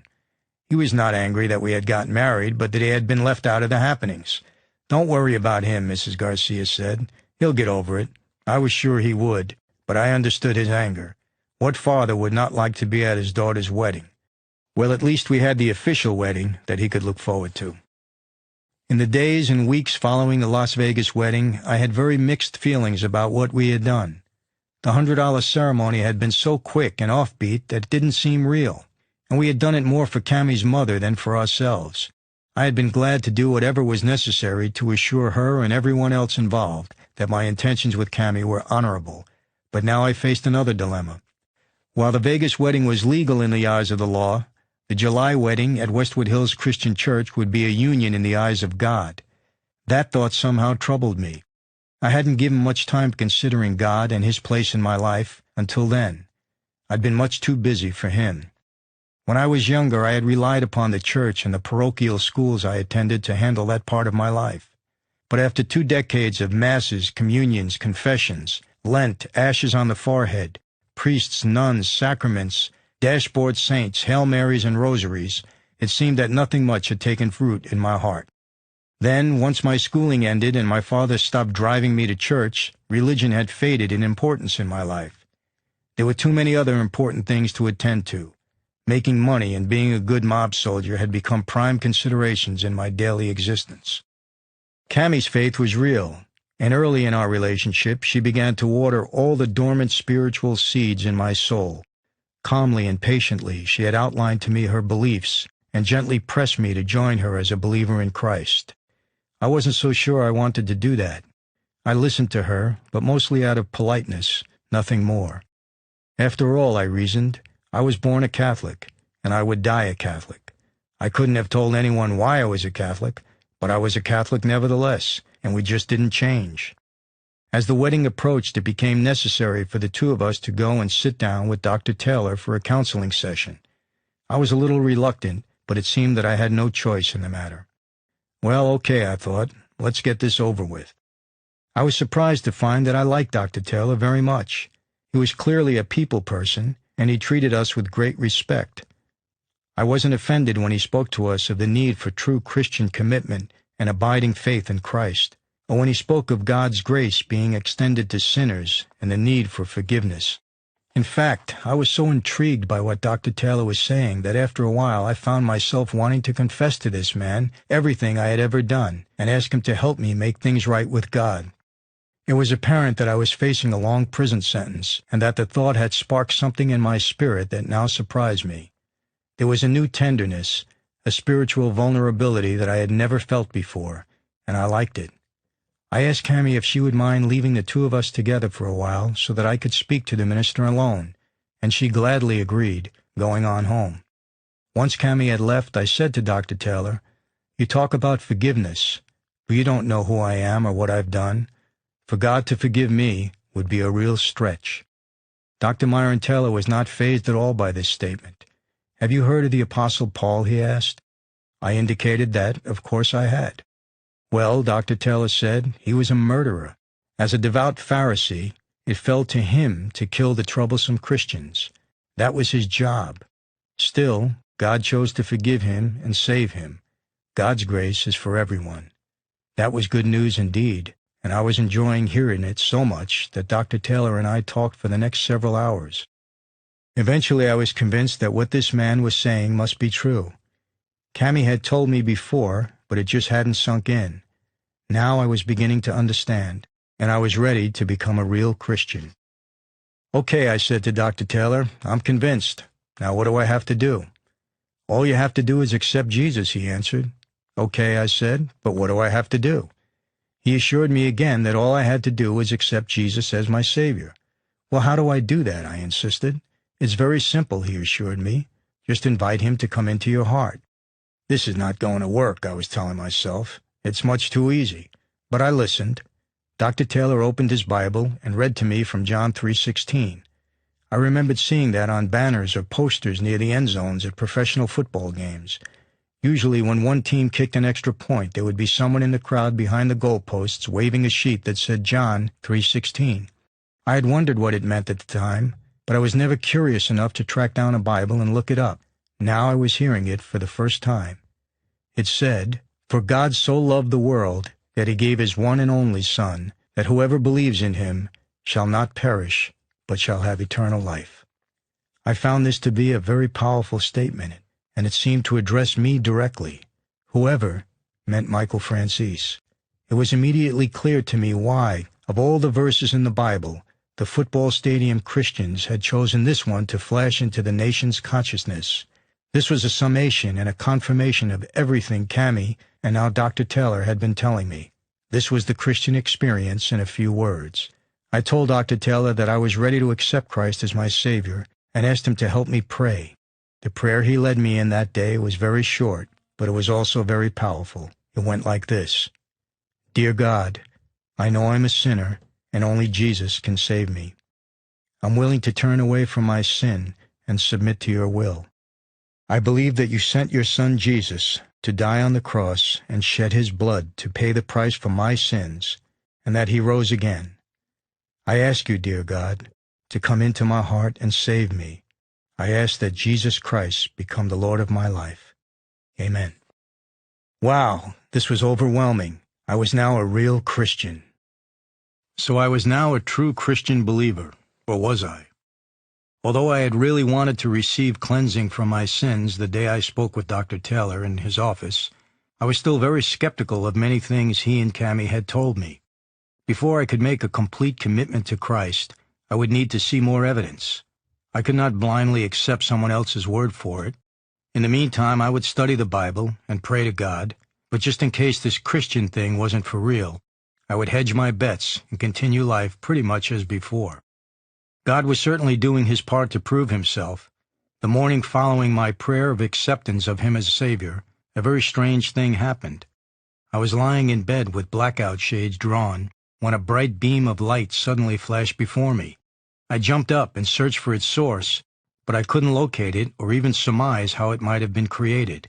I wanted to believe, however conveniently, that it had been a sign from God to Cammie and me of his continuing love and concern for us, that he was telling us that everything would be okay.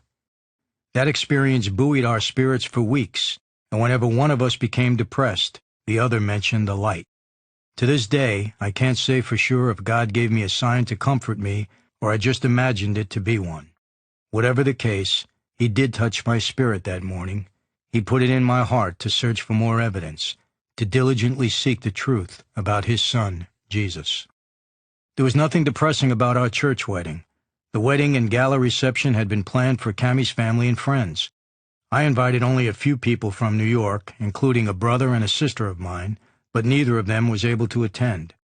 The reason for the New York blackout was again my mother. I still didn't feel comfortable telling her about Cammie. I did tell Dad what I was doing and why, and he understood. Since I was inviting Mom, I couldn't invite many others from back east, lest she find out. So like everything else in New York, I just blotted it out of my mind. I was starting a new life in California in more ways than one. No need to spoil the moment with any reminders of the past or of potential future troubles in New York. If friends and family members later felt insulted or betrayed, I'd deal with it then. This day was for me and for Cammie. This was our moment. But I had other worries. Although I had already married Cammie once in Vegas, I was somehow extremely nervous about this second ceremony. I wiped the sweat from my brow and paced up and down the church hallways. The fact that I had no relatives and few friends of my own to talk with only added to my anxiety. Unlike Vegas, this was a real church, and this was a real marriage, one that was certain to change my life forever. I wasn't yet sure what this all meant. All I knew was that I wanted this young woman more than I had ever wanted anything else in life, more than I had ever thought I could want anything. I shouldn't have worried. The ceremony went off without a hitch. The moment the music started, Cammie floated down the aisle in a $5,000 white wedding dress made of lace, satin, and silk, and dotted with pearls. A 10-foot train trailed behind her like a snowstorm. A pearl and sequin headpiece, specially ordered from Italy, was woven into her long, dark hair. A relative of the Garcias sang Endless Love, while the rest of the overflowing Garcia clan watched. It was magical. The reception at the Beverly Hilton's Grand Ballroom featured caviar, escargot, and separate tables of Italian and Mexican food set under each country's flag. The name of every guest was displayed in Swiss chocolate at the tables, while a basket spilling over with an assortment of rich chocolate served as the centerpiece. The master of ceremonies that day was Leon Isaac Kennedy. Michael Jackson and Prince impersonators performed, as did a full orchestra. Later in that evening, a disc jockey played dance music as Cammie's brothers and friends entertained the crowd by breakdancing. During the dollar dance, a Mexican tradition, guests pinned dollars to Cammie's dress and danced with her. Female guests similarly paid me $1 for a dance. The public celebration over, we honeymooned in Hawaii at the Hilton on Maui. The island paradise reminded us of our days in Fort Lauderdale and Miami. We shopped, swam, danced, ate, loved, and watched glorious sunsets. Even losing a race with a wicked tropical thunderstorm in an open Jeep failed to dampen our spirits. During the next 3 months, I had to split my time between New York and Los Angeles. Despite this hectic schedule, I managed to attend the Thursday night Lamaze natural childbirth classes with Cammie for 6 straight weeks without missing a session. Sometimes I'd fly in from New York just for the evening class, then leave that same night on a red-eye to fly back. While I was practicing breathing exercises with Cammie, the Michael Franzese task force continued its basement meetings in Uniondale, intensifying its efforts to put me away for good.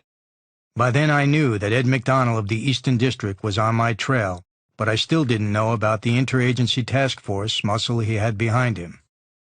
To get closer to its prey, some of the task force meetings were held at the IRS Criminal Investigation Office in Smithtown, Long Island, a few blocks from Peter and Aries restaurant, where some of my crew, including Irizzo, Markowitz, and the Russians, frequently ate. Agents mounted video cameras in the trees around the restaurant to monitor their activities. McDonnell's investigation was so intense, I could feel the heat all the way to California, and most of my energy was directed at preparing for the next indictment. I began constructing my defense long before the arrest came.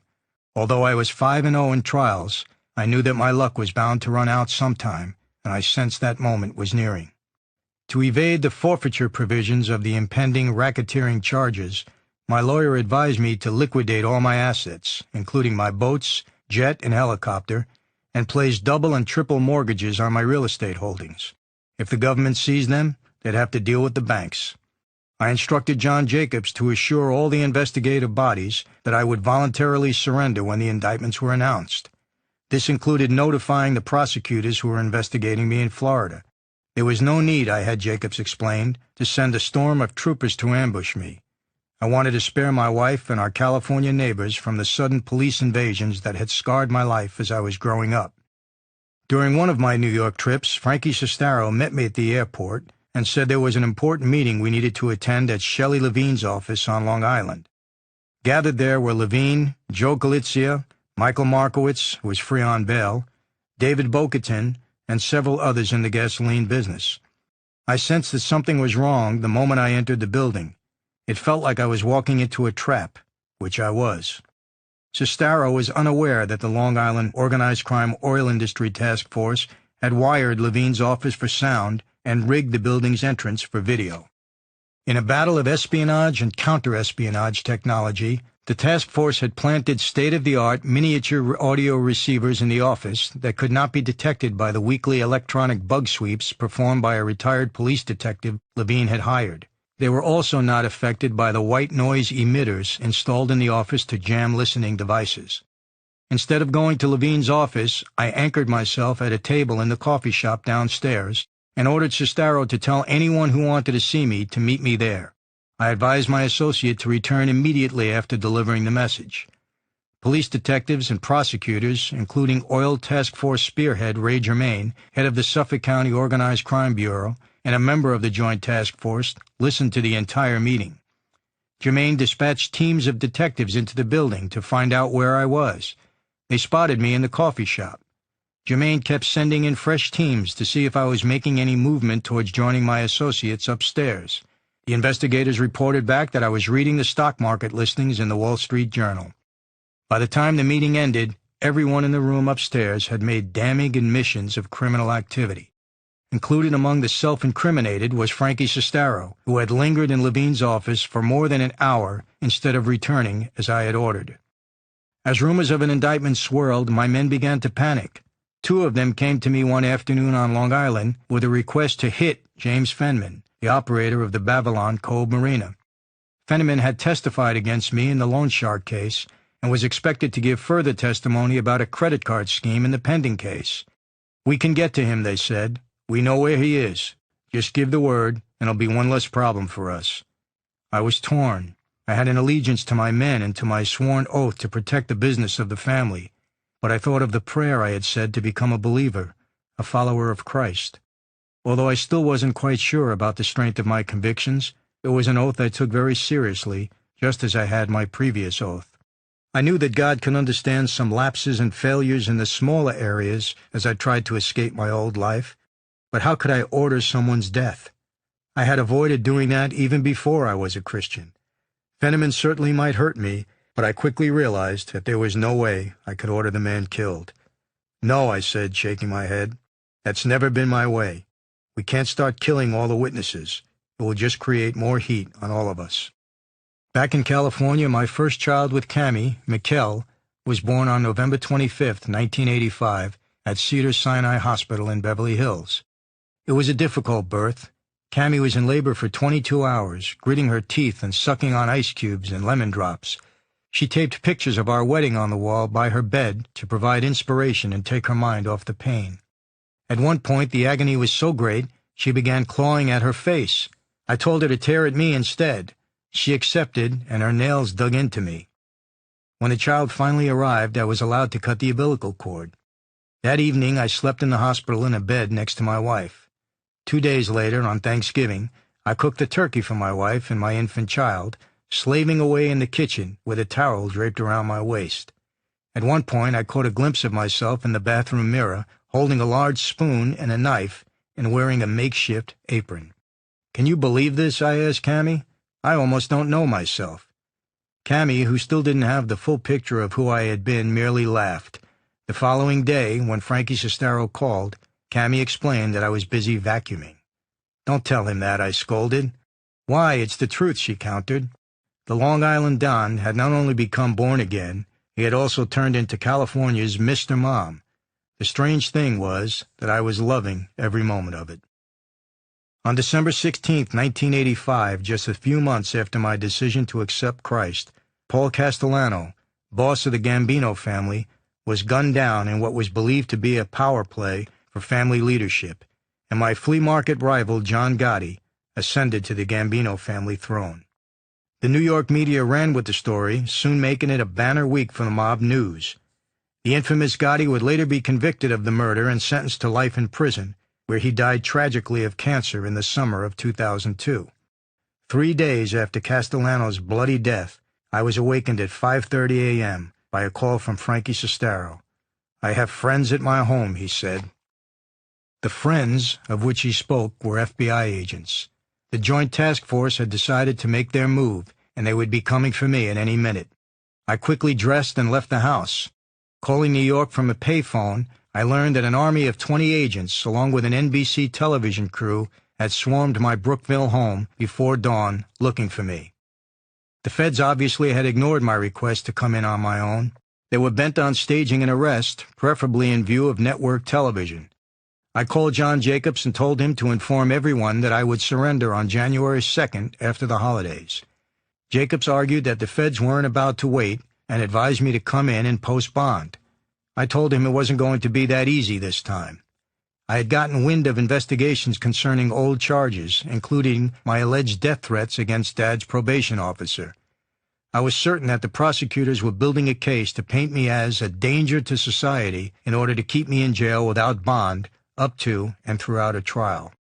They were wary of my past successes at ramrodding through my defense, and now they wanted me locked up so I couldn't mount another winning effort. Jacobs disagreed, assuring me that I would be able to make bond. Cammy met me that afternoon for lunch, and I was cheerful and acted like nothing was wrong. She had an appointment at a local beauty salon to get her hair trimmed, so I offered to drive her there.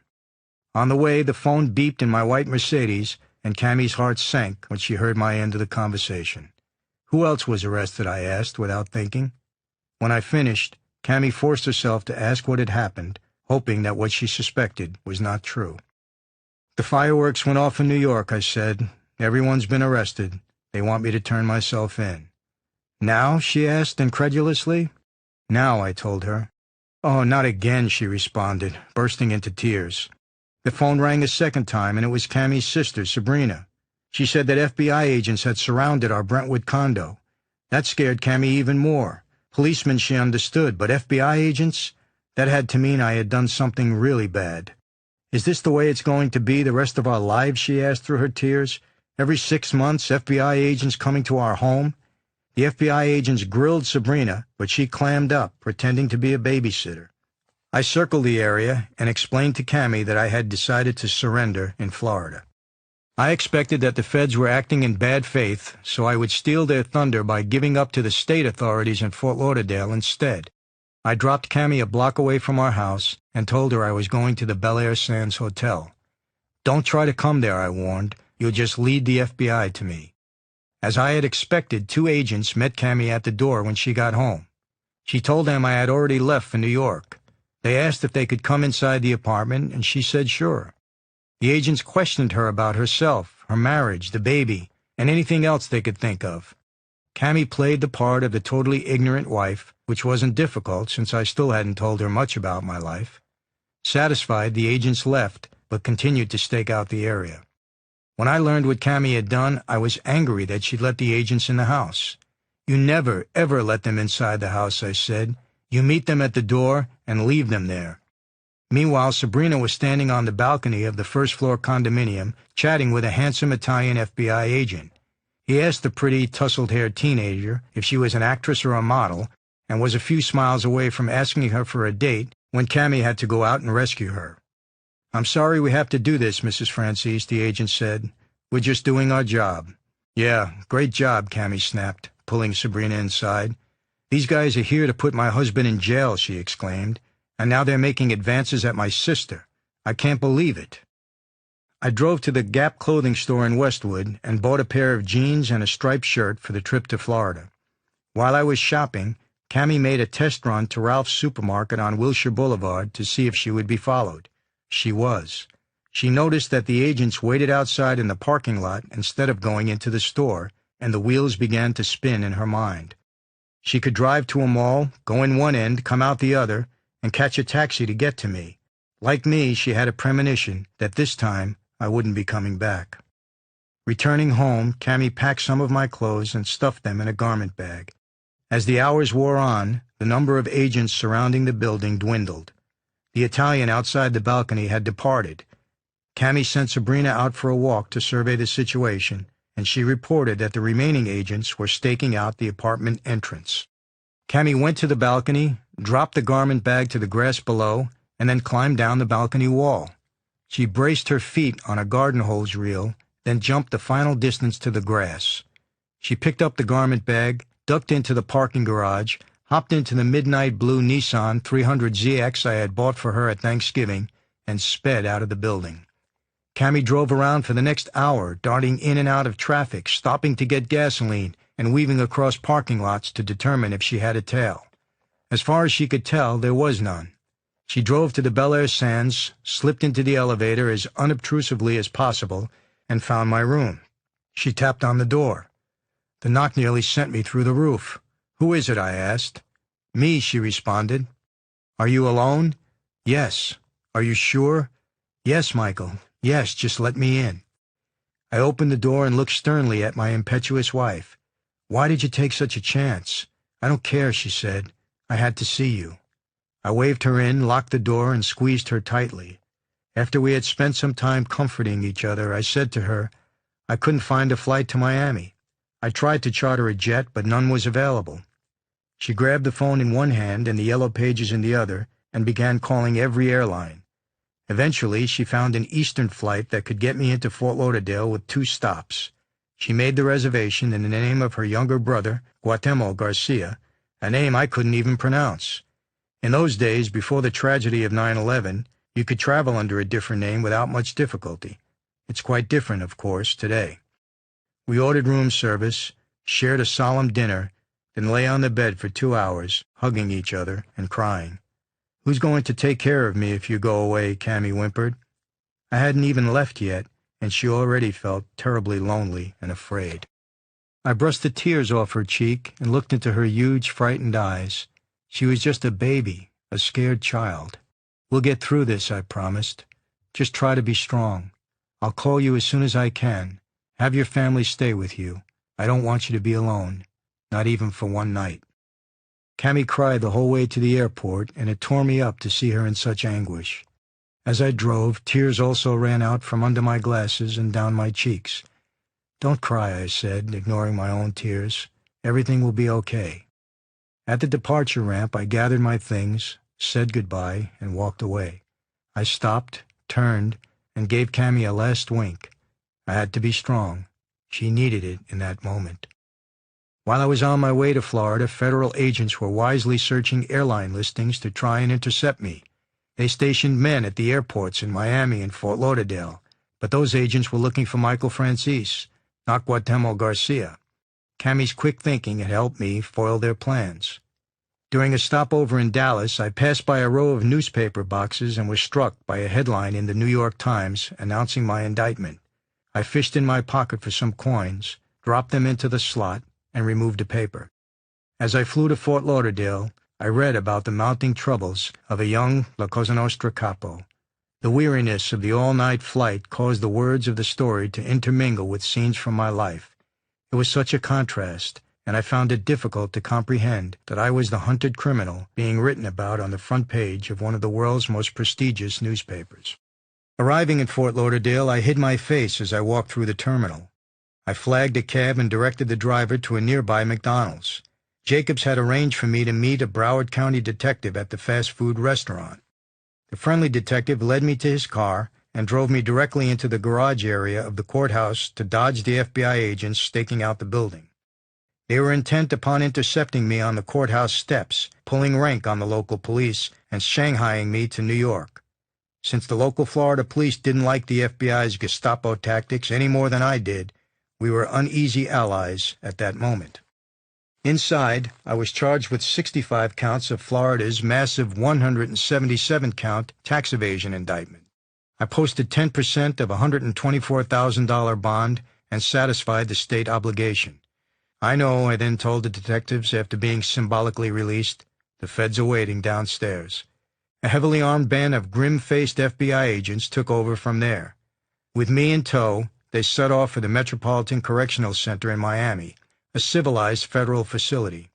On the way, however, a message squawked over the radio car. Divert the prisoner to Dade County. I sunk back into my seat. They were going to take me to the same Miami hellhole that had caused my former associate, Larry Irizzo, to crack. I arrived at the North Dade Detention Center, was assigned a cell, and quickly began to understand why Irizzo had turned. The place was filthy, the inmates were filthy, the food was terrible, and hardly anyone spoke English. It was like being imprisoned in a third-world country. All weekend long, the television blaring in the county jail broadcast news reports of my arrest in English and Spanish. My fellow Florida inmates had never seen a real-life mobster before, and loony as they seemingly were, they were impressed. They treated me like a celebrity.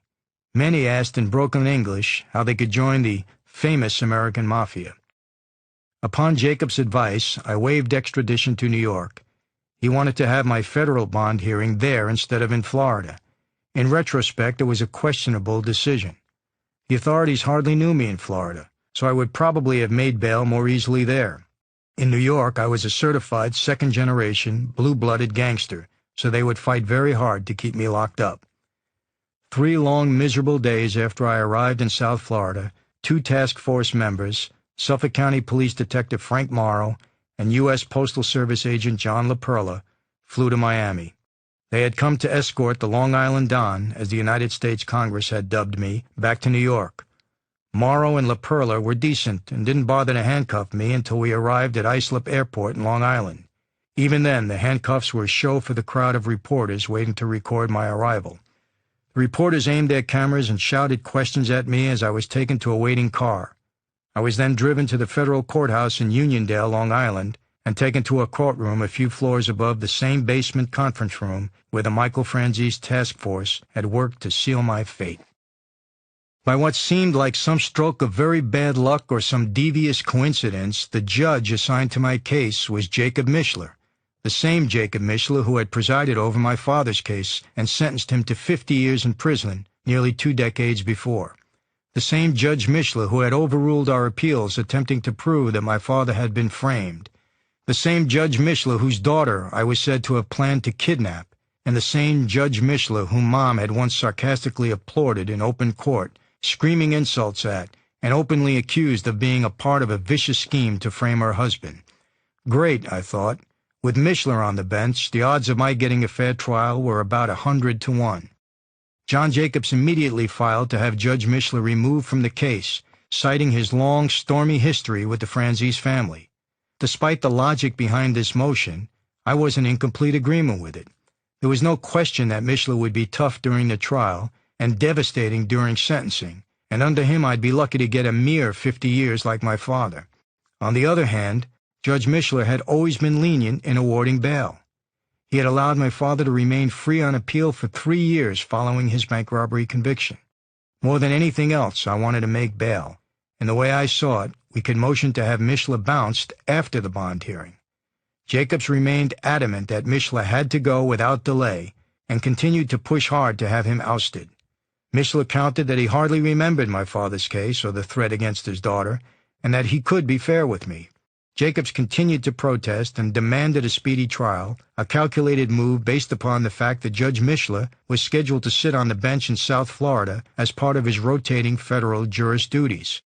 Mishler finally relented and gave up the case, and it was reassigned to Judge Eugene Nickerson. Judge Mishler's courtroom had been in the wide-open spaces of Uniondale, Long Island, but Nickerson's courtroom was in Brooklyn. Despite my attempts to escape to the sun of Florida and California, I had come full circle. I was back in mob territory. In Brooklyn, I was finally able to read the 28-count racketeering indictment produced by the 14-agency Joint Task Force headed by the Eastern District of New York. Indicted with me were most of my top associates: Louis Fenza, Frankie Gangster Castagnaro, Frank Sestaro, Harold Sussman, my accountant, financier Gerard Nacera, Allied International Union boss Anthony Tomaso, Union attorney Mitchell Goldblatt, and Walter Donor. Donor, my Rumplich Chevrolet partner, was a Catholic deacon and Little League baseball coach and was totally innocent. He just had the misfortune of being caught in the drift net with the rest of us. Once again, I was astounded by the charges lodged against me. I was accused of conspiracy, mail fraud, obstruction of justice, extortion, uttering a counterfeit security, violating federal anti-kickback laws, embezzlement, and wire fraud. The companies I was said to have defrauded of $5 million included such blue-chip corporations as Mobil Oil, Citicorp, General Motors, Mazda Motors of America, Merrill Lynch, Chemical Bank, Beneficial Commercial Corporation, and Allied International Union. The 177-count Florida indictment listed 26 co-defendants, including Austrian Duke Henry Albateran d'Antin, and dealt solely with the gasoline business. I didn't know a dozen or more of the co-defendants, including the Duke, and had no idea why they were included. Others I knew well. They included Frankie Sestero, Vincent Aspromonte, William Ferranti, Sebastian Buddy Lombardo, Peter Ranieri, Jerry Zimmerman, Michael Markowitz, David Bogatin, and Leo Persitz.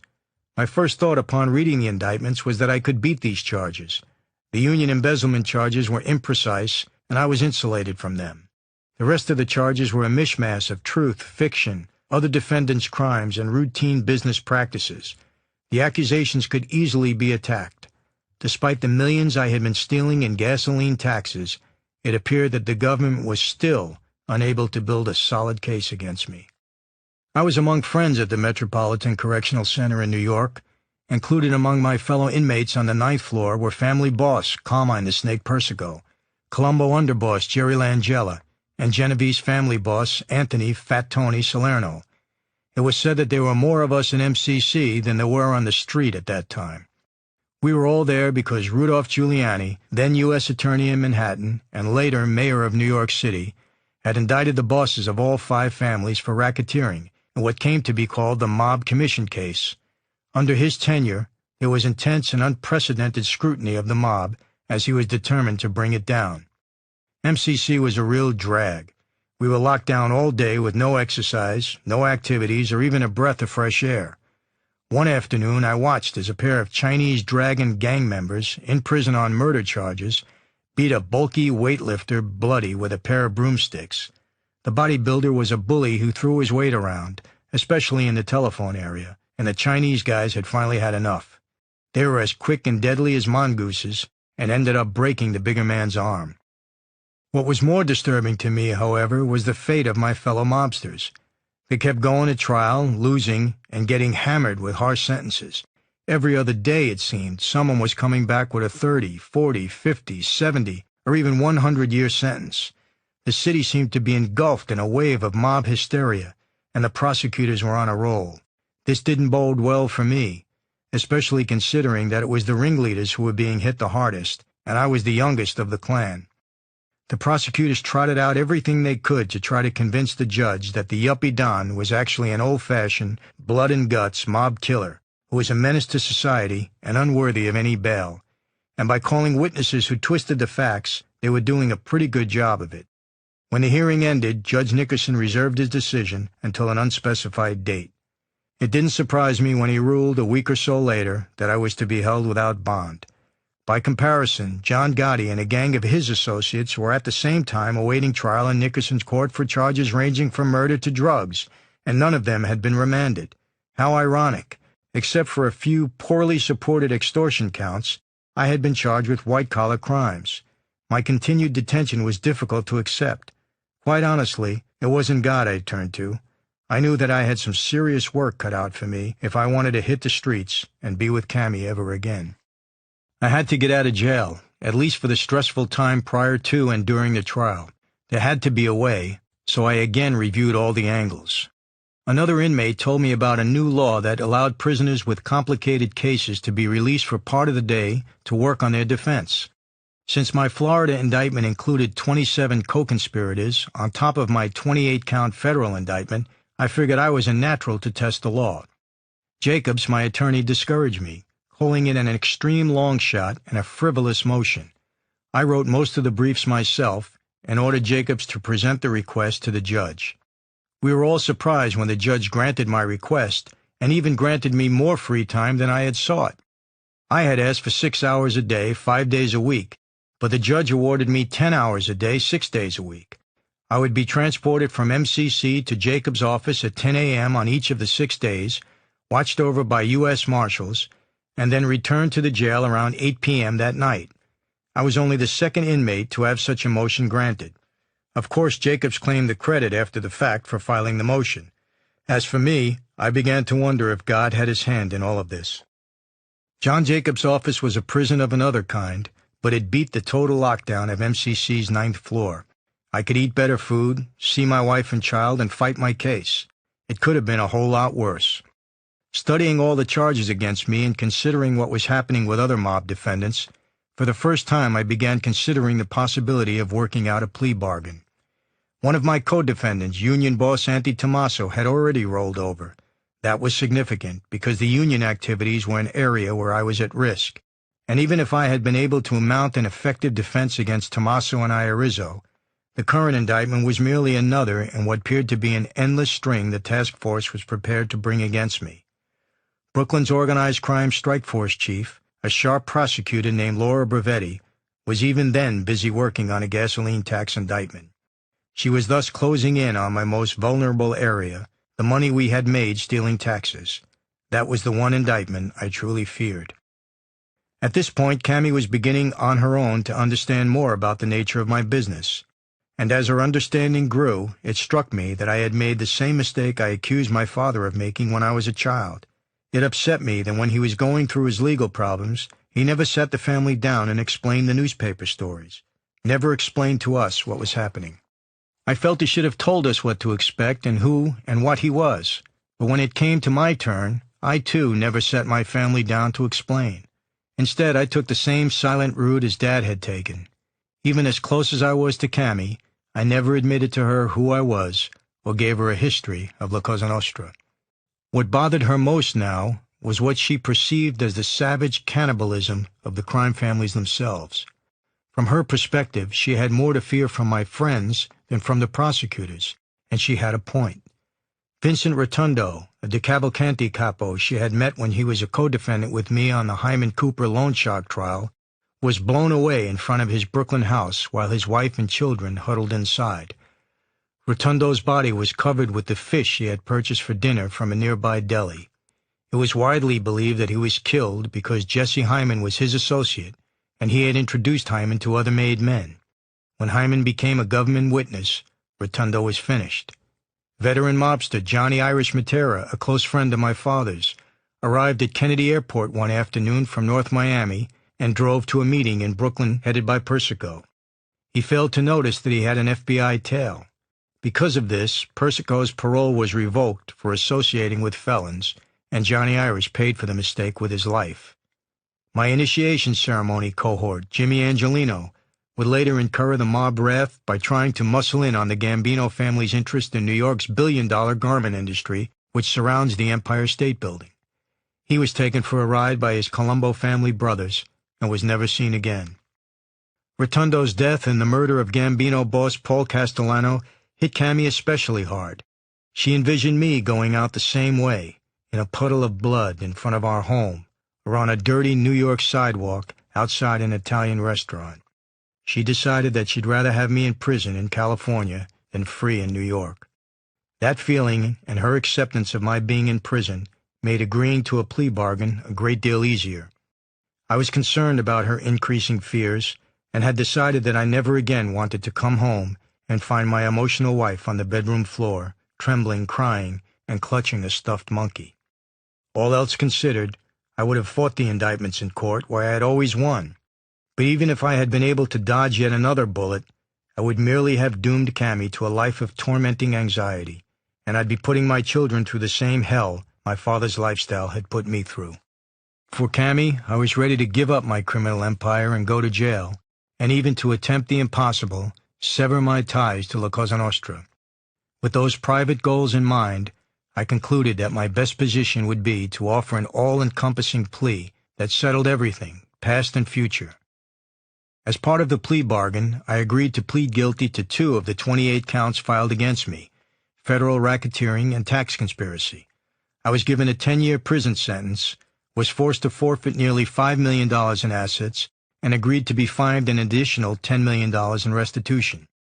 I also agreed to plead guilty to the 65 counts charged against me in Florida, which included racketeering, grand theft, conspiracy, theft of state funds, and failure to account for taxes collected.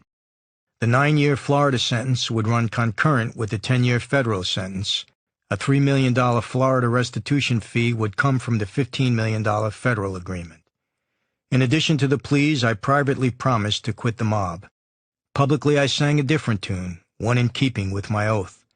I am absolutely 100% not a member of organized crime, I told the Associated Press.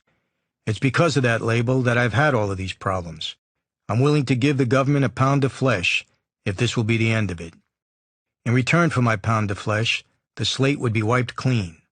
The sentence would cover past crimes and future indictments and clear me of everything I had ever done, except in the case that I was found guilty of murder or perjury. The feeling among the multitude of prosecutors and law enforcement officers who had hunted me varied widely on the plea. Those who supported it felt it was a major victory over a criminal who had proven difficult to convict. I would go to jail, my billion-dollar operation would be shut down, and I would have to pay what they saw as an enormous restitution fee. Plus, when I finally let it be known that I was turning my back on the family a short time later, they viewed my vow to quit the Mafia as the clincher. That, they believed, was an automatic death sentence. The United States Department of Justice was also pleased. It awarded each member of the Michael Franzese task force a plaque commemorating each one's accomplishment. Those who fought the plea bargain believed that I got off much too easy. The detractors pointed to the deal made by junk bond king Michael Milken in April 1990 as a comparison. Milken agreed to pay a staggering $600 million in restitution, then later received his own 10-year prison sentence. And Milken stole less money than Franzese, noted one bitter prosecutor. He got the deal of the century, said Suffolk County District Attorney and organized crime specialist Ray Germain, a key Joint Task Force member. The government was suckered, just like he suckered everybody else. The guy's amazing. Everybody loves him. He smiles, steals them blind, and they still love him. In public, I strongly disagreed with this assessment, reminding everyone that not only had the government fined me $15 million, but it was also taking 4 to 10 years of my life, depending upon my conduct in prison. In simple terms, I stated for public consumption, I lost and the government won. The score might have been closer than some wanted, but I lost nevertheless. The task force achieved its stated goal of destroying my organization and putting me behind bars. And never, even in my most private moments, did I feel that I suckered anybody.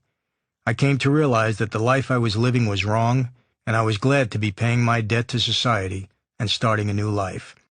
In reality, although I felt that the disposition was fair in many ways, I was sure that I had dodged a major bullet that could have landed me in prison for life. My plan was working perfectly. After the plea agreement had been signed, I was allowed to fly back to Los Angeles with Cammie and our baby. The only difficulty we encountered was getting our baggage home. She had come to New York in the dead of winter with little more than a sweater and parka to fight the cold. Her sister, mother, and brothers, all lifetime Californians, had also lacked winter clothing. Because of this, Cammie had purchased so many bulky coats and sweaters during her sojourn that she now had to hire 2 taxis just to get her bags to the airport.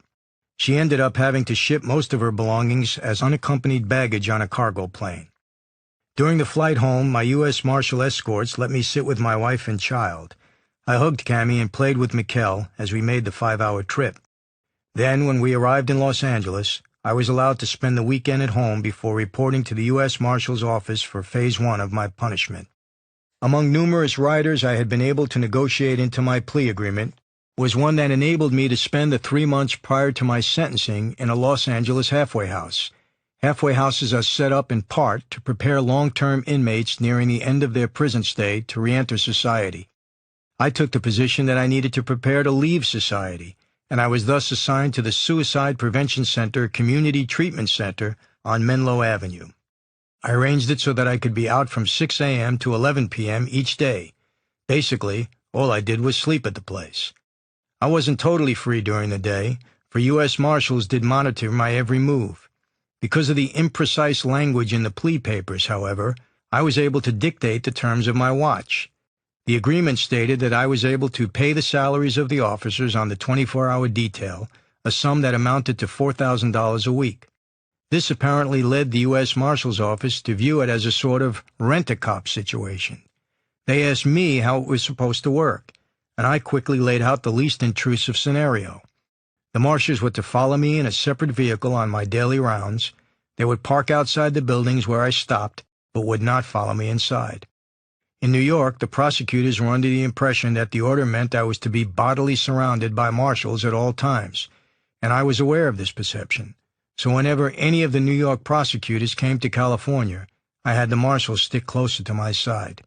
Then when the prosecutors left, the marshals were sent back to the trail car. This unusual arrangement with the U.S. Marshal's Office allowed me to become almost a friend of those who shadowed me.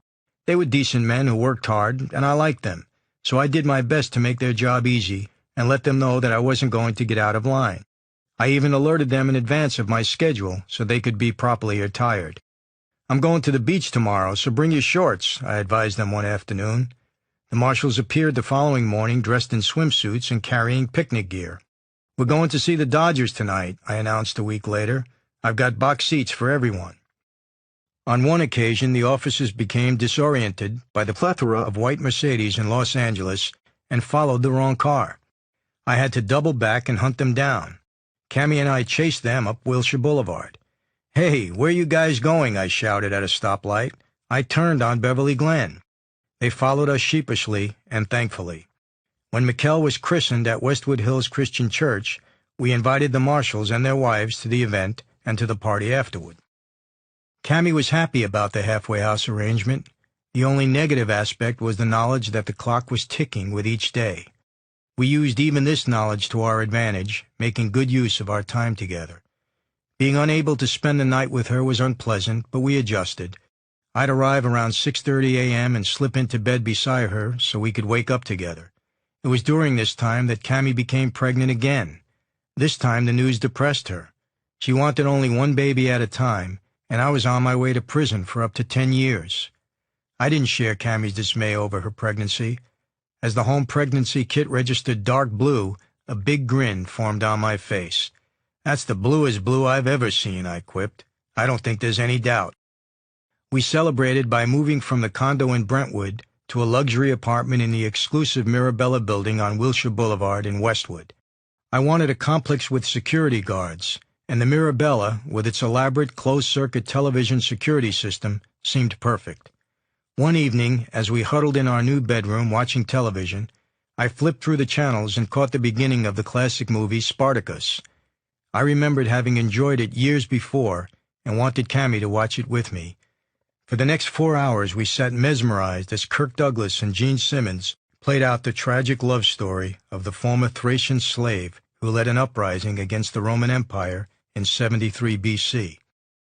I was especially moved by a scene near the end where, prior to going to battle, the powerful gladiator warrior Spartacus tells Varinia that his love for her has weakened him and made him feel fear for the first time in his life.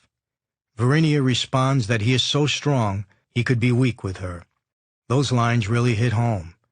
I had avoided falling in love all my life because I equated love with weakness specifically, the loss of control and the fear of doing jail time. I was now in the grip of still new love and weeks away from prison. Yet somehow I felt it would be all right. When the burdens facing me became too heavy to bear alone, I could let my guard down and tap into Cammy's strength. That didn't make me weak, and it didn't make me any less a man. Gene Simmons had assured me of that. Like Spartacus, I was strong enough to be weak with Cammy. As I watched the tortured Spartacus dying on a cross, and Varinia standing below him crying, clutching his feet, and lifting their baby son so the gladiator could see the child before he died, my mood shifted between the sorrow of the movie, the uncertainty of my own life, and the comfort that I didn't have to face the future alone. "With you, Cammy, I can be a man and be weak," I told her, echoing Spartacus. "I can be strong and I can cry. I never thought I could be that way with anybody." The halfway house segment of my sentence was to last 3 months, but my intention was to extend it for as long as possible. In fact, my ultimate goal was to spend my entire sentence that way. I argued that I couldn't earn the government its $10 million if I was in jail. Better I be given the freedom to make movies and build profitable new businesses, I reasoned. Whether the feds intended to accept this or not, my limited freedom ended abruptly when Brian Ross and his NBC News crew flew to Los Angeles to update their viewers on the Franzese story. Ross and company spotted me cruising down Wilshire Boulevard in a white Eldorado convertible, all but singing Frank Sinatra's Summer Wind. They videotaped me from a van, then later shot my Marshall friends abandoning their post in front of my condominium to go on an extended coffee break. I had told them I wasn't leaving the house anymore that day. Ross and his co-producer, Ira Silverman, intercut my seemingly carefree L.A. lifestyle with scenes of shackled inmates in grimy federal prisons. When the segment aired, Ross pointed out the contrast between how most federal prisoners do time and how I was doing time. The moment I saw the broadcast, I knew my freedom had ended. Sure enough, the following day I received a call to report to the U.S. Marshal's office in Los Angeles. I told Cammie that I just might have to return to New York. I tried to hide my great disappointment at this turn of events and my concern over what it meant, but she could tell that I was very troubled. As I was leaving, I walked the long hallway of our condominium like I was going to the gallows. Cammie stood and watched me from the door. Just before entering the elevator, I turned and flashed her a weak smile. I'll be back. I would keep that promise, but only after 45 months.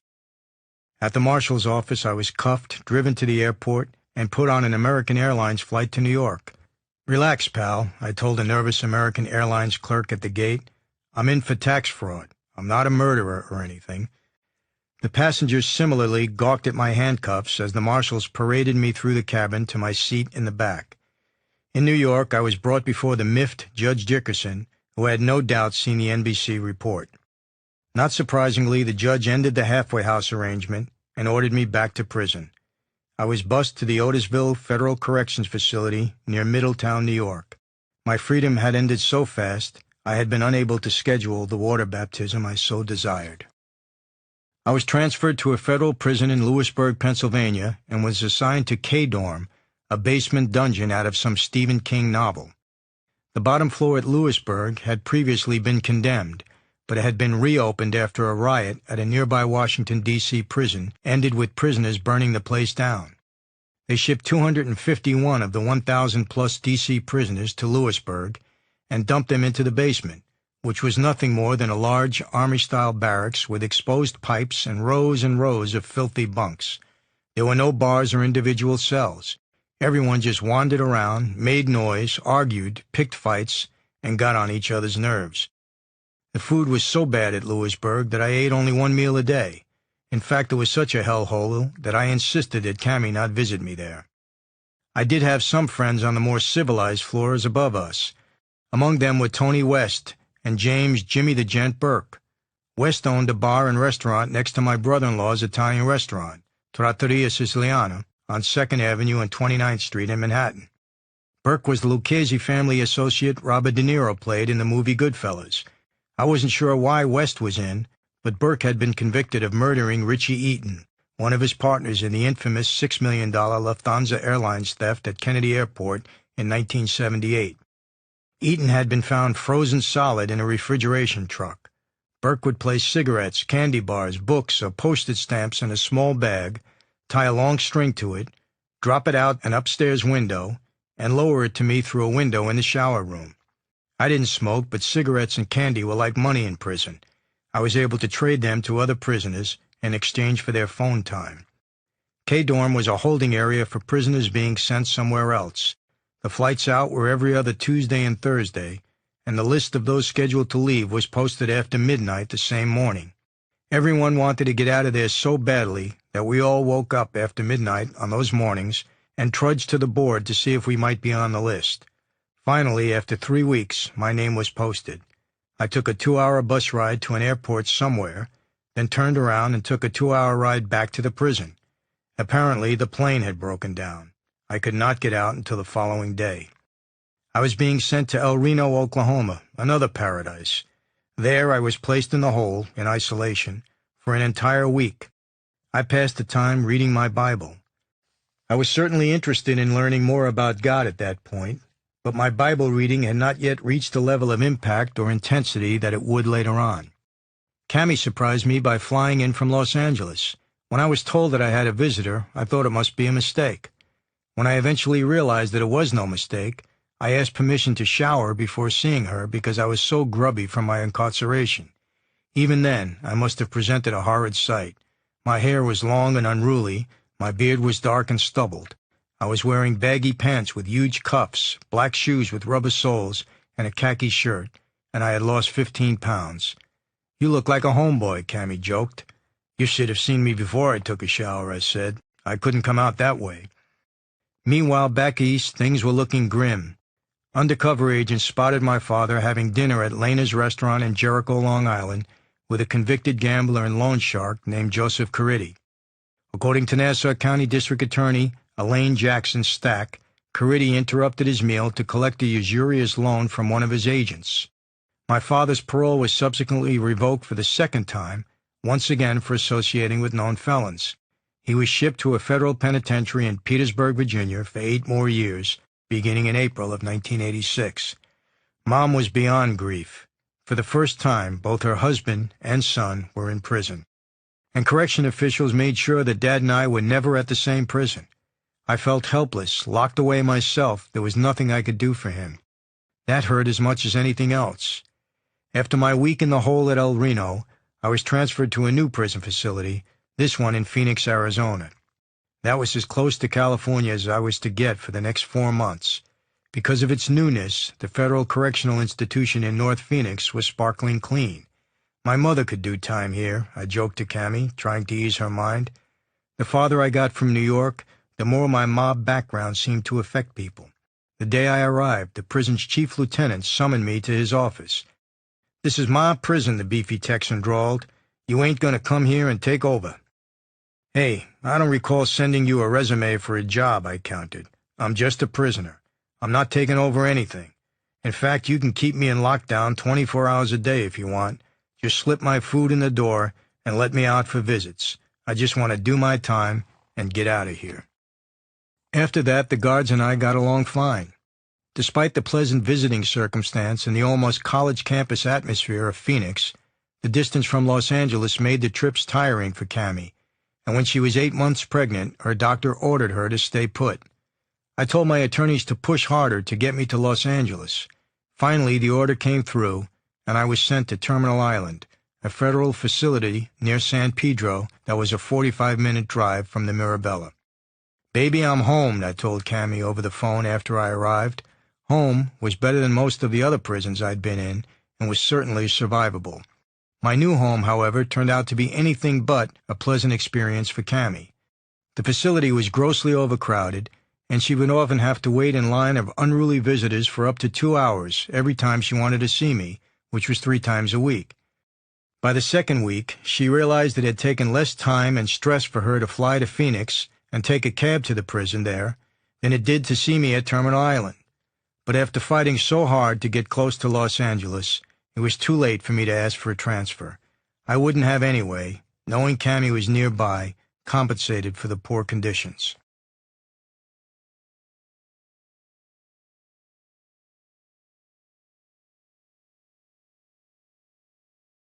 I requested and almost was granted permission to attend the birth of our second child.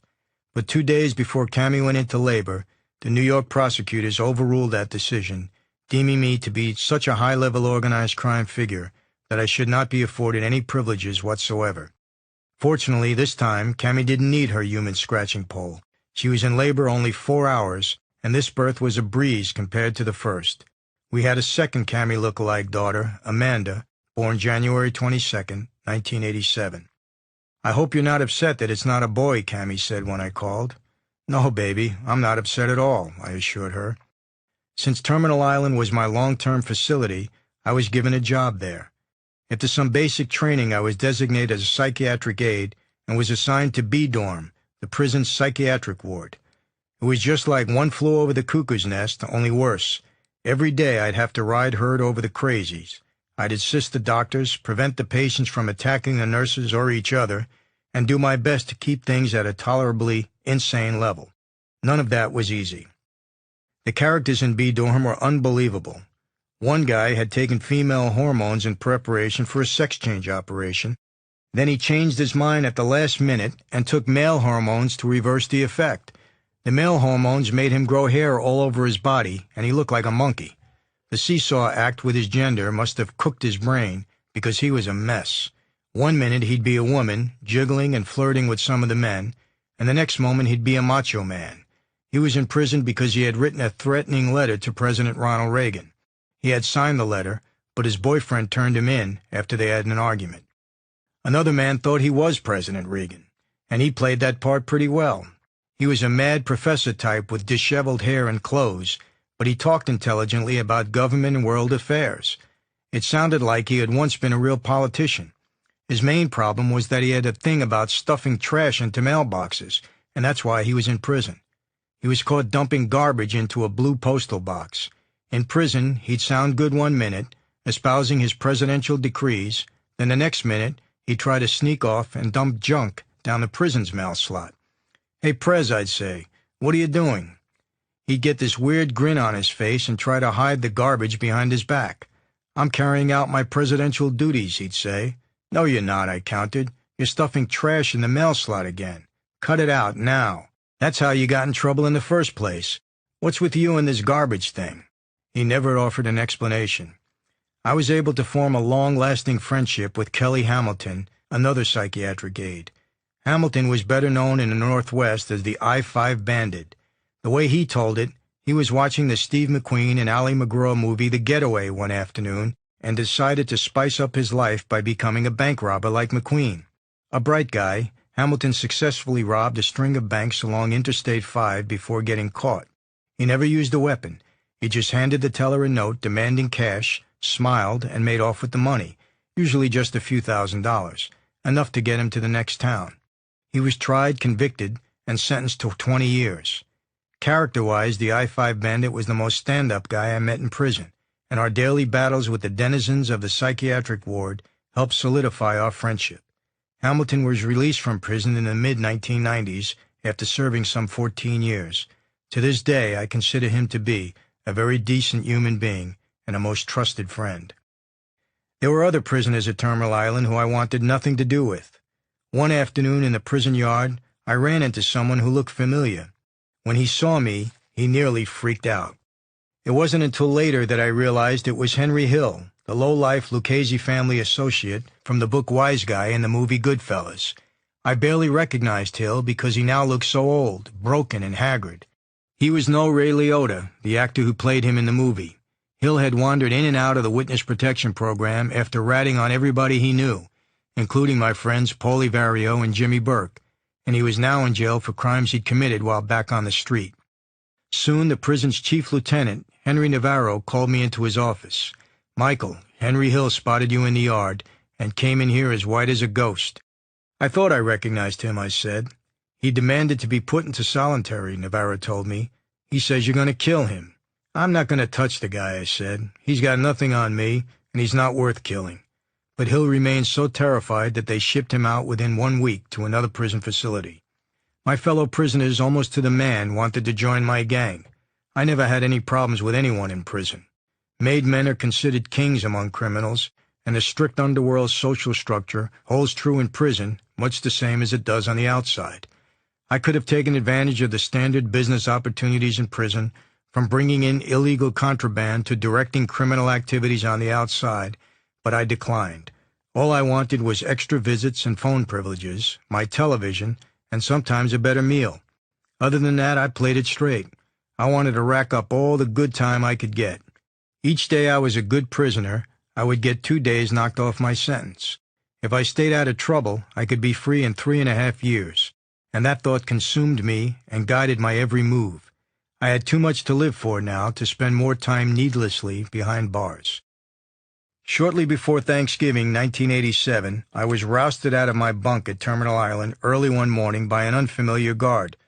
"Wake up," the corrections officer demanded. "Pack your things. You're leaving." I instinctively glanced at my watch. It was just before 3 a.m. This was not a good sign. "Why?" I asked. "You're on the list, Franzese," the man said, showing me a sheet of official-looking paperwork. I knew that statement was probably the full extent of the guard's knowledge. Everyone had his job in the rigidly organized prison. The answers that morning would have to emerge in bits and pieces as I was processed through the system. It took a surprisingly long time to pack, and I marveled at how much I had accumulated in my one-room home. The guard kept rushing me, but I gathered my possessions at my own pace. A shaving kit, soap, notebooks, legal paperwork, photographs, letters and cards from Cammie, a few items of clothing, and my books, Fatal Vision, Iacocca, Born Again by President Nixon's former special counsel Chuck Colson, who served time on a Watergate-related charge, and some escapist novels by Sidney Sheldon and Jackie Collins. I was escorted through the dark prison and taken to the receiving and discharging room. "What's going on?" I asked the officer there. "You're being transferred," he said. "Where?" The man looked at me, paused, and flashed a sympathetic expression. "Marion, Illinois." I recoiled. Marion means nothing to most people, and few could even find it on the map. But every two-bit burglar knows the significance of that place.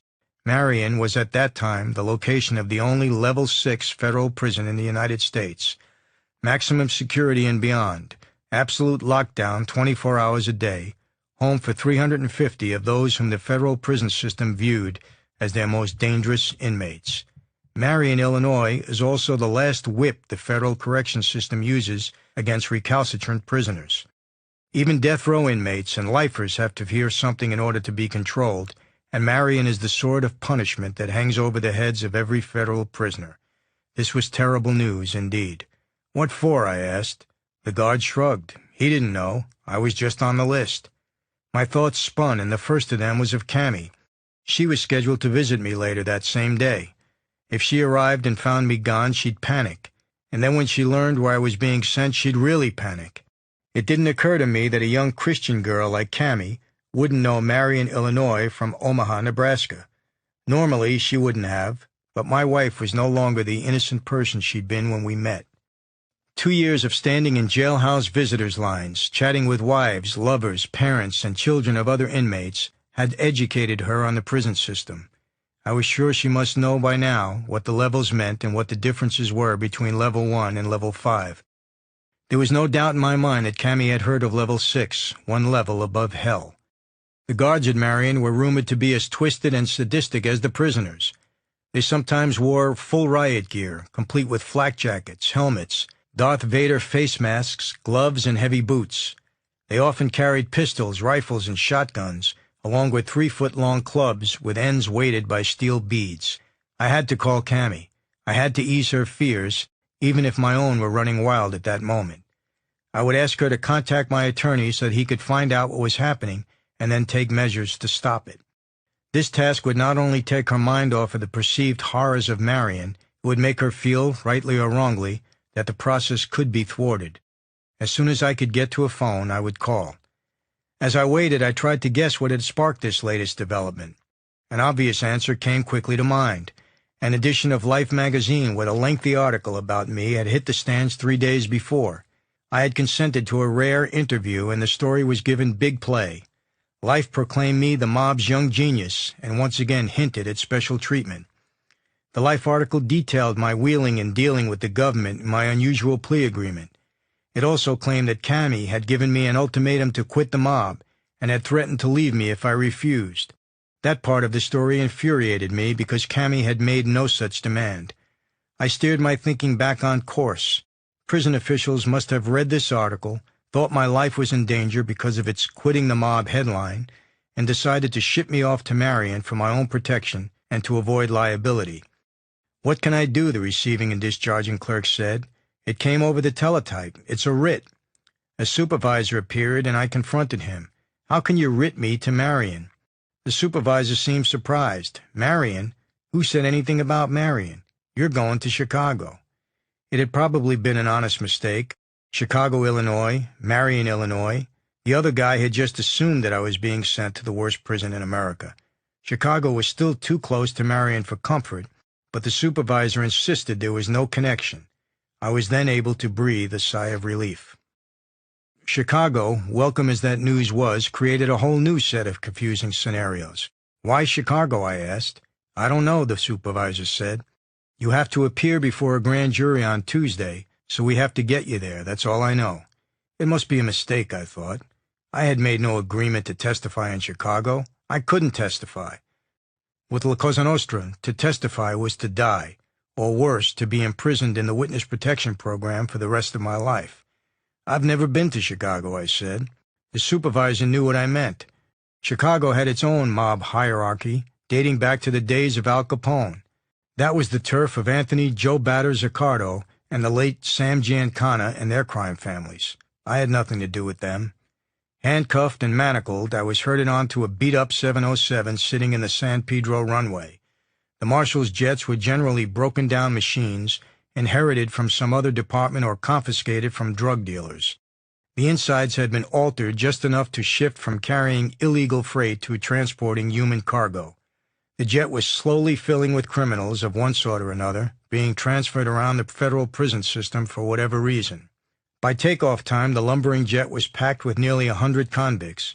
Most of them quietly accepted their fate. A few, however, those who didn't quite know their fate, those who knew their fate and didn't like it, or those who were afraid of flying, had to be dragged onto the aircraft, screaming in anger or terror. As the battered 707 lifted off, the anguished wails of those prisoners acted to drown out the disquieting creaks of the old jet's fuselage and engines. In a strange way, that eased the minds of the other prisoners. Screaming was somehow better than rattling motors. The mob's young genius, I thought. The billionaire La Cosa Nostra prince, ushering in a new age of smooth, white-collar crime. People were reading those sentiments in Life magazine at that very moment. And there I was, getting splashed with rancid sewage on a convict airlines flight to nowhere. Bruce Kelton was the former assistant chief of the Los Angeles Organized Crime Strike Force. In the world of attorneys, experience in a specialized government field gives prosecutors valuable training that enables them to do an about-face in the private sector. State prosecutors skilled at convicting thieves, rapists, and murderers become defense attorneys and work to free wealthy thieves, rapists, and murderers. Federal prosecutors learn how to free federal criminals. Drug task force prosecutors learn how to best defend drug kingpins. IRS attorneys learn how to defend against IRS investigations. I reached Kelton now just before midnight at his Los Angeles home. Cammy had called him late Friday afternoon. With the week quickly winding down, he had been unable to learn more than the Terminal Island supervisor. There was a writ and some hoped-for grand jury testimony, but the subject remained a mystery. He told me to hang tight, and he'd stay on the case. The corrections officer began barking orders to end all the telephone conversations, and the prisoners in line grumbled. I ignored the guards, talked for another 30 seconds, and then hung up. The worst was yet to come. On Monday, Kelton was able to trace the writ to Howard Pearl, a federal prosecutor in Chicago. Kelton knew Pearl from his strike force days and called him. Pearl, knowing he was speaking with a former strike force prosecutor, didn't bother with coyness. He told Kelton they wanted me to testify in a Norby Walters case. Pearl didn't have to explain what this case was about. Norby Walters was a one-time bar owner, entertainment manager, and booking agent. By then he had become a successful sports agent. He was a longtime friend and music business partner of Dad's, and he partied with other top mobsters at various bars and nightclubs. Walters was flamboyant, gregarious, and quick to entertain friends and strangers with an endless supply of war stories culled from a lifetime of colorful activities. One of his favorite stories was how he got his name. Born Norby Meyer, Norby and his brother Walter opened a jazz club in Brooklyn in 1953 called Norby and Walters Bel Air. The ampersand on the club's neon sign burned out, and the brothers didn't bother replacing it, so everyone began referring to the club as Norby Walters. Quick to jump on a good thing, Norby changed his name to Norby Walters, and his brother likewise changed his name to Walter Walters. Norby Walters' biggest claim to fame was managing or booking superstar black recording acts through his successful agency, Norby Walters Associates. His main associate was his silent partner, my father. They set up the agency in 1968 and were 50-50 partners. Norby acquired a notable list of clients, including Janet Jackson, Rick James, Dionne Warwick, Lionel Richie, the Commodores, the Spinners, the Four Tops, Cameo, Miles Davis, Luther Vandross, Patti LaBelle, Kool and the Gang, The New Edition, and Ben Vereen. Although he was a Jew, Walters had a special talent for communicating with blacks. He could slap hands, talk and walk jive, and blend in with his clients. He was quick to provide his stars with seed money to help launch their careers, and this endeared him to them. Walter's latest venture had been to buy his way into the sports agency business. It was a perfect target, lucrative and totally unpoliced. Anyone with a smooth tongue or some ready cash could convince a disadvantaged athlete to let him be his agent. Once the talent was signed, the agent could cut himself in for a 5% share of a professional sports contract that might total as much as $20 million. Better yet, there was little skill or knowledge needed for this work beyond recruiting the athletes. The top players' agents set the market each year, depending on how high a player was drafted by the professional teams. All that the other agents had to do was wait until the veteran agents set the year's price range, then sit back and catch the rain of dollars that resulted. Walters teamed up with Lloyd Bloom, a crusty young man with a thick New York accent and a smattering of sports connections. Bloom had been a bouncer at New York's Studio 54 nightclub, once a hot celebrity party favorite. Even though the pair had personalities that clashed like snake oil and ammonia, Walters and Bloom threw in together and formed World Sports and Entertainment, Inc. In 1985, they set out to become big-time sports agents. Not long after the company's creation, I became a partner in the operation. Aware of the huge contracts being awarded to professional athletes, I felt that it was a solid investment. And what better way would there be to feed the family's gambling and bookmaking operations than to be in direct control of the careers of college and professional athletes? Cammie's brother Dino acted as the bagman for the delivery of my initial investment and took a grocery sack stuffed with cash to Walter's office in the Brill Building on Broadway in Manhattan, the former office of music biz power broker Morris Levy, the mob associate my father had chased away from Buddha Records 2 decades earlier. For a time, it was money well spent. Business boomed, and within 3 years, Walter and Bloom had signed 43 top athletes. Among their catchers were such big-name professional football players as Ron Woodson of the Pittsburgh Steelers, Tim McGee of the Cincinnati Bengals, Reggie Rogers of the Detroit Lions, Brent Fullwood of the Green Bay Packers, Tony Woods of the Seattle Seahawks, Terrence Flagler of the San Francisco 49ers, Ronnie Harmon of the Buffalo Bills, and Paul Palmer of the Dallas Cowboys. During the recruiting process, Walter talked such fluent jive that many of the black athletes who spoke with him over the phone thought the New York Jew was black. And that was no small feat. One athlete told Sports Illustrated that Walters affected a walk complete with a juke in his step, like a hip black man. It wasn't all walk and talk. Walters bragged about introducing the athletes to all the famous music superstars he knew. He sent several of them on trips to New York and Los Angeles, where they mingled wide-eyed with the stars. He even took Palmer, a Heisman Trophy candidate, to the Grammy Awards ceremonies. The trouble was, according to prosecutors, the National Collegiate Athletic Association, Sports Illustrated, and the targeted athletes, Walters and Bloom went after sports stars the same way Walters had gone after entertainers. They showered the prospects with cash, a total of $800,000 worth, according to Bloom, to get their attention. After that, it was easy to get their signatures on the dotted lines of post-dated contracts. This last measure was taken to skirt the law and preserve the athletes' amateur status until they completed their college eligibility. Bankrolling a prospect was perfectly legal when dealing with a hot new singer down at the local club, but it was illegal when dealing with college athletes. To complicate matters, whenever Walters and Bloom would hit a snag, they invariably brought in some muscle. In the early music days, my father had provided this muscle. His appearance at a meeting was usually all it took for Walters to iron out contractual difficulties, keep an unhappy act from jumping ship, or keep the entertainers' noses out of the books. After my father was imprisoned and I was made, I replaced my father as Walters' muscle. When Dionne Warwick wanted to cut her ties to Walters in 1982, he called me. I hopped on a jet to Los Angeles, met him, and the two of us went directly to the Sunset Boulevard office of Joe Grant, Warwick's manager. After a few minutes listening to Walters talk his jive, and of Grant explaining that Warwick sought the more prestigious agency, I took over. I asked Walters to leave so that Joe and I could chat alone. "I don't like what I'm hearing," I explained. "I want you to do me a favor. Stay with Norby another 6 months. Then if you still have complaints, we'll talk about it again." Warwick stayed with Walters.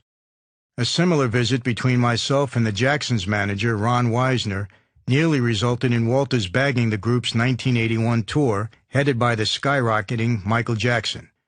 An unrelated snag killed that deal, allowing another booking firm to take over. I was also called in to lay down the law to the manager of the New Edition when that supergroup wanted to dump Walters. Since such activities are commonplace in the mob-saturated entertainment industry, our activities drew little attention. The same couldn't be said for the undeniably corrupt, but less visibly so, world of big-time college sports. The feds got wind of Walters' new sports agency venture, tapped Bloom's telephone, and turned up a bonanza. They taped Bloom threatening to have his mob pals, presumably me, break the valuable arms and legs of a few college football stars who figured they could take the money and then pull a double-cross on Walters by signing with another agent. Other athletes told the National Football League Players Association they had received similar threats from Walters. The Packers' Fullwood took it one step further. He testified before a Chicago grand jury that Bloom had threatened to kill his agent, George Kicklighter. In the midst of all these threats, which Walters and Bloom steadfastly denied, Kathy Clements, an associate of Chicago sports agent Steve Zucker, was roughed up in her Chicago office by two hoods wearing ski masks and gloves. Clements, wife of former Notre Dame quarterback Tom Clements, had squabbled with Bloom over Zucker taking 3 of World Sports and Entertainment's clients. The Fed suspected that Walters, Bloom, and their muscle man, me again, were responsible for Clements' beating and intensified their investigation. Then an incredible thing happened. In March of 1987, Walters had the gall to file a suit against some of his former clients for breach of contract. Contracts that were illegally post-dated and gained through illegal cash payments, which he now wanted repaid. Then he followed this strange action by telling the Atlanta Constitution that the players had wronged him by taking his money. This bizarre act was similar to someone calling the police to report that an acquaintance has robbed him of his cocaine stash.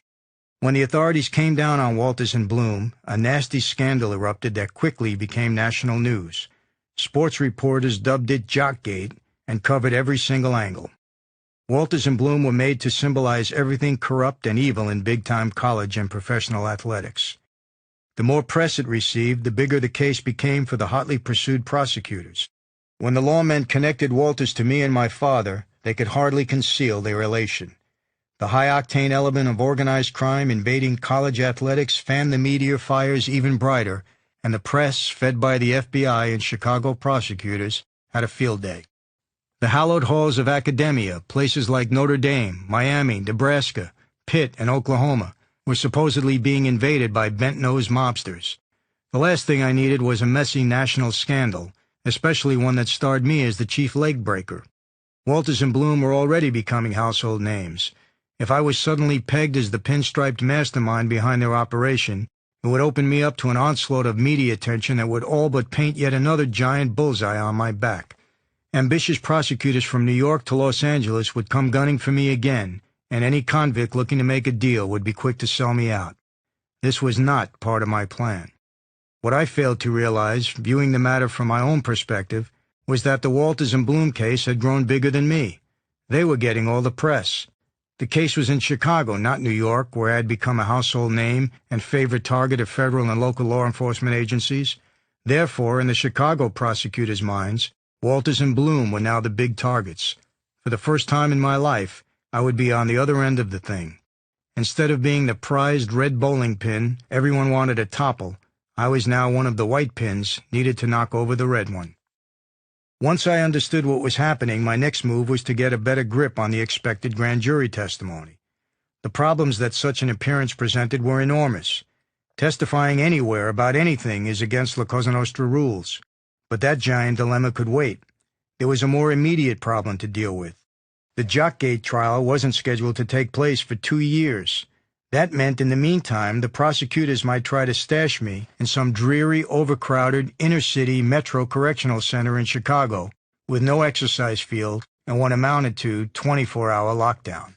I wanted no part of that, and it certainly hadn't been part of my plea agreement. No way, Bruce Kelton told Prosecutor Howard Pearl. He went on to explain that I was already steaming about getting stuck in El Reno during the Cuban riots. I would simply play my ace and take the fifth. Pearl hinted that such a posture could lead to my indictment in the case and could also result in a contempt of court charge. If cited for contempt, I'd be held in a Chicago prison for up to 3 years with no credit toward finishing my federal term. Kelton explained that we were not shutting the door. We just wanted to establish some ground rules before we officially opened communications with him.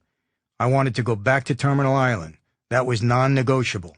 Pearl would then be invited to pay me a visit and explain exactly what he wanted. We would discuss it and take it from there. Pearl agreed. Everything had been worked out in Chicago and Los Angeles. Pearl and FBI agent George Randolph flew to California during the normally slack work week between Christmas and New Year's. That action spoke volumes about the importance of the Norby Walters case.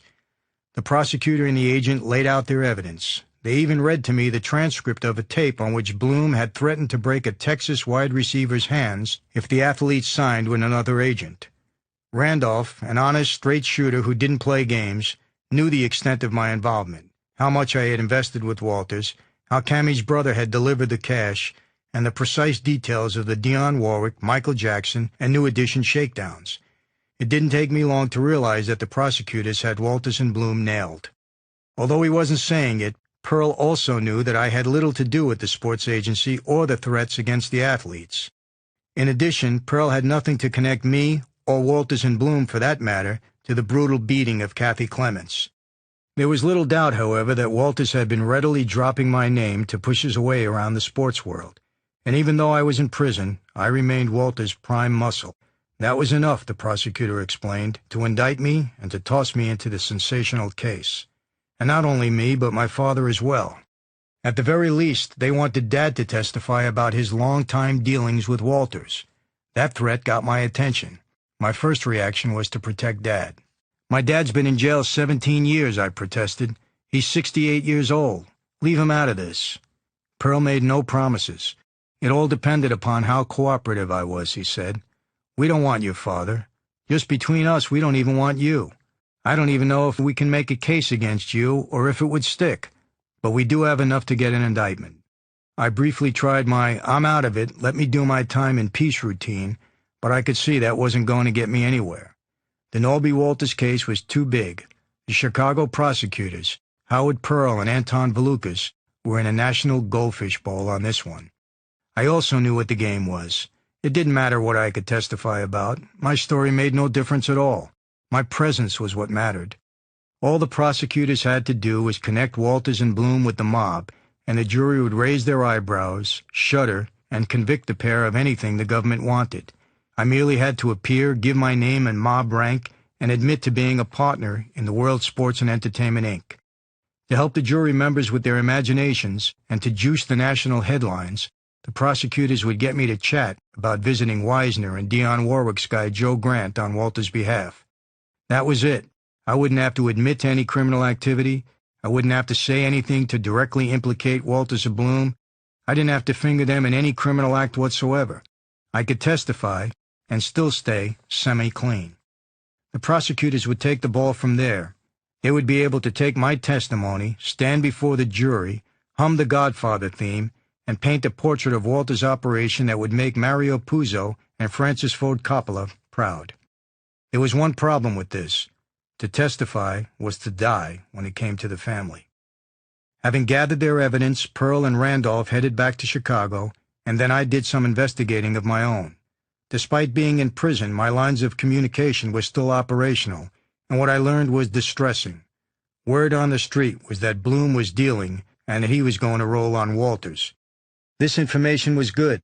A year later, Sports Illustrated reported that Bloom had made a deal with state prosecutors in Tuscaloosa, Alabama, to testify against Walters in a separate but related case involving a University of Alabama basketball player. If Walters was convicted, Bloom would receive some light sentence, like washing police cars for a week. That was the final straw for me. It was apparent that the Chicago prosecutors had Walters and Bloom where they wanted them. Everything they told me was true. They had the documents, the wiretaps, and the dirty athletes to prove their case, and it was getting too much media attention for them to allow Walters and Bloom to slip away. If the case continued to its logical end, it would not only grow, but also start sucking others down into the muck. I knew what I had to do. A one-line order, complete with the official Colombo stamp, was promptly dispatched to Walters. Take a plea, end it for all of us. At the time, Walters could have walked away with 18 months, Bloom less, and he wouldn't have had to turn. Both could have been paroled in 3 to 6 months, but Walters refused. Tell Michael they got nothing, he responded. I ain't taking no plea. Tell Michael not to worry, I can beat it. Just tell him not to testify. Then a second, more urgent message was sent to Walters through the mob courier system. Michael strongly suggests that you take a plea. End this. Walters refused again. I was infuriated. Walters had benefited from his mob associations his entire life. He used the mob when it helped him and denied it when it hurt. Now he was disobeying a direct order and putting family members at risk. The Norby Walters mess was hurting my own future.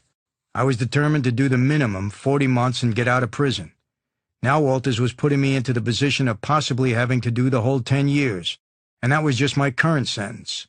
If I was dropped into the fetid Jockgate stew, I could have another decade or so tacked on, all to save Norby Walters from doing 6 months soft time in a case he was going to be convicted in anyway. I'm not doing one extra day for Norby Walters, I vowed, but that vow meant doing the inconceivable, testifying. The trouble was that the inconceivable clashed with the unthinkable, being locked in a prison cell away from Cammy for up to 17 more years. I'll answer truthfully, no lies, I told Kelton, just the honest truth. Norby is an associate of the family, I'm his partner, I don't know what Norby did, I never met a single athlete, I met Lloyd Bloom one time, I never heard of Kathy Clements, I was in jail when all this happened, end of story. There, I had started the ball rolling toward the inconceivable. Now what would happen? I had more than a year to sit in my cell and contemplate my pending testimony. Messages filtered in from other mob associates about my decision. I was reminded about my oath never to reveal or acknowledge La Cosa Nostra. Yet at the famous La Cosa Nostra Commission trials in New York, the heads of the 5 families had acknowledged its existence, so that section of the oath appeared to no longer apply. I thought about the oath, the blood oath I had sealed 12 years before. It seemed exciting back then, a secret brotherhood based upon honor and integrity. I had repeated the ominous words and became a made man like my father. As I lay on my prison bed now, Thomas DeBella's words echoed through my mind in disjointed segments. If your mother is dying and you are at her bedside and the boss calls, you leave your mother. If you are ordered to kill, even your best friend, even your father, you do it. No questions. If you fail, you will be killed. They were harsh words, but such power was supposed to be tempered with a strong sense of even-handedness and uncompromising honor. Those who obey will be protected. Those who disobey will be killed. But it hadn't worked like that. Those who obeyed were sometimes killed, and those who disobeyed often escaped unharmed. Politics, money, and power weighed heavily on serious family matters that should have been determined by the honorable code, hidden in the oath we all swore to. I hadn't failed the oath, I reasoned, however conveniently. The oath had failed me. It had destroyed my father and my mother, brothers and sisters, and now it was trying to destroy me and my family. And even if someone obeyed, if someone followed the oath without yielding, what good was it? My father had blindly followed. He never bent. He was the ultimate mob soldier, and what good had it done him? He had been framed for a crime he knew nothing about. For 20 years he had rotted in jail, and he still faced 30 more where those came from. Some had said that the mob set my father up in the first place. Maybe the enemy wasn't the prosecutors and the FBI, but the mob itself. And still he kept quiet. For 10, then 20 years in prison. He was the Iron Man, a man of rare honor and integrity. Everybody deserted him, but still he didn't testify. He accepted no plea bargain, no deals, no nothing. He had also not received any lasting parole, just 50 years in prison. And who cared? Who cared about Sonny Franzese rotting in some Virginia prison? And now I was supposed to follow in my father's footsteps? And Norby had disobeyed. Norby broke the code by refusing a direct order to take a plea. Norby wasn't thinking of the good of the family. Norby didn't care if someone had to do an extra 7 or 70 years. He was trying to save himself from a 6-month sentence. And besides, as much as I loved her, my mother's opinions didn't carry much weight with me anymore. They had been supplanted by my feelings for another Franzese woman, Cammy Franzese, and Cammy needed me out of prison. In March of 1989, 2 marshals came to Terminal Island, handcuffed me, and clamped leg irons on me. They then chauffeured me to Los Angeles International Airport for the trip to Chicago. Stopping at the terminal, they ordered me out of the car. "I'm not going out like this," I protested, nodding toward the leg irons. "You must be out of your mind." "We can't do that," the lead marshal said. "I'm not shuffling 2 miles through a crowded airport chained like a slave," I protested. "You can turn around and take me right back to Terminal Island." The marshal huddled for a few minutes. "Okay, we'll take them off. But if you try to make a run for it, remember we've got guns." "Give me a break," I said, not happy with the humiliation. "Just get these stupid things off me." The trial of Norby Walters and Lloyd Bloom was a star-studded affair played out before a courtroom mobbed with reporters. The media conglomeration at the U.S. District Court in Chicago was a strange mix. The hard news reporters were there, covering it as a news story. The sports press was there, covering it as a major sports scandal and reveling in the parade of big-time sports stars who took the stand and testified about wads of dirty money and threats of broken legs, arms, and hands. The long-haired rock press also fought for seats, dispatching reports to Rolling Stone, Billboard, Variety, Cashbox, and other music magazines about the music biz angle. They perked up when the Jacksons and Dionne Warwick's people, Wisner and Grant, testified about my visits. In the midst of all this sensational testimony, I took the stand and hushed the courtroom audience with my mere introduction. Michael Franzese, capo in the Colombo crime family. Few of the spectators, even among the hard-bitten journalists, had ever seen a real-live La Cosa Nostra captain up close, and I can feel the jury hanging on every word as I went through my lines. I talked for 90 minutes on direct and another 60 on cross-examination about my partnership with World Sports and Entertainment, my father's involvement with Walters, and my visits with Grant and Wisner. I was the connection that would juice the headlines in the newspapers and magazines. I was the link from the mob to both sports and rock and roll. As the prosecutors predicted, what I said didn't matter, not even with the media. They were able to fill in the blanks. The show closed after 5 weeks. The jury huddled and threw the book at Walters and Bloom. They were convicted of conspiracy, racketeering conspiracy, conspiracy to commit mail fraud, wire fraud, and extortion. The judge sentenced Walters to 5 years and Bloom to 3. As it turned out, Walters never served 1 day in prison. His sentence was later reduced to probation. Bloom was murdered, gangland style, at his home in Malibu, California, before ever serving a day in prison. His murder was believed to be the result of a drug deal gone bad. After the whole affair was over, I returned to Terminal Island, and a few weeks later, I was released. I was sure it was all over, and that I could now look forward to the future. At last, I was a free man, and I can get on with my new life. Notwithstanding this public declaration of my faith, the months following my release from prison were extremely difficult for both Cammy and me. I had testified in a high-profile case, and in doing so had openly admitted to my membership in the mob. This placed me under a serious cloud. I was freed and allowed to go to Los Angeles to live, but I would have to live under the threat of death. Cammy lived in constant fear that the next time I went out the door, I wouldn't be coming back. I told her not to worry and that I would be fine, but she couldn't be sure. After all, I had been wrong before, and we were often warned by the FBI that my life was in danger.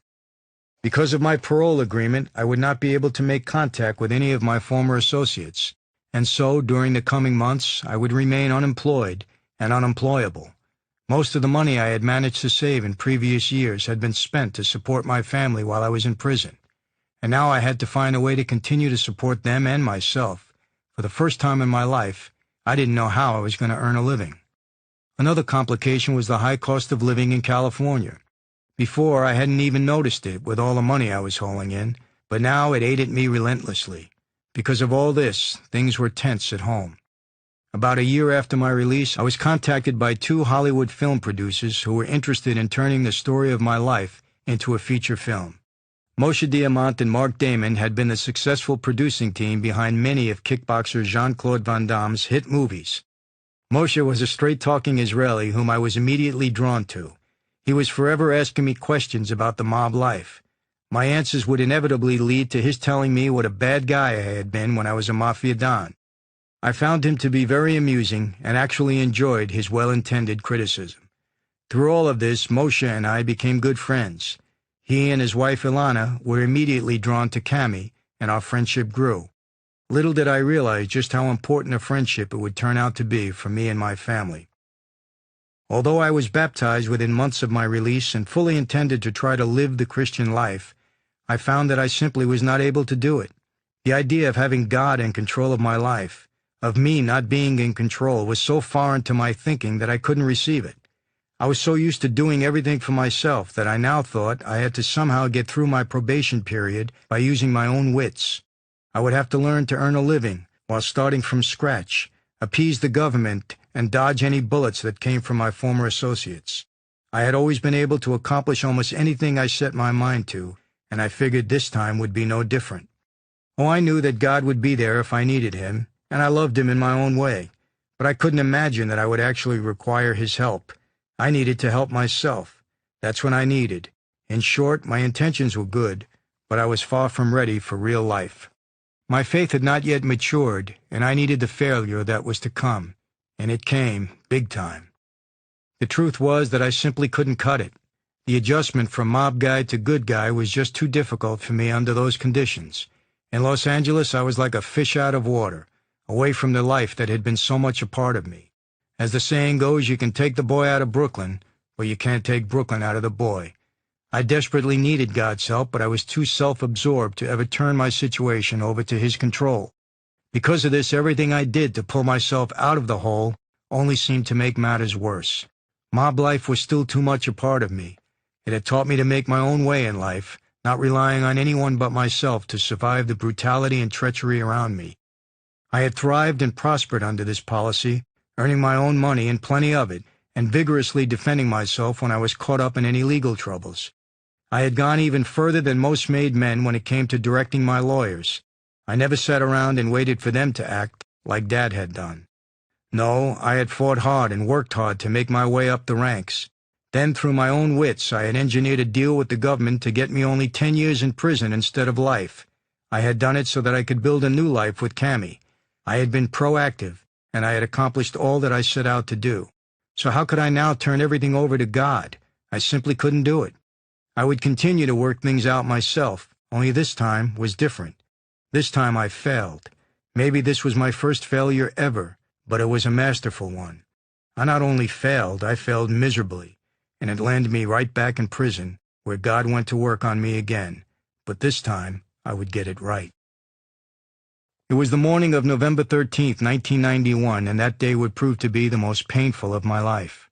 Early that morning, I had spoken with my probation officer from my home. He asked me where I would be for the next few hours because, he said, he would need to call me back later in the day to discuss certain matters. I told him I would be going to the bank for about half an hour, then I would return home and wait for his call.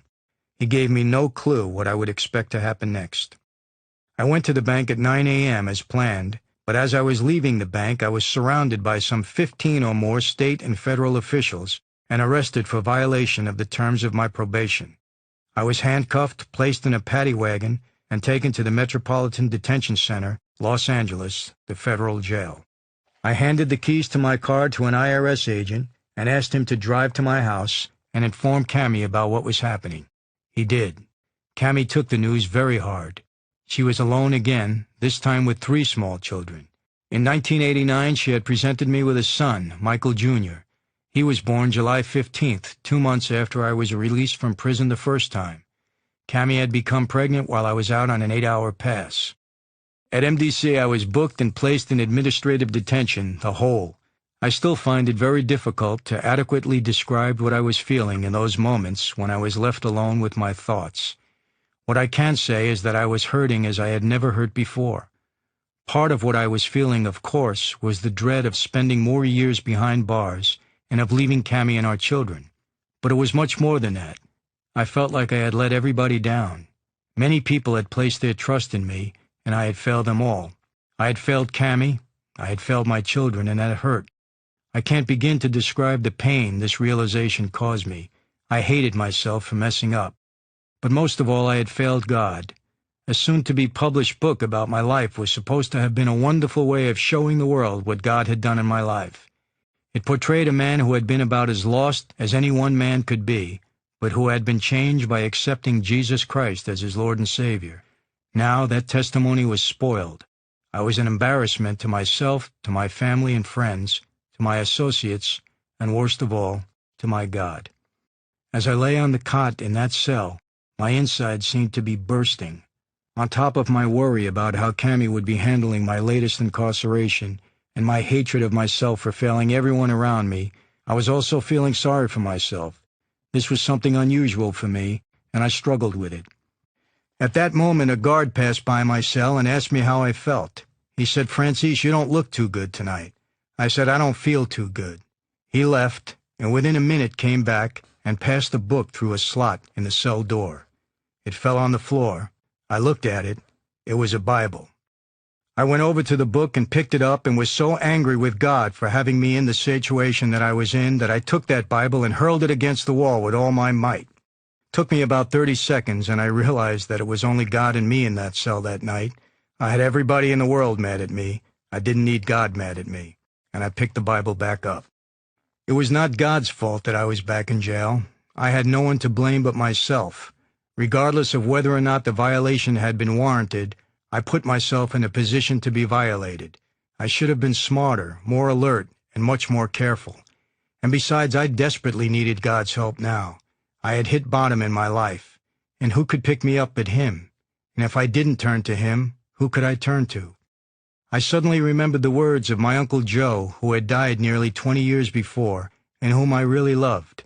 A hard-drinking 40-year veteran of the Merchant Marines, Uncle Joe had often told me, "Never feel sorry for yourself. Sympathy is a word you find in a dictionary. Look for it there one time, and don't ever look for it again. Feeling sorry for yourself makes you weak." I had known instinctively that Uncle Joe was right, and until this point in my life I had never been guilty of feeling sorry for myself. Now, I vowed, I would never feel sorry for myself again. Once again composed, I picked up the Bible where it had bounced off the wall and landed on the floor, and began to read it desperately and to pray to God as never before. I had never read the book of Proverbs before, and the first verse I saw was Proverbs 16:7, which says, "When a man's ways are pleasing to the Lord, even his enemies are at peace with him." And I had nothing but enemies that night, and for some reason God touched my heart in a way that He had never touched me before. He assured me that He was with me in whatever I faced, and that He would never abandon me. I asked Him to forgive me for having blamed Him, however briefly, for what had happened, and I knew at that moment that I had been forgiven. I realized now that I could never have embarrassed God, never. Overlooking sin was what His grace was all about. Those who made a habit of knocking Christianity because of the behavior of some believers were missing the point. God knew that His children would fail. He knows better than anyone that we are all sinners. Some fall harder than others, but we all fall. Some fall publicly, while others fall in private, but we all fall. It was a very long night, and I'm not sure that I appreciated the great good it was doing me as I was experiencing it. In retrospect, I can say that it was a night crucial to the maturing of my faith. I came to realize that God, who holds all things in His hands, had allowed me to return to jail for a reason, and I sensed that in time I would understand the reason or reasons.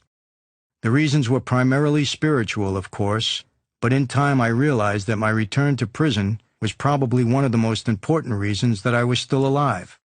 Judge Nickerson, in sentencing me to 4 more years in prison, out of a possible 5 allowed by law, had probably saved my life.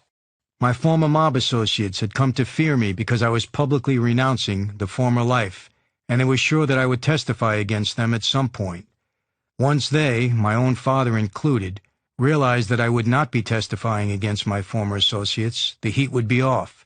But it took 35 months I served in prison this second time, most of it in 24-hour lockdown to cool things off. Whatever the case, I believe it was the Lord's doing. That first night was just the beginning of my intensive reading of the Bible over the coming months. I had read it before, but now I had read it and reread it and read it some more, and what I read began to make a lot of sense to me. I found the stories about Jesus' life recorded in the Bible to be powerful and convincing. I had learned through experience that the most effective type of evidence a prosecutor could produce was eyewitness testimony. That was the reason that police officers worked so hard to develop informants. Although many new types of electronic surveillance, DNA evidence, and other breakthroughs in forensic science had changed the face of investigation and trial proceedings, still, nothing can prove a crime better than a real person who had witnessed it. I noticed that 4 strong witnesses had written the life story of Jesus, 4 men as varied in their temperaments as they had been in their names: Matthew, Mark, Luke, and John. Still, these 4 men had been able to corroborate each other's testimony in case after case after case. That was powerful and credible evidence that could have stood up in any court of law. Some 2,000 years had gone by now, and no one had been able to refute the teachings of the Bible. And there was so much more which I have detailed in the pages of Blood Covenant. As I expanded my search for truth, the evidence just kept piling up. Comparing the evidence in support of the Bible to that which was offered to substantiate the validity of other faiths, my research left me with only one conclusion. From the history of creation as told in Genesis to the mystery of eternity revealed in Revelation, the evidence proved beyond any and all doubt that the Bible was truly the Word of God. I was thankful that I had opened my heart to receive that truth, and that truth was setting me free. During this final incarceration, I did time in FCI Englewood, Colorado, FCI Sheridan, Oregon, FCI Lompoc, California, and the L.A. County Jail. While I was in L.A. County, I was housed in a maximum security area, along with the Menendez brothers, who were convicted of killing their parents. It was the same cell block in which O.J. Simpson was later housed. I was able to witness to the Menendez brothers, since my own faith had grown enough that I could now share it with others. Even though the opportunity for me to witness to these men was a welcome diversion from the dreary jail routine, the time seemed to pass intolerably slow. Every second seemed like hours, and every day like weeks. Cammie and I both struggled with the separation. One day I was walking in the prison yard when suddenly it seemed to me that my worst fears were about to become reality. A voice was heard over the loudspeakers summoning me to the warden's office, and such a summons was rarely good news. Was the FBI waiting in the warden's office to pick me up? Was I going down again? A lump formed in my throat as I walked the distance to the warden's office, as if to the gallows. The whole way I was calling out to God in my spirit. My prayer that day was very simple: help me. Franzese, I could almost hear the warden say. FBI here to see you. And that would be it. I'd be done at that point. I'd spend the rest of my life in prison. No more Cammie, no more children. It would be all over. Was it God's will for me to finally get what I deserved? I had gained eternity through His grace, but would I now have to pay a lifetime of punishment for being part of La Cosa Nostra? My heart sank as I took the final steps towards the warden's office and opened the door. As I had suspected, there were FBI agents in the office waiting for me that day. They were from headquarters in Washington, D.C. My heart sank further, but I was confused when I walked in because I couldn't see any handcuffs. Still, as the men introduced themselves, I was dying inside. Then I realized that their faces did not have the usual sternness of men coming to take me away, and what they were saying was nothing to be upset about. "Hi, Mike," one of the agents said pleasantly. "We're here to ask a favor. The NBA, Major League Baseball, NHL, and NFL are cooperating to produce a video that will deliver an anti-gambling message to the players and personnel of the various leagues. We'd like you to get involved. What do you think?" Oh, I was happy to hear those words. In my heart, I was saying, "Thank you, Jesus. You do have a plan for my life." I couldn't have known it in that moment, but the video would lead to my first public speaking engagements and would prepare me to present my testimony to believers and non-believers alike. The Lord was laying the foundation from which He would use me in the future. Had my entire life in the mob been a preparation for God's service? Did He really intend to use all of that bad for His good? So it seemed. As the days passed, however, and it got closer to my release date, I must admit that I was still pretty nervous. I was still terribly nervous on the morning of my release. Cammie and the kids were there bright and early to pick me up, but I kept thinking that something bad was going to happen. I saw them standing outside the gates waiting as I walked through the yard for the last time and received my fellow inmates' goodbyes. The men were happy for me and sad for themselves, sad that it wasn't them leaving. When I finally got to receiving and discharging, I was a bundle of nerves. I was looking all around to see where the feds were waiting, and at the same time I was praying that they wouldn't be there. Then I was outside, and suddenly I was in the arms of my beloved wife and children. What utter joy! But still the conflicting emotions that had assailed me would not let me go. "Hurry," I said to everyone. "Let's get in the car. Let's go. Let's get out of here quickly." I could think of nothing else. I just had to get away. As we sped away, I turned and looked one last time at the men in the yard. I could see them, but they looked different now. They were behind a fence, and I felt so sorry for them in that moment that I hated to leave them behind. But I was free. My thoughts ran wild with praise. "God, I thank you. As undeserving and unworthy as I am, you have blessed me yet again. Now I just want to live to please you." Prison had been good for me, and I was a much better man for it. I had come through it as a much more dedicated and serious believer. This former Mafia captain had really become a soldier in the army of the Lord Jesus. For the second time in 5 years, I had to attempt to rebuild my life after having served a fairly lengthy prison sentence. Once again, I was released on parole. In light of my mob association, past history, and high profile, my parole officer, a lady, politely told me I could expect no favors while on parole. "Obey the rules, don't ask for anything, finish your supervision and get on with your life," she told me on my first visit. She was aware of just how disastrous my last attempt at parole had been, and she didn't want a repeat performance, not on her watch. In reality, she was doing me a favor. This time, I was able to lay low. The feds didn't have it in for me like they may have had the first time around. And as for my old mob pals, they had their own troubles to deal with. Most of my former mob associates were either dead or in prison for the rest of their lives, and I hadn't testified against any of them or put any of them there. There seemed to be no immediate reason for them to seek retribution. Oh, there were still some ruffled feathers. After all, I had violated the oath and then some, and that would not be forgotten. Not ever. No, they would wait for me to slip up, go back to my old ways, make a run for the presumed buried gasoline money, be in the wrong place at the wrong time. Or maybe, just maybe, God took care of all of that for me. I gave that problem to God, and He'll decide when it's time for me to enter eternity. All I can do is be ready when He calls me home, but I also realized that it would be helpful not to move back to Brooklyn. In 1997, I was formally released from parole. No more state or federal supervision. I was a free man at last. It was time to get on with my life. I had made some very nice acquaintances while on parole, people who had given me an opportunity to earn a living. My old Israeli buddy, Moshe Diamant, welcomed me home with open arms, and within days introduced me to Howard and Karen Baldwin. The husband and wife team owned the NHL Pittsburgh Penguins and also had a major film production company that was located on the Universal Studios lot adjacent to Steven Spielberg's Amblin Entertainment offices.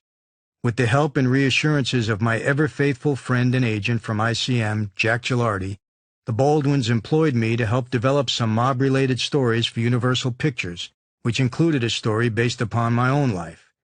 I worked with the Baldwins for 1 year, and not only enjoyed a nice working relationship with them, but Cammie and I also developed a meaningful friendship with the couple as well. They're two very gracious people. I'm forever grateful to them for affording this former mob boss an opportunity when I was really in need. On an interesting side note, I was sitting in my office one day when I received a call from Jack Gilardi. He had received a call from a fellow talent agent who represented a producer by the name of David Chase.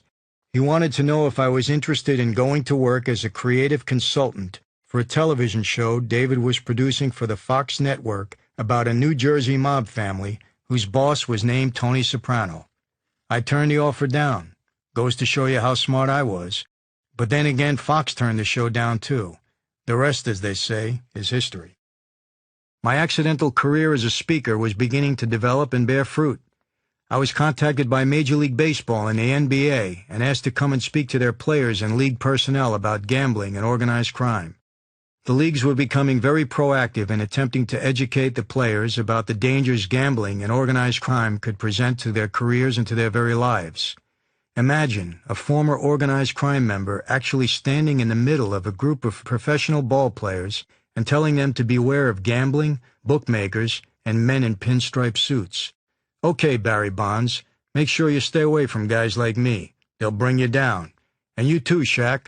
Watch out for that bookmaker. He can put a real blemish on that otherwise untarnished image. There is truly a dark side to an athlete's involvement with gamblers and organized crime figures, and I knew it firsthand. There was the Norby Walters Lloyd Bloom fiasco, and much, much more that I could tell these players about. Even though I had never done anything like this before, I agreed to go and speak. Inviting me was a bold move on the parts of the heads of security for both leagues and the NCAA, which also participated in the program. They were agreeing to bring in a genuine, notorious mob capo into the midst of their league's most prized assets. It was a risk, a huge gamble with a potentially devastating downside. What if I wasn't on the level about this transformation thing from mob guy to good guy? Just let me get the ear of one athlete. Oh, what I could have done. But I believe it was apparent to them that I now served a different boss.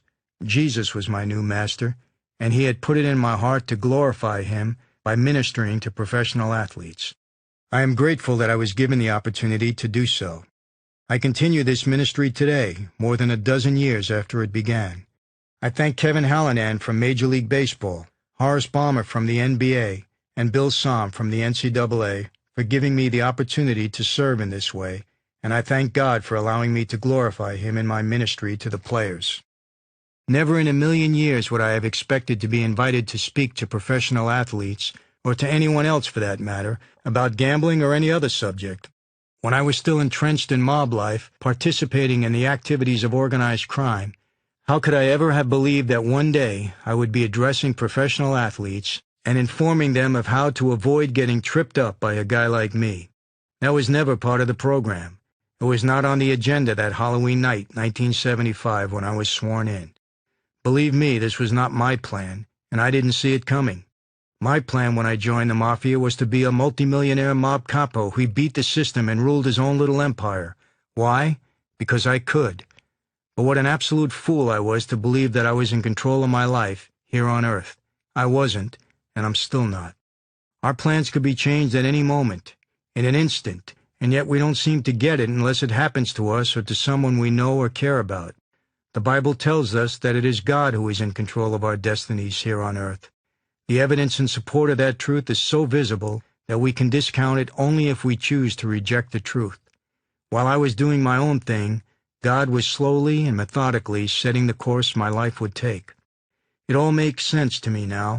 Growing up, idolizing my dad, leaving college to become a member of the Colombo family, taking the oath, experiencing the violence and treachery, all the trials, searching for evidence, the conflict with Dad in the driveway, walking into a possible death trap, falling in love with Cammie, my meeting with Pastor Myron Taylor, taking a plea, going to prison, being baptized, discovering the Bible, and then the evidence, the unmistakable, irrefutable evidence. Why hadn't God forsaken me? Why did he turn it all around? Why did he save my life and my soul? It was his plan for my life, not my own. I was in control of nothing. I can see it all now, very clearly. Thank you, Lord. He did, however, allow me to make a decision that forever affected the one plan I did have control of, the plan for my eternity. The story of my life can be thought of as a parable, a story Jesus would tell when he wanted to simplify a message he was attempting to deliver to his disciples. The message in my parable is simple. It's not read my lips or it's the economy, stupid. No, this message is all about your salvation. It's about where you will spend eternity. Nothing in your entire existence should matter more to you than the answer to that question. Eternity. Jesus himself tells us in John 5:28 and 29, "Do not be amazed by this, for a time is coming when all who are in the graves will hear his voice and come out. Those who have done good will rise to live, and those who have done evil will rise to be condemned." He was saying that every man, woman, and child will have to face eternity, some with him to live, and some without him to be condemned. It's real, people, as real as the blood-stained hands of a one-time Mafia prince. To those of you who are not yet believers, this is for you. I don't judge you or condemn you for your current beliefs. God tells us that no man has the right to judge what is in another's heart. Remember, I was one of you, and I assure you that I was no better person than anyone who has read this book or who is listening now, and probably a lot worse than most. I'll make him an offer he can't refuse. It's one of the most famous movie lines ever spoken. Vito Corleone, the man who spoke those words in The Godfather, was subtly referring to the power the Godfather had to force someone to accept his offer, like it or not. You can be certain that the offer being made was not for the benefit of its recipient, but rather for that of the mobster or his mob family. I am very familiar with the mob's persuasive power. When I was in the life, I took advantage of that power when I needed to. Our Creator has likewise made us an offer that none of us should refuse. He has offered to all of us the gift of eternal life, not by the way of force, but by way of simply accepting His Son, Jesus Christ, into our hearts. Unlike the Godfather, God the Father makes us an offer that will benefit our lives, both here on earth and for all of eternity. Today, I'm making an offer to all of you who have not yet come to know your Savior, and also to all those believers who still might have some doubts about the Christian faith. Take the time to intellectually examine the claim that Jesus Christ truly is the Son of God, and that the Holy Bible truly is the Word of God. Examine the evidence in support of these claims, and I guarantee that you will arrive at only one conclusion, a conclusion that will leave you wondering why you didn't accept God's offer long ago. Be blessed. Your friend Michael. Thank you for listening to this audio recording of Blood Covenant by Michael Franzese. This book was read by Michael Franzese. Please visit ChristianAudio.com to offer your impressions of this work and to explore additional titles.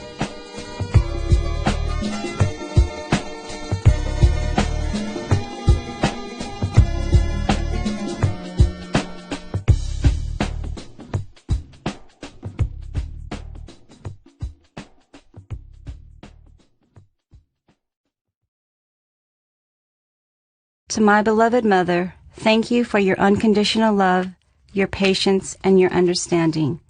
You were my very best friend. At times, I feel so lost without you. Your voice remains a constant echo in my ear throughout my day. I can hear you encouraging me to always be the woman that God wants me to be. I miss you more than you could ever know. The seeds that you planted are growing so abundantly, you would be overjoyed. You were right about Michael, Mom. You had the vision long ago. Thank you for your faithfulness, your endless prayers, and for planting a seed in my heart when I was a little girl. I pray that I could be like you, Mother, a woman after God's own heart. You were the woman in Proverbs, the wife of noble character. I will cherish the memories of our lives together until my last breath. To my father, thank you for caring for me as much as you do, Dad. I know you love me, and I will always love you. Thank you for being such a wonderful and caring grandfather to all of your grandchildren. They all adore you. I know how much you miss Mom, and I will always do my best to care for you and to comfort your aching heart. For me, always, your Scumpy. To my beautiful children, thank you for inspiring me to be the best mother I can be. Mikal, Amanda, and Michael Jr., thank you for carrying me through all the years we spent alone. My darling Julia, thank you for being our Thanksgiving gift from God for bringing Daddy home to us. You are all amazing gifts from God, and I am blessed to be your mother. I am always here for you. You are all my heart. To my dearest husband, thank you for all your wisdom, strength, and amazing courage in the face of all the obstacles you had to overcome. Thank you for always putting your family first. Thank you for allowing God to use you in such a meaningful way, all for His glory. You always have been and always will be my hero, honey. Thank you for loving me. I love you more than mere words can express. Forever, my love. Thank you for listening to this audio recording of Blood Covenant by Michael Franzese. This book was read by Michael Franzese. Audible hopes you have enjoyed this program.